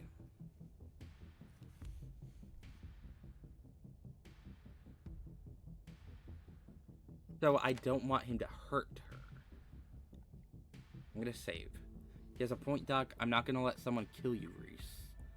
I'm not gonna let you kill someone, Reese. Can't you two just get along? I don't feel like I should get in the middle of this. I kind of am in the middle of this. I kind of got long tongue as well. Is that even longer than... It might not be. I feel like the tail is getting longer. The tongue might be longer, too. I just want to go home. I'm on Reese's side. Sorry, Dr. Kelly. Wayne, help me. Remain silent. See, I don't want Reese to hate me, because I really do like him as a character, but I also don't want Dr. Kelly to die. Like, I'm not gonna let you kill someone, Reese. That's, I feel like, the best option here. Why not? She wasn't afraid I might die. Does she know those tranquilizers aren't gonna kill me? Does she care? Trust me, Reese, I've always been careful with your medication. I want you to live. I love you. See, yeah, again, she could have been more clear to him about what's happening, but I think she means this. I don't think it's a manipulation or anything. I don't think she is manipulating him or anything. I think she does actually care for him, but she also, yeah, could have explained to him, at the very least, like, why he had to take the medication and why the medication was clearly affecting him badly. Then he also wouldn't be this also wouldn't have happened. He wouldn't have been furious with her when he found out. Tell yourself whatever lies you have to, Mom. If you wanted a good relationship, you had your chance, and you decided to convince me I was dying instead of just letting me exist. Okay, this pose again is really fucking cool. Hold on. I might use this as the fucking. Oh my god. I might use this as the fucking thumbnail instead. I'm kind of trying to get some good thumbnail screenshots here. This one I think is the coolest one. Like, it's so cool. Hi, Wayne. Don't try to spin it like some kind of crime of passion now that the consequences are staring you in the face. Enough. Wait, don't hurt him. Reese cries out in pain. Ah. What the hell did you do to my shoulder? But don't hurt him. I don't want him to get hurt either. I'll handle it. I try to get someone to save him until... I don't want you to hurt him. The two stagger off into the hallway. Quick, grab the tranquilizers and head to the safe room. Grab the tranquilizers. You do as she says. The tranquilizers are easy to find, marked with a small square of black tape to match the key. She's certainly an organized woman. Head for the safe room. I don't want either of them to get hurt. I hope Wayne doesn't fucking kill him. I doubt he's gonna kill him, considering... Especially she is, like... Still just having me get the tranquilizers. I feel like Reese is gonna be fine, but still, like... You make your way out of the medical storage room and back to the hallway where Dr. Kelly disappeared. As you approach, Dr. Kelly heaves open the door, slowly breaking apart the mass of paint, sealing it shut. Hurry, I don't think I can keep it open for long. You slip past her into the safe room. She shuts the door quickly, though one of the little smears manages to slip past her. She stomps on it. Painted viscera splatters across the cement floor. Sounds like Reese and your friend are still fighting. We probably have a few minutes before he gets here. Hold on for a second.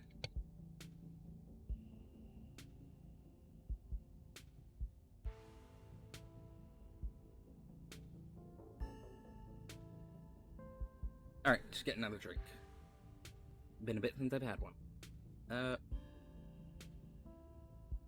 What is this room? Let's talk Reese. What's the game plan, both short and long term? While we're at it, any other secrets you've been keeping? Sit in silence and wait for Reese. What is this room? Old X-ray room.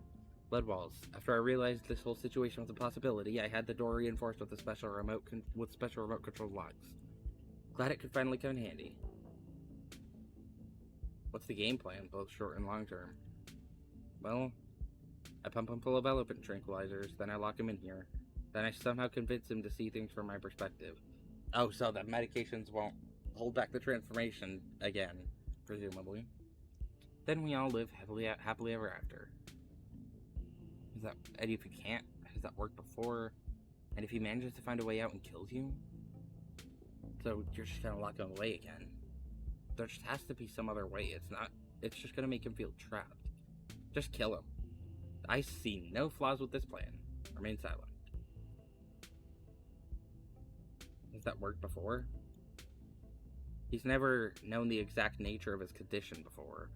Maybe it was a mistake to hide it from him. But I thought it meant he could feel like he had more freedom, not knowing that if he just stopped taking his pills, he could become big and pointy enough to kill me. I'm gonna have to revoke some of those freedoms now. He's not gonna like that, but I think he'll understand even if it takes some time. I don't think he wants to hurt people, he just can't help what he is. Stuck Reese. Yeah, I bet you have some questions. Go ahead, I have nothing left to hide. When did you find out? Little after he hit puberty. He had all the usual changes, then a few extra.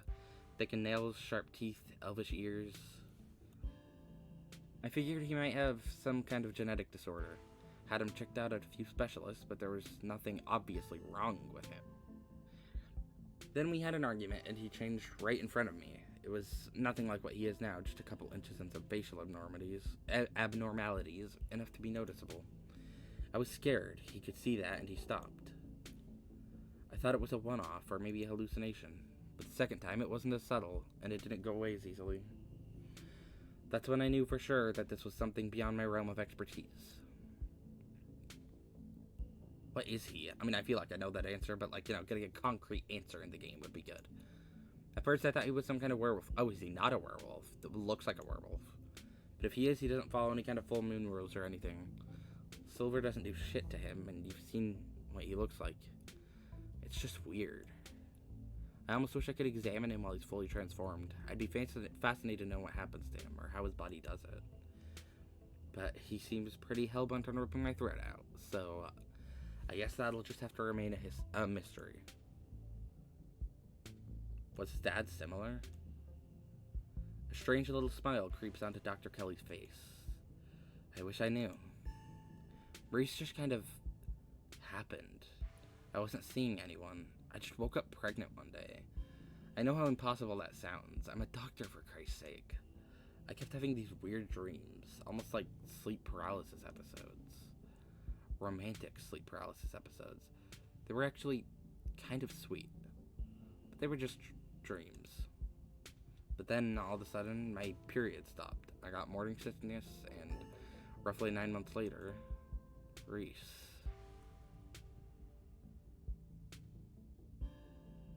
Relationships between you seem so difficult. Yeah, you could say that. He was such a cute kid. When I found out I was pregnant, I was terrified. I didn't know if I'd be ready, but he made me love being a mom. It's not like it was gonna be sunshine and roses forever, no matter what. Kids grow up and they change. Sometimes for the worst. This is part of being a mom too. Doing what you can to make sure the child you brought into the world isn't gonna go around eating people. How did you not know what he was? Or how did he not know what he was? I've been medicating him since he was 12. We've only had 3 incidents like this before, maybe 4, depending on what counts. This is the worst one by far. He doesn't seem to understand at first that he looks different, and I just make sure to stay on top of his dosages, so he rarely ever does. But I've been preparing for this inevitability. He's an adult now. There's only so much I can do to control him. Huh. I wonder what he is then, because he certainly seems similar to a werewolf. I mean, she isn't a werewolf. So if he's like half werewolf, maybe he doesn't follow the same rules as a typical werewolf would. Maybe that's that. Maybe that's why. How do you know he's dangerous? Well, he wants to murder me, so that's clue number 1. It's not like he's usually a violent kid. He's mostly just sad. But every now and then we butt heads, and that's usually when this side of him comes out. Imagine if this happens anytime he gets frustrated with anyone. Imagine he gets road rage one day, turns into a 12-foot tall monster with a million teeth, and rips somebody apart in the middle of a major metropolitan area. Yeah, he's dangerous. He is indeed a menace to society. That doesn't mean he's dangerous. I mean, you are the biggest threat to him. Why not just kill him? He's been kind to me.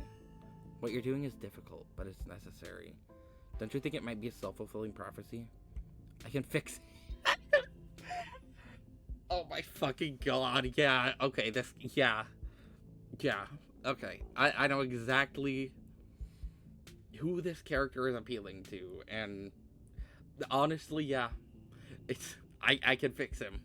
That summarizes the entire reason why you've been giving so many chances to flirt with him and romance him this chapter. I'm gonna save. Oh, that's really funny. I can fix him, literally having that in the game. They would.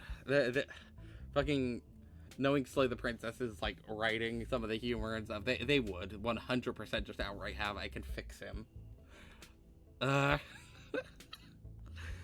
that's very funny.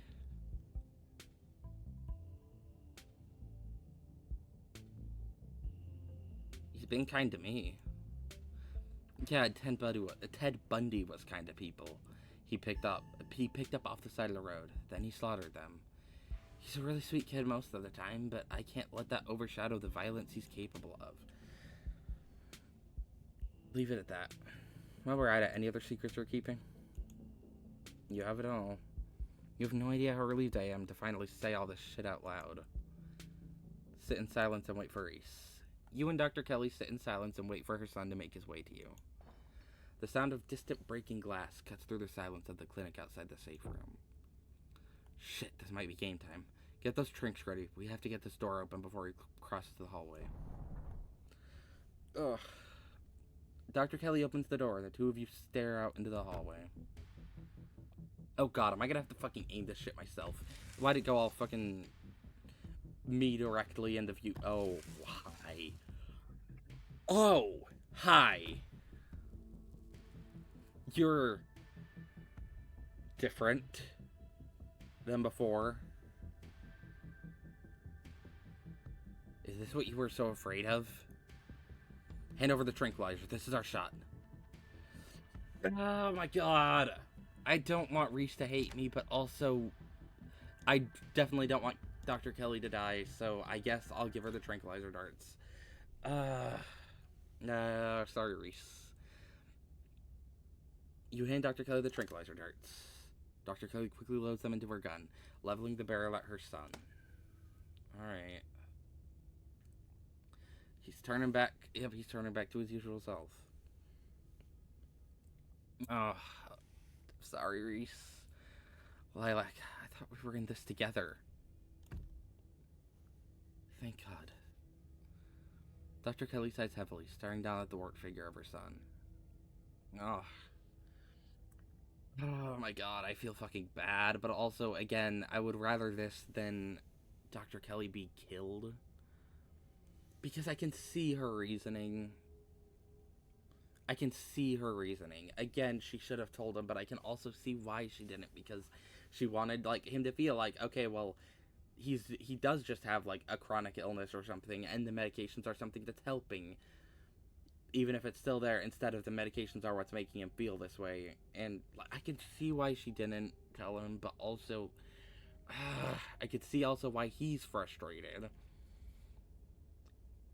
And I definitely feel bad for kind of betraying him like this, but also, again, I don't want her to die because she doesn't deserve to die for this.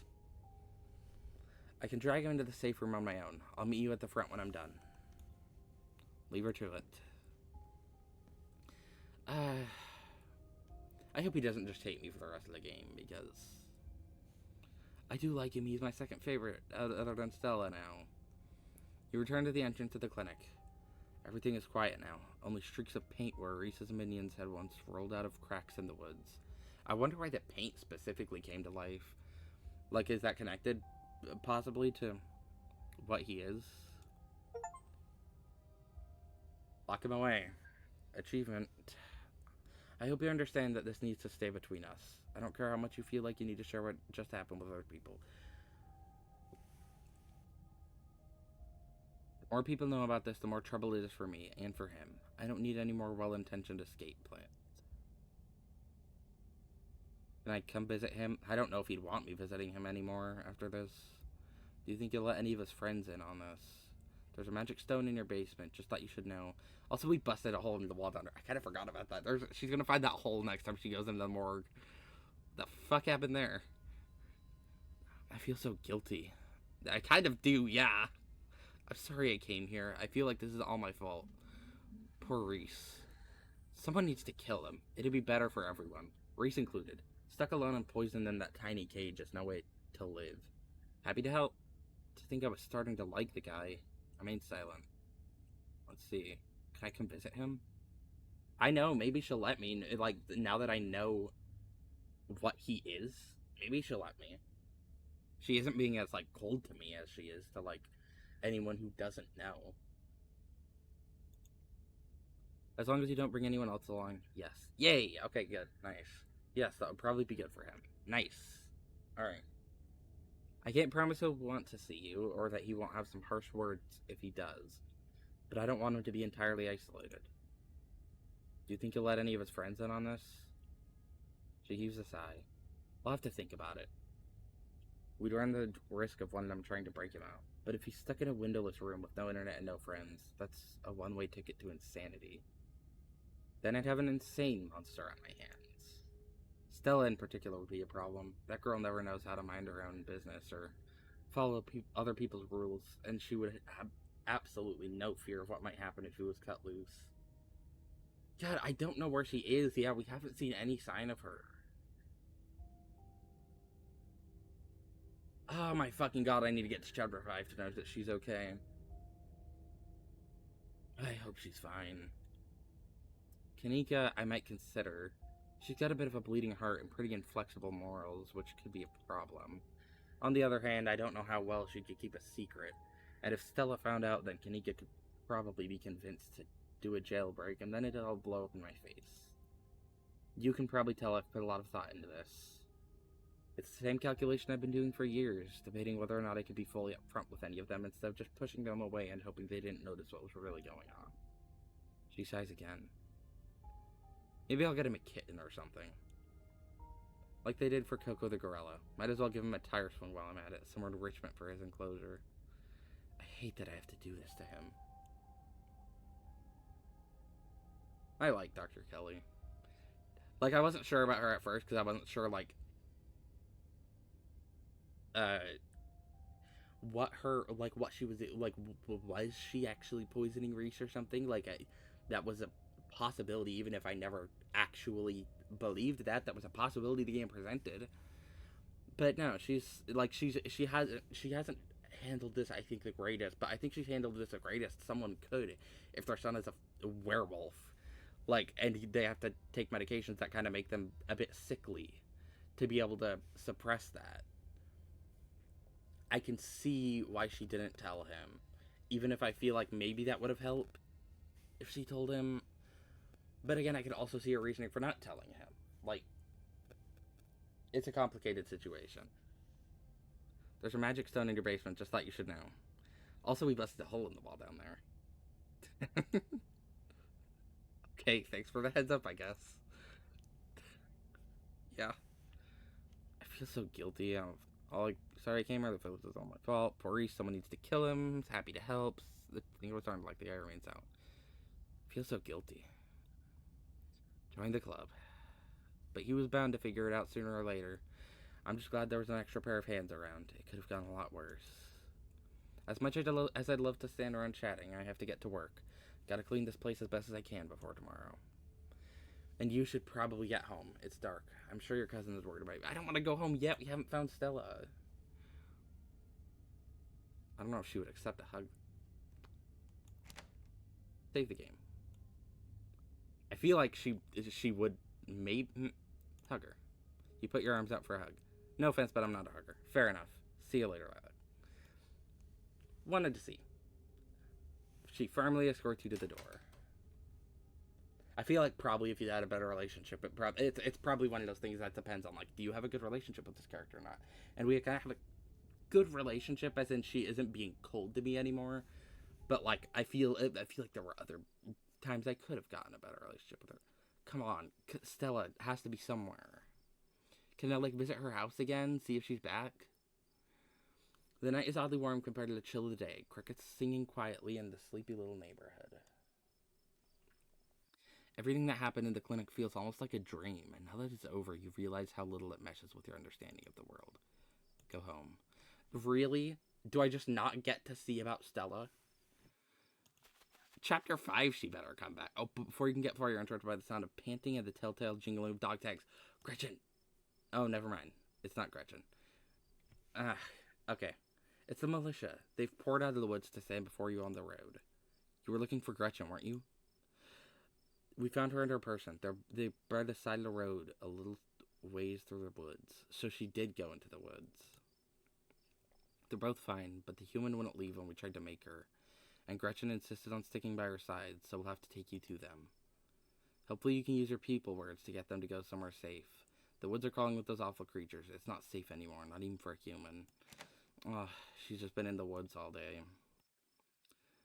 I had a feeling that might have been, like, if she wasn't at Reese's, she was in the woods.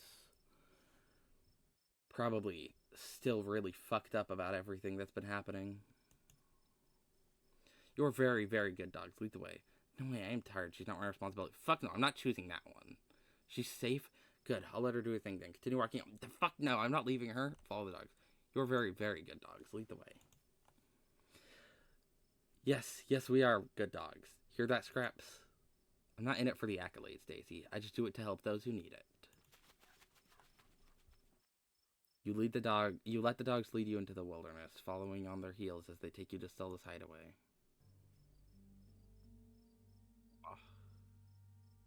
Before long, the trees thin, and you find yourself on a steep hill by a 2-lane road, lined on one side by sheer rock. In there, sitting on the log, staring mournfully out at the asphalt, is Stella. And there they are. Keep them safe. Be seeing you, Speaker. You sit on the log beside Stella. Lilac, how did you... She looks over her shoulder in confusion. Is that a gang of dogs? I'm so glad my compatriots could be of service. I simply couldn't survive another night without my nice soft bed.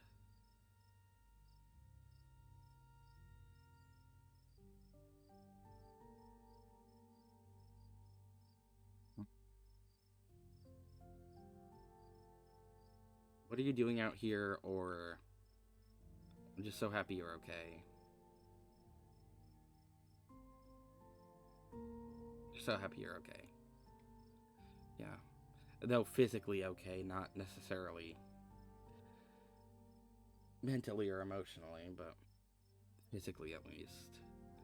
It's a little better now that you're here, but Stella faces you for a moment, desperate eyes trying to force out words a part of her thought she would never have to say out loud. This is where the accident happened. Oh, that's why. Probably feeling pretty similar to after that, yeah. My parents died on this bend in the road. I mean, not completely exactly the same because it's not her parents being dead or even anyone being dead, but with everything happened these past few days, yeah. They were taking me to college. I was lying in the back seat. It just rained and the sun was finally coming out. Or are we getting a full... We're getting a full animation sequence. Oh, this is gonna be dark as shit.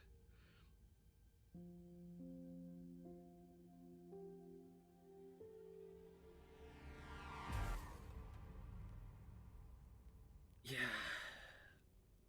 Yeah.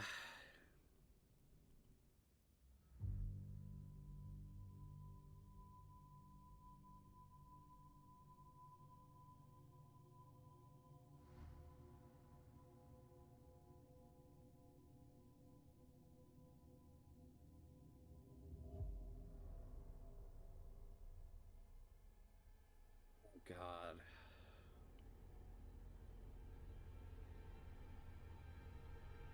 Jesus Christ. Okay.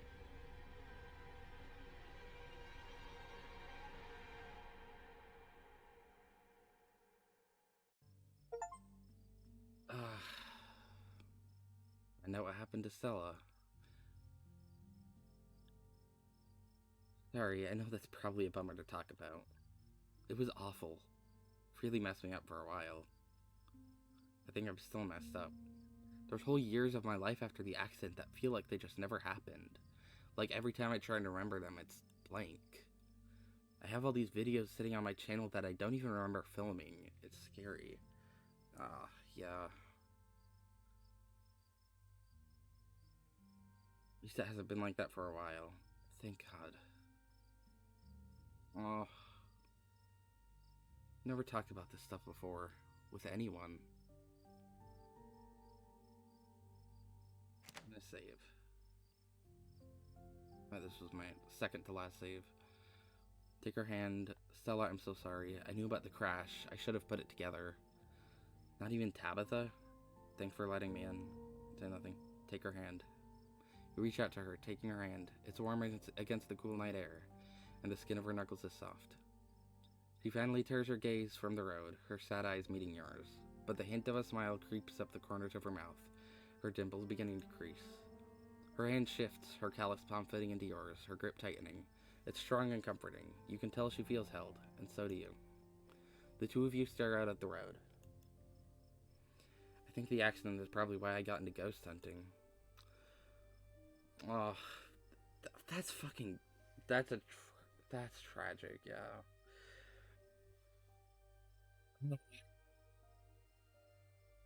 God. I think I just wanted to see them again. I wanted to know whether I even could. I never found anything, so I eventually gave up. That's probably why she's gotten... That might be why she's gotten so fucked up from yesterday, is that she got the proof that ghosts are real, and that's probably fucking her up a bit. The fact that they are real, but she just hasn't been able to find her parents. Fuck. Then last night happened, and I ran out here to see if maybe it would happen with them too. Oh, she was trying to see if... Yeah. We just sat out here all day. Even if it meant seeing the crash again, or seeing them all messed up and dead. I just wanted to see them. It's been a whole day. I don't think they're coming. Put an arm around her shoulder, we could always wait a little longer. Just because they weren't there, it doesn't mean they don't love you, wherever they are. They're probably somewhere better than whatever hell Charlie got trapped in. It's good they're not coming. You don't want them to be ghosts. I mean, that I'm kind of feeling that one, but I don't feel like that's what she needs to hear right now, necessarily. But yeah, like, Charlie clearly is a ghost largely because he's so vengeful, and he's kind of, like, clearly trapped and suffering a bit, being a ghost. So, kind of a good thing, but again, I don't feel like this is necessarily what she needs to hear right now. They died with your future in their minds. It's time for you to start living it. Do you want to say goodbye? I still don't believe in ghosts. Charlie was probably just a swamp gas. Remain silent. Put an arm around her shoulder. You carefully place your other arm around her shoulders and pull her close to you. You feel her chestnut hair against her cheek. She smells a little sweaty and a little sweet, the faded scent of her shampoo mingling with the natural perfume of her skin. It's nice. You take in a deep breath, stroking her arm with your thumb, letting her lean into you. She rests her head against her shoulder, closing her eyes serenely. That hint of a smile spreads into a barely contained grin that finally chases away the worry in her features. You could always wait a little longer. Stella nestles into you, her well-muscled shoulder relaxing against your body. You share each other's warmth as you both stare out at the quiet mountain road. Gretchen pants lazily in Stella's lap. Nothing happens. Nothing continues to happen for a few long minutes. I think I'm ready to throw in the towel. It's not like I would want to see them like that anyway. I guess I came out here hoping I might get a chance to say goodbye or something like that. Since I didn't get a chance when they were alive. Just because they weren't there doesn't mean they don't love you, whatever they are, probably something better. It's good they're not coming, you don't want to see them as ghosts. Doesn't mean they don't love you wherever they are. That's a nice thought. I've thought a lot about what might come after. Whether they're somewhere else or if they just stopped existing. I guess we've seen at least some evidence of the afterlife. I hope that means that there's a good version too. Where they're still on that long car ride listening to Dad's tapes with a place in the back seat for me when I eventually catch up to them. Aw. And then it won't even matter that I never got to say goodbye. You have a long life ahead of you before that. You'd always say goodbye now. They died with your future in their minds. It's time for you to start living it. Remain silent.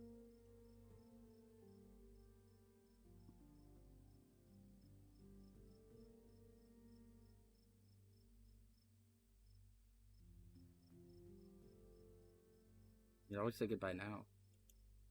Still sits silent for a long moment. Her breath slow and even. Aw. Goodbye. I love you. Don't worry about me, I'm gonna be fine. She's silent again, as if waiting for a response. But it never comes. But she smiles, a lively glimmer returning to her sad eyes. That kind of felt better.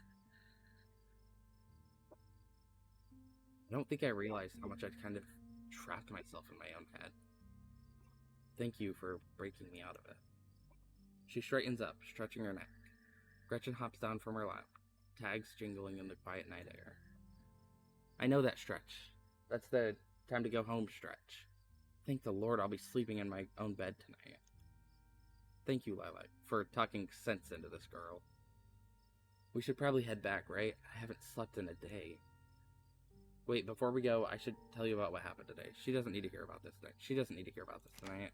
Also, Kelly told me not to tell anyone because, yeah, there is a risk of that getting out, and I don't want to really betray her. I promised I wouldn't say anything. At least I think I promised specifically, but she still asked me regardless not to, so she doesn't need to hear about this tonight.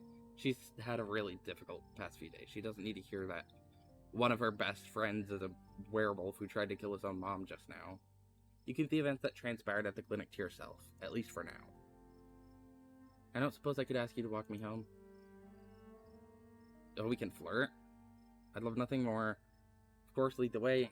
Sure, we're both headed that way anyway. But then I'd better get back home. Tabitha's probably worried. Just start walking.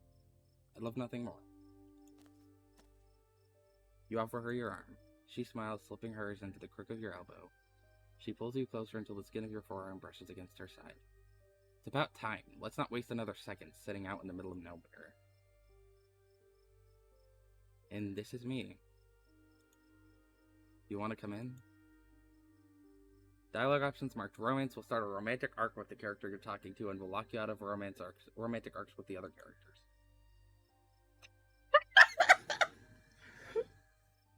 What's that fucking... But we're both girls. What about Tabitha? I was hoping you'd ask. I'd love to. Yeah, I feel the same. Wink. Yes, please. Follow her inside. I should really head back to the estate. Tabitha's probably worried about me. Sorry, Stella. I think it's better if we just stay friends. What the fuck is that other dialogue? Oh my fucking god. No. I was hoping you'd ask. I'd love to. Start Stella's romance. And start a romance in general. Two minutes for that. Stella ushers you inside, a barely contained grin threatening to split into an excited smile. Let me just go take a quick shower. I've been sitting outside for a day and I need some soap. It'll just take a minute, then we can get cozy.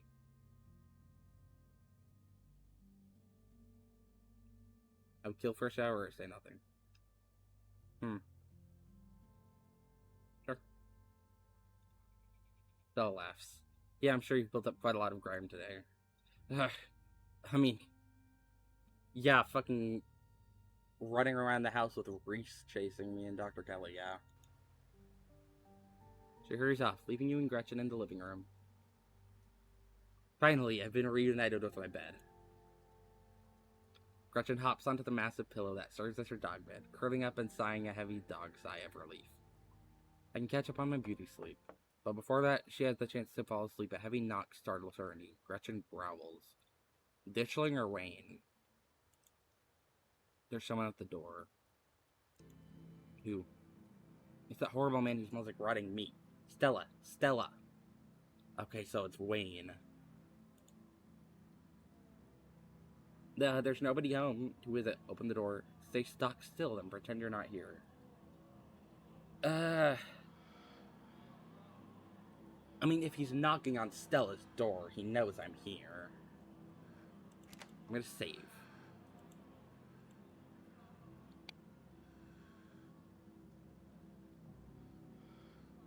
Who is it? Even though I also know who it is, but I don't want to open the door yet. I want to stall. I'm nervous. Who is it?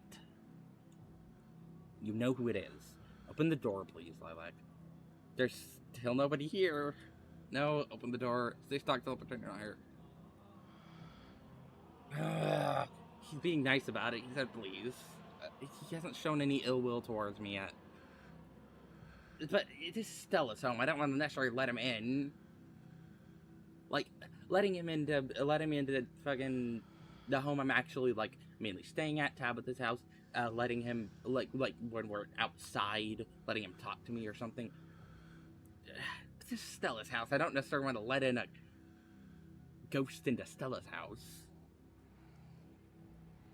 Open the door. Just don't come in. Just stay outside. We can talk. You summon the bravery to cross the room and open the door. Oh, I can just talk to him out here then. Good. I'm not letting him in or anything. Wayne cocks his head, the stained veil over his face fluttering in the slight breeze outside. I see any ditchlings around here?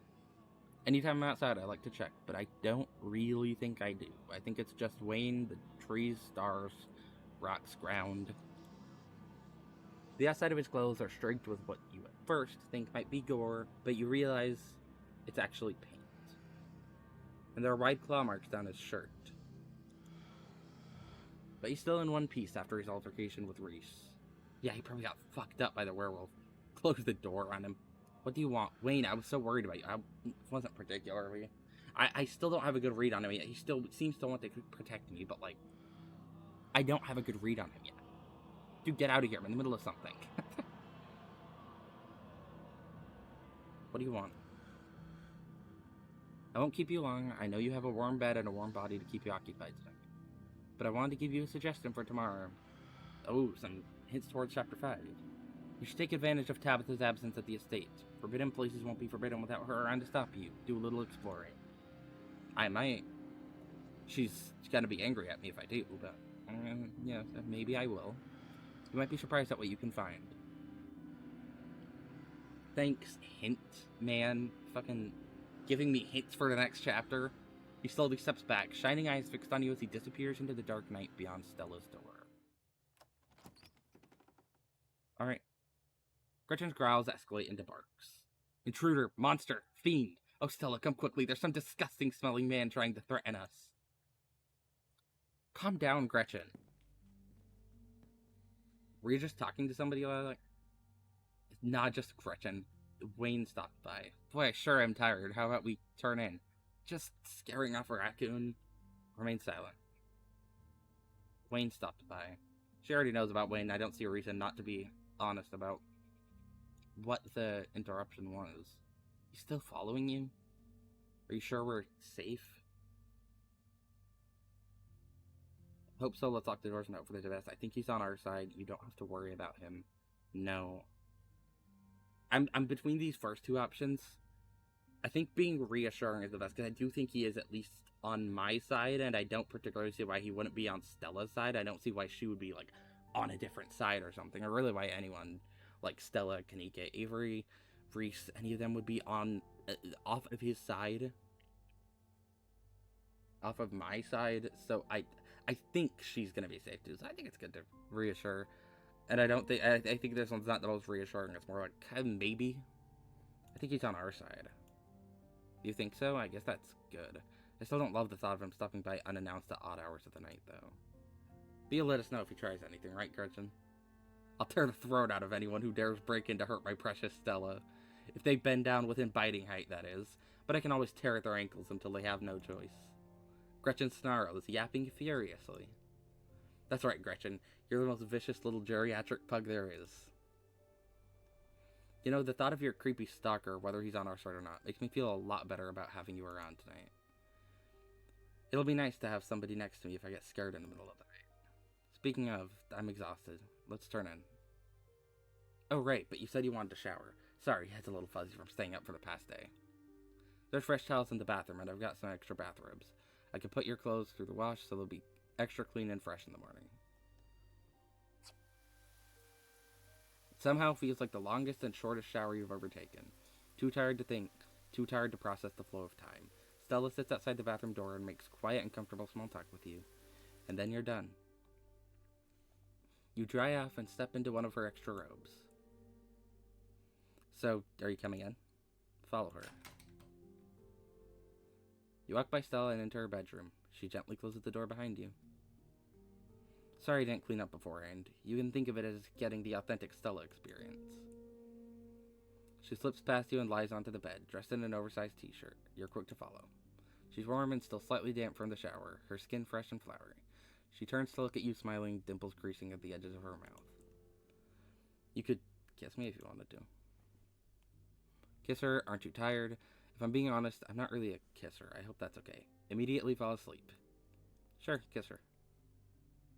You shift closer to her and close your eyes. The magnetic pull of anticipation rolls down your spine and across your skin, and for a moment that seems to last forever, you take in every detail of the world around you. The forested scent of her eucalyptus shampoo, and beneath it, the slightest hint of campfire. The comforting heat of soft but calloused hands against your cheek. The thunder of your hearts beating ever more quickly in unison. The tension rises and rises, a tone seemingly without peak. And then it breaks, and her lips touch yours. They're fresh and minty and soft, cool against yours, and guided by the gentleness of someone looking to hold on to the memory of tonight for a long, long time. And then she pulls you closer, tighter, and the two of you lose yourselves in each other. You. Eventually, the two of you break away and open your eyes, gazing at each other from opposite ends of the pillow. You drift off together, limbs entwined, exhausted and safe and comforted. Tomorrow may bring some new horror. Oh, it definitely will. Or it might not. But whatever happens, you'll face it together. This is the end of episode 4. Episode 5 finally awaits. If you'd like to continue with this world state, please save your game now. Yep. Save here. First slot, as always. That was a really good chapter. I'm glad we progressed the romance with Stella. She is my favorite character in the game, so I'm very glad that we had that, and I'm glad she was okay. I'm glad she was okay. I was worried about her all chapter. Fucking went missing. I thought we were gonna have to wait till chapter 5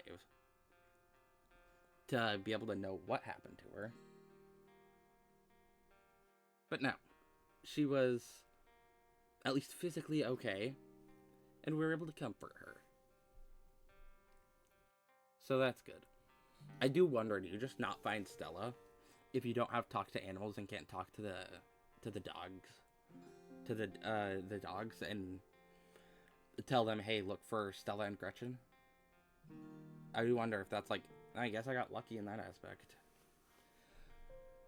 That was a nice ending to the chapter. A nice ending to a very stressful chapter with like the whole thing with Reese. Like, I definitely want to romance Reese next playthrough. I am interested about him. Like, I want to. Oh, I feel like his romance could be fucking tragic depending on whether or not you tranquilize him.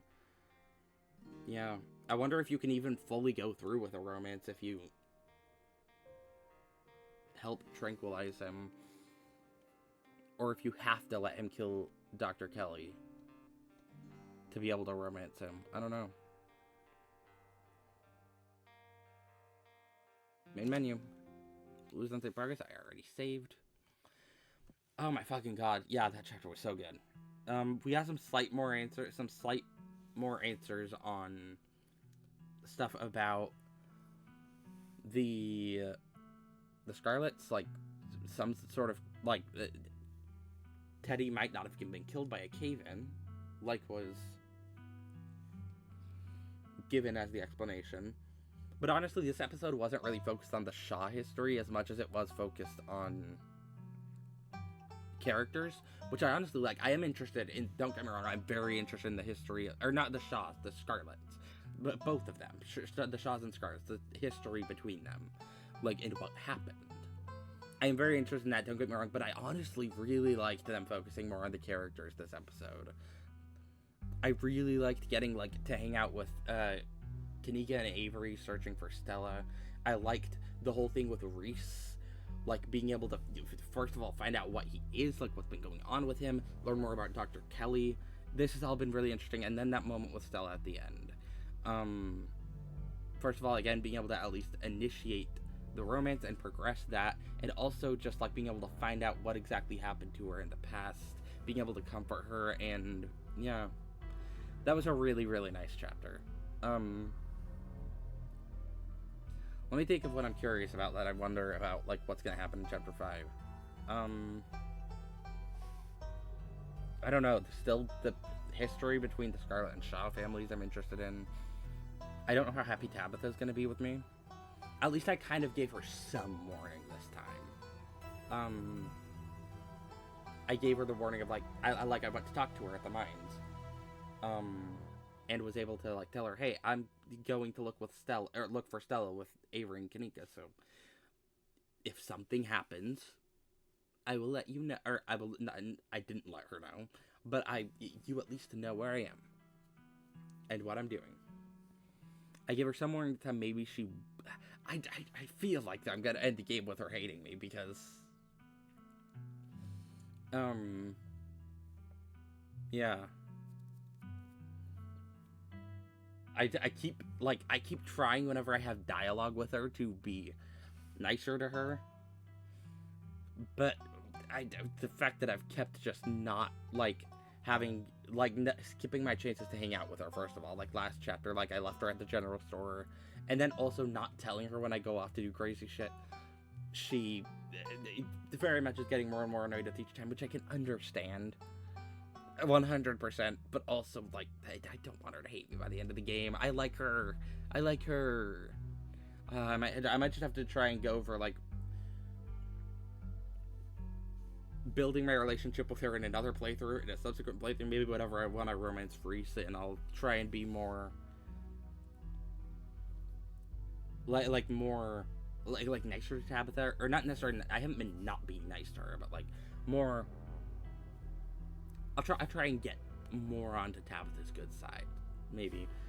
I'll keep trying this playthrough, obviously, but, like, I don't know if I've gone past the point of no return, necessarily, because we are, 4 chapters into the 7-chapter game, only 5 chapters out right now, obviously, but, like, it's still, in terms of the total game, we're over halfway through.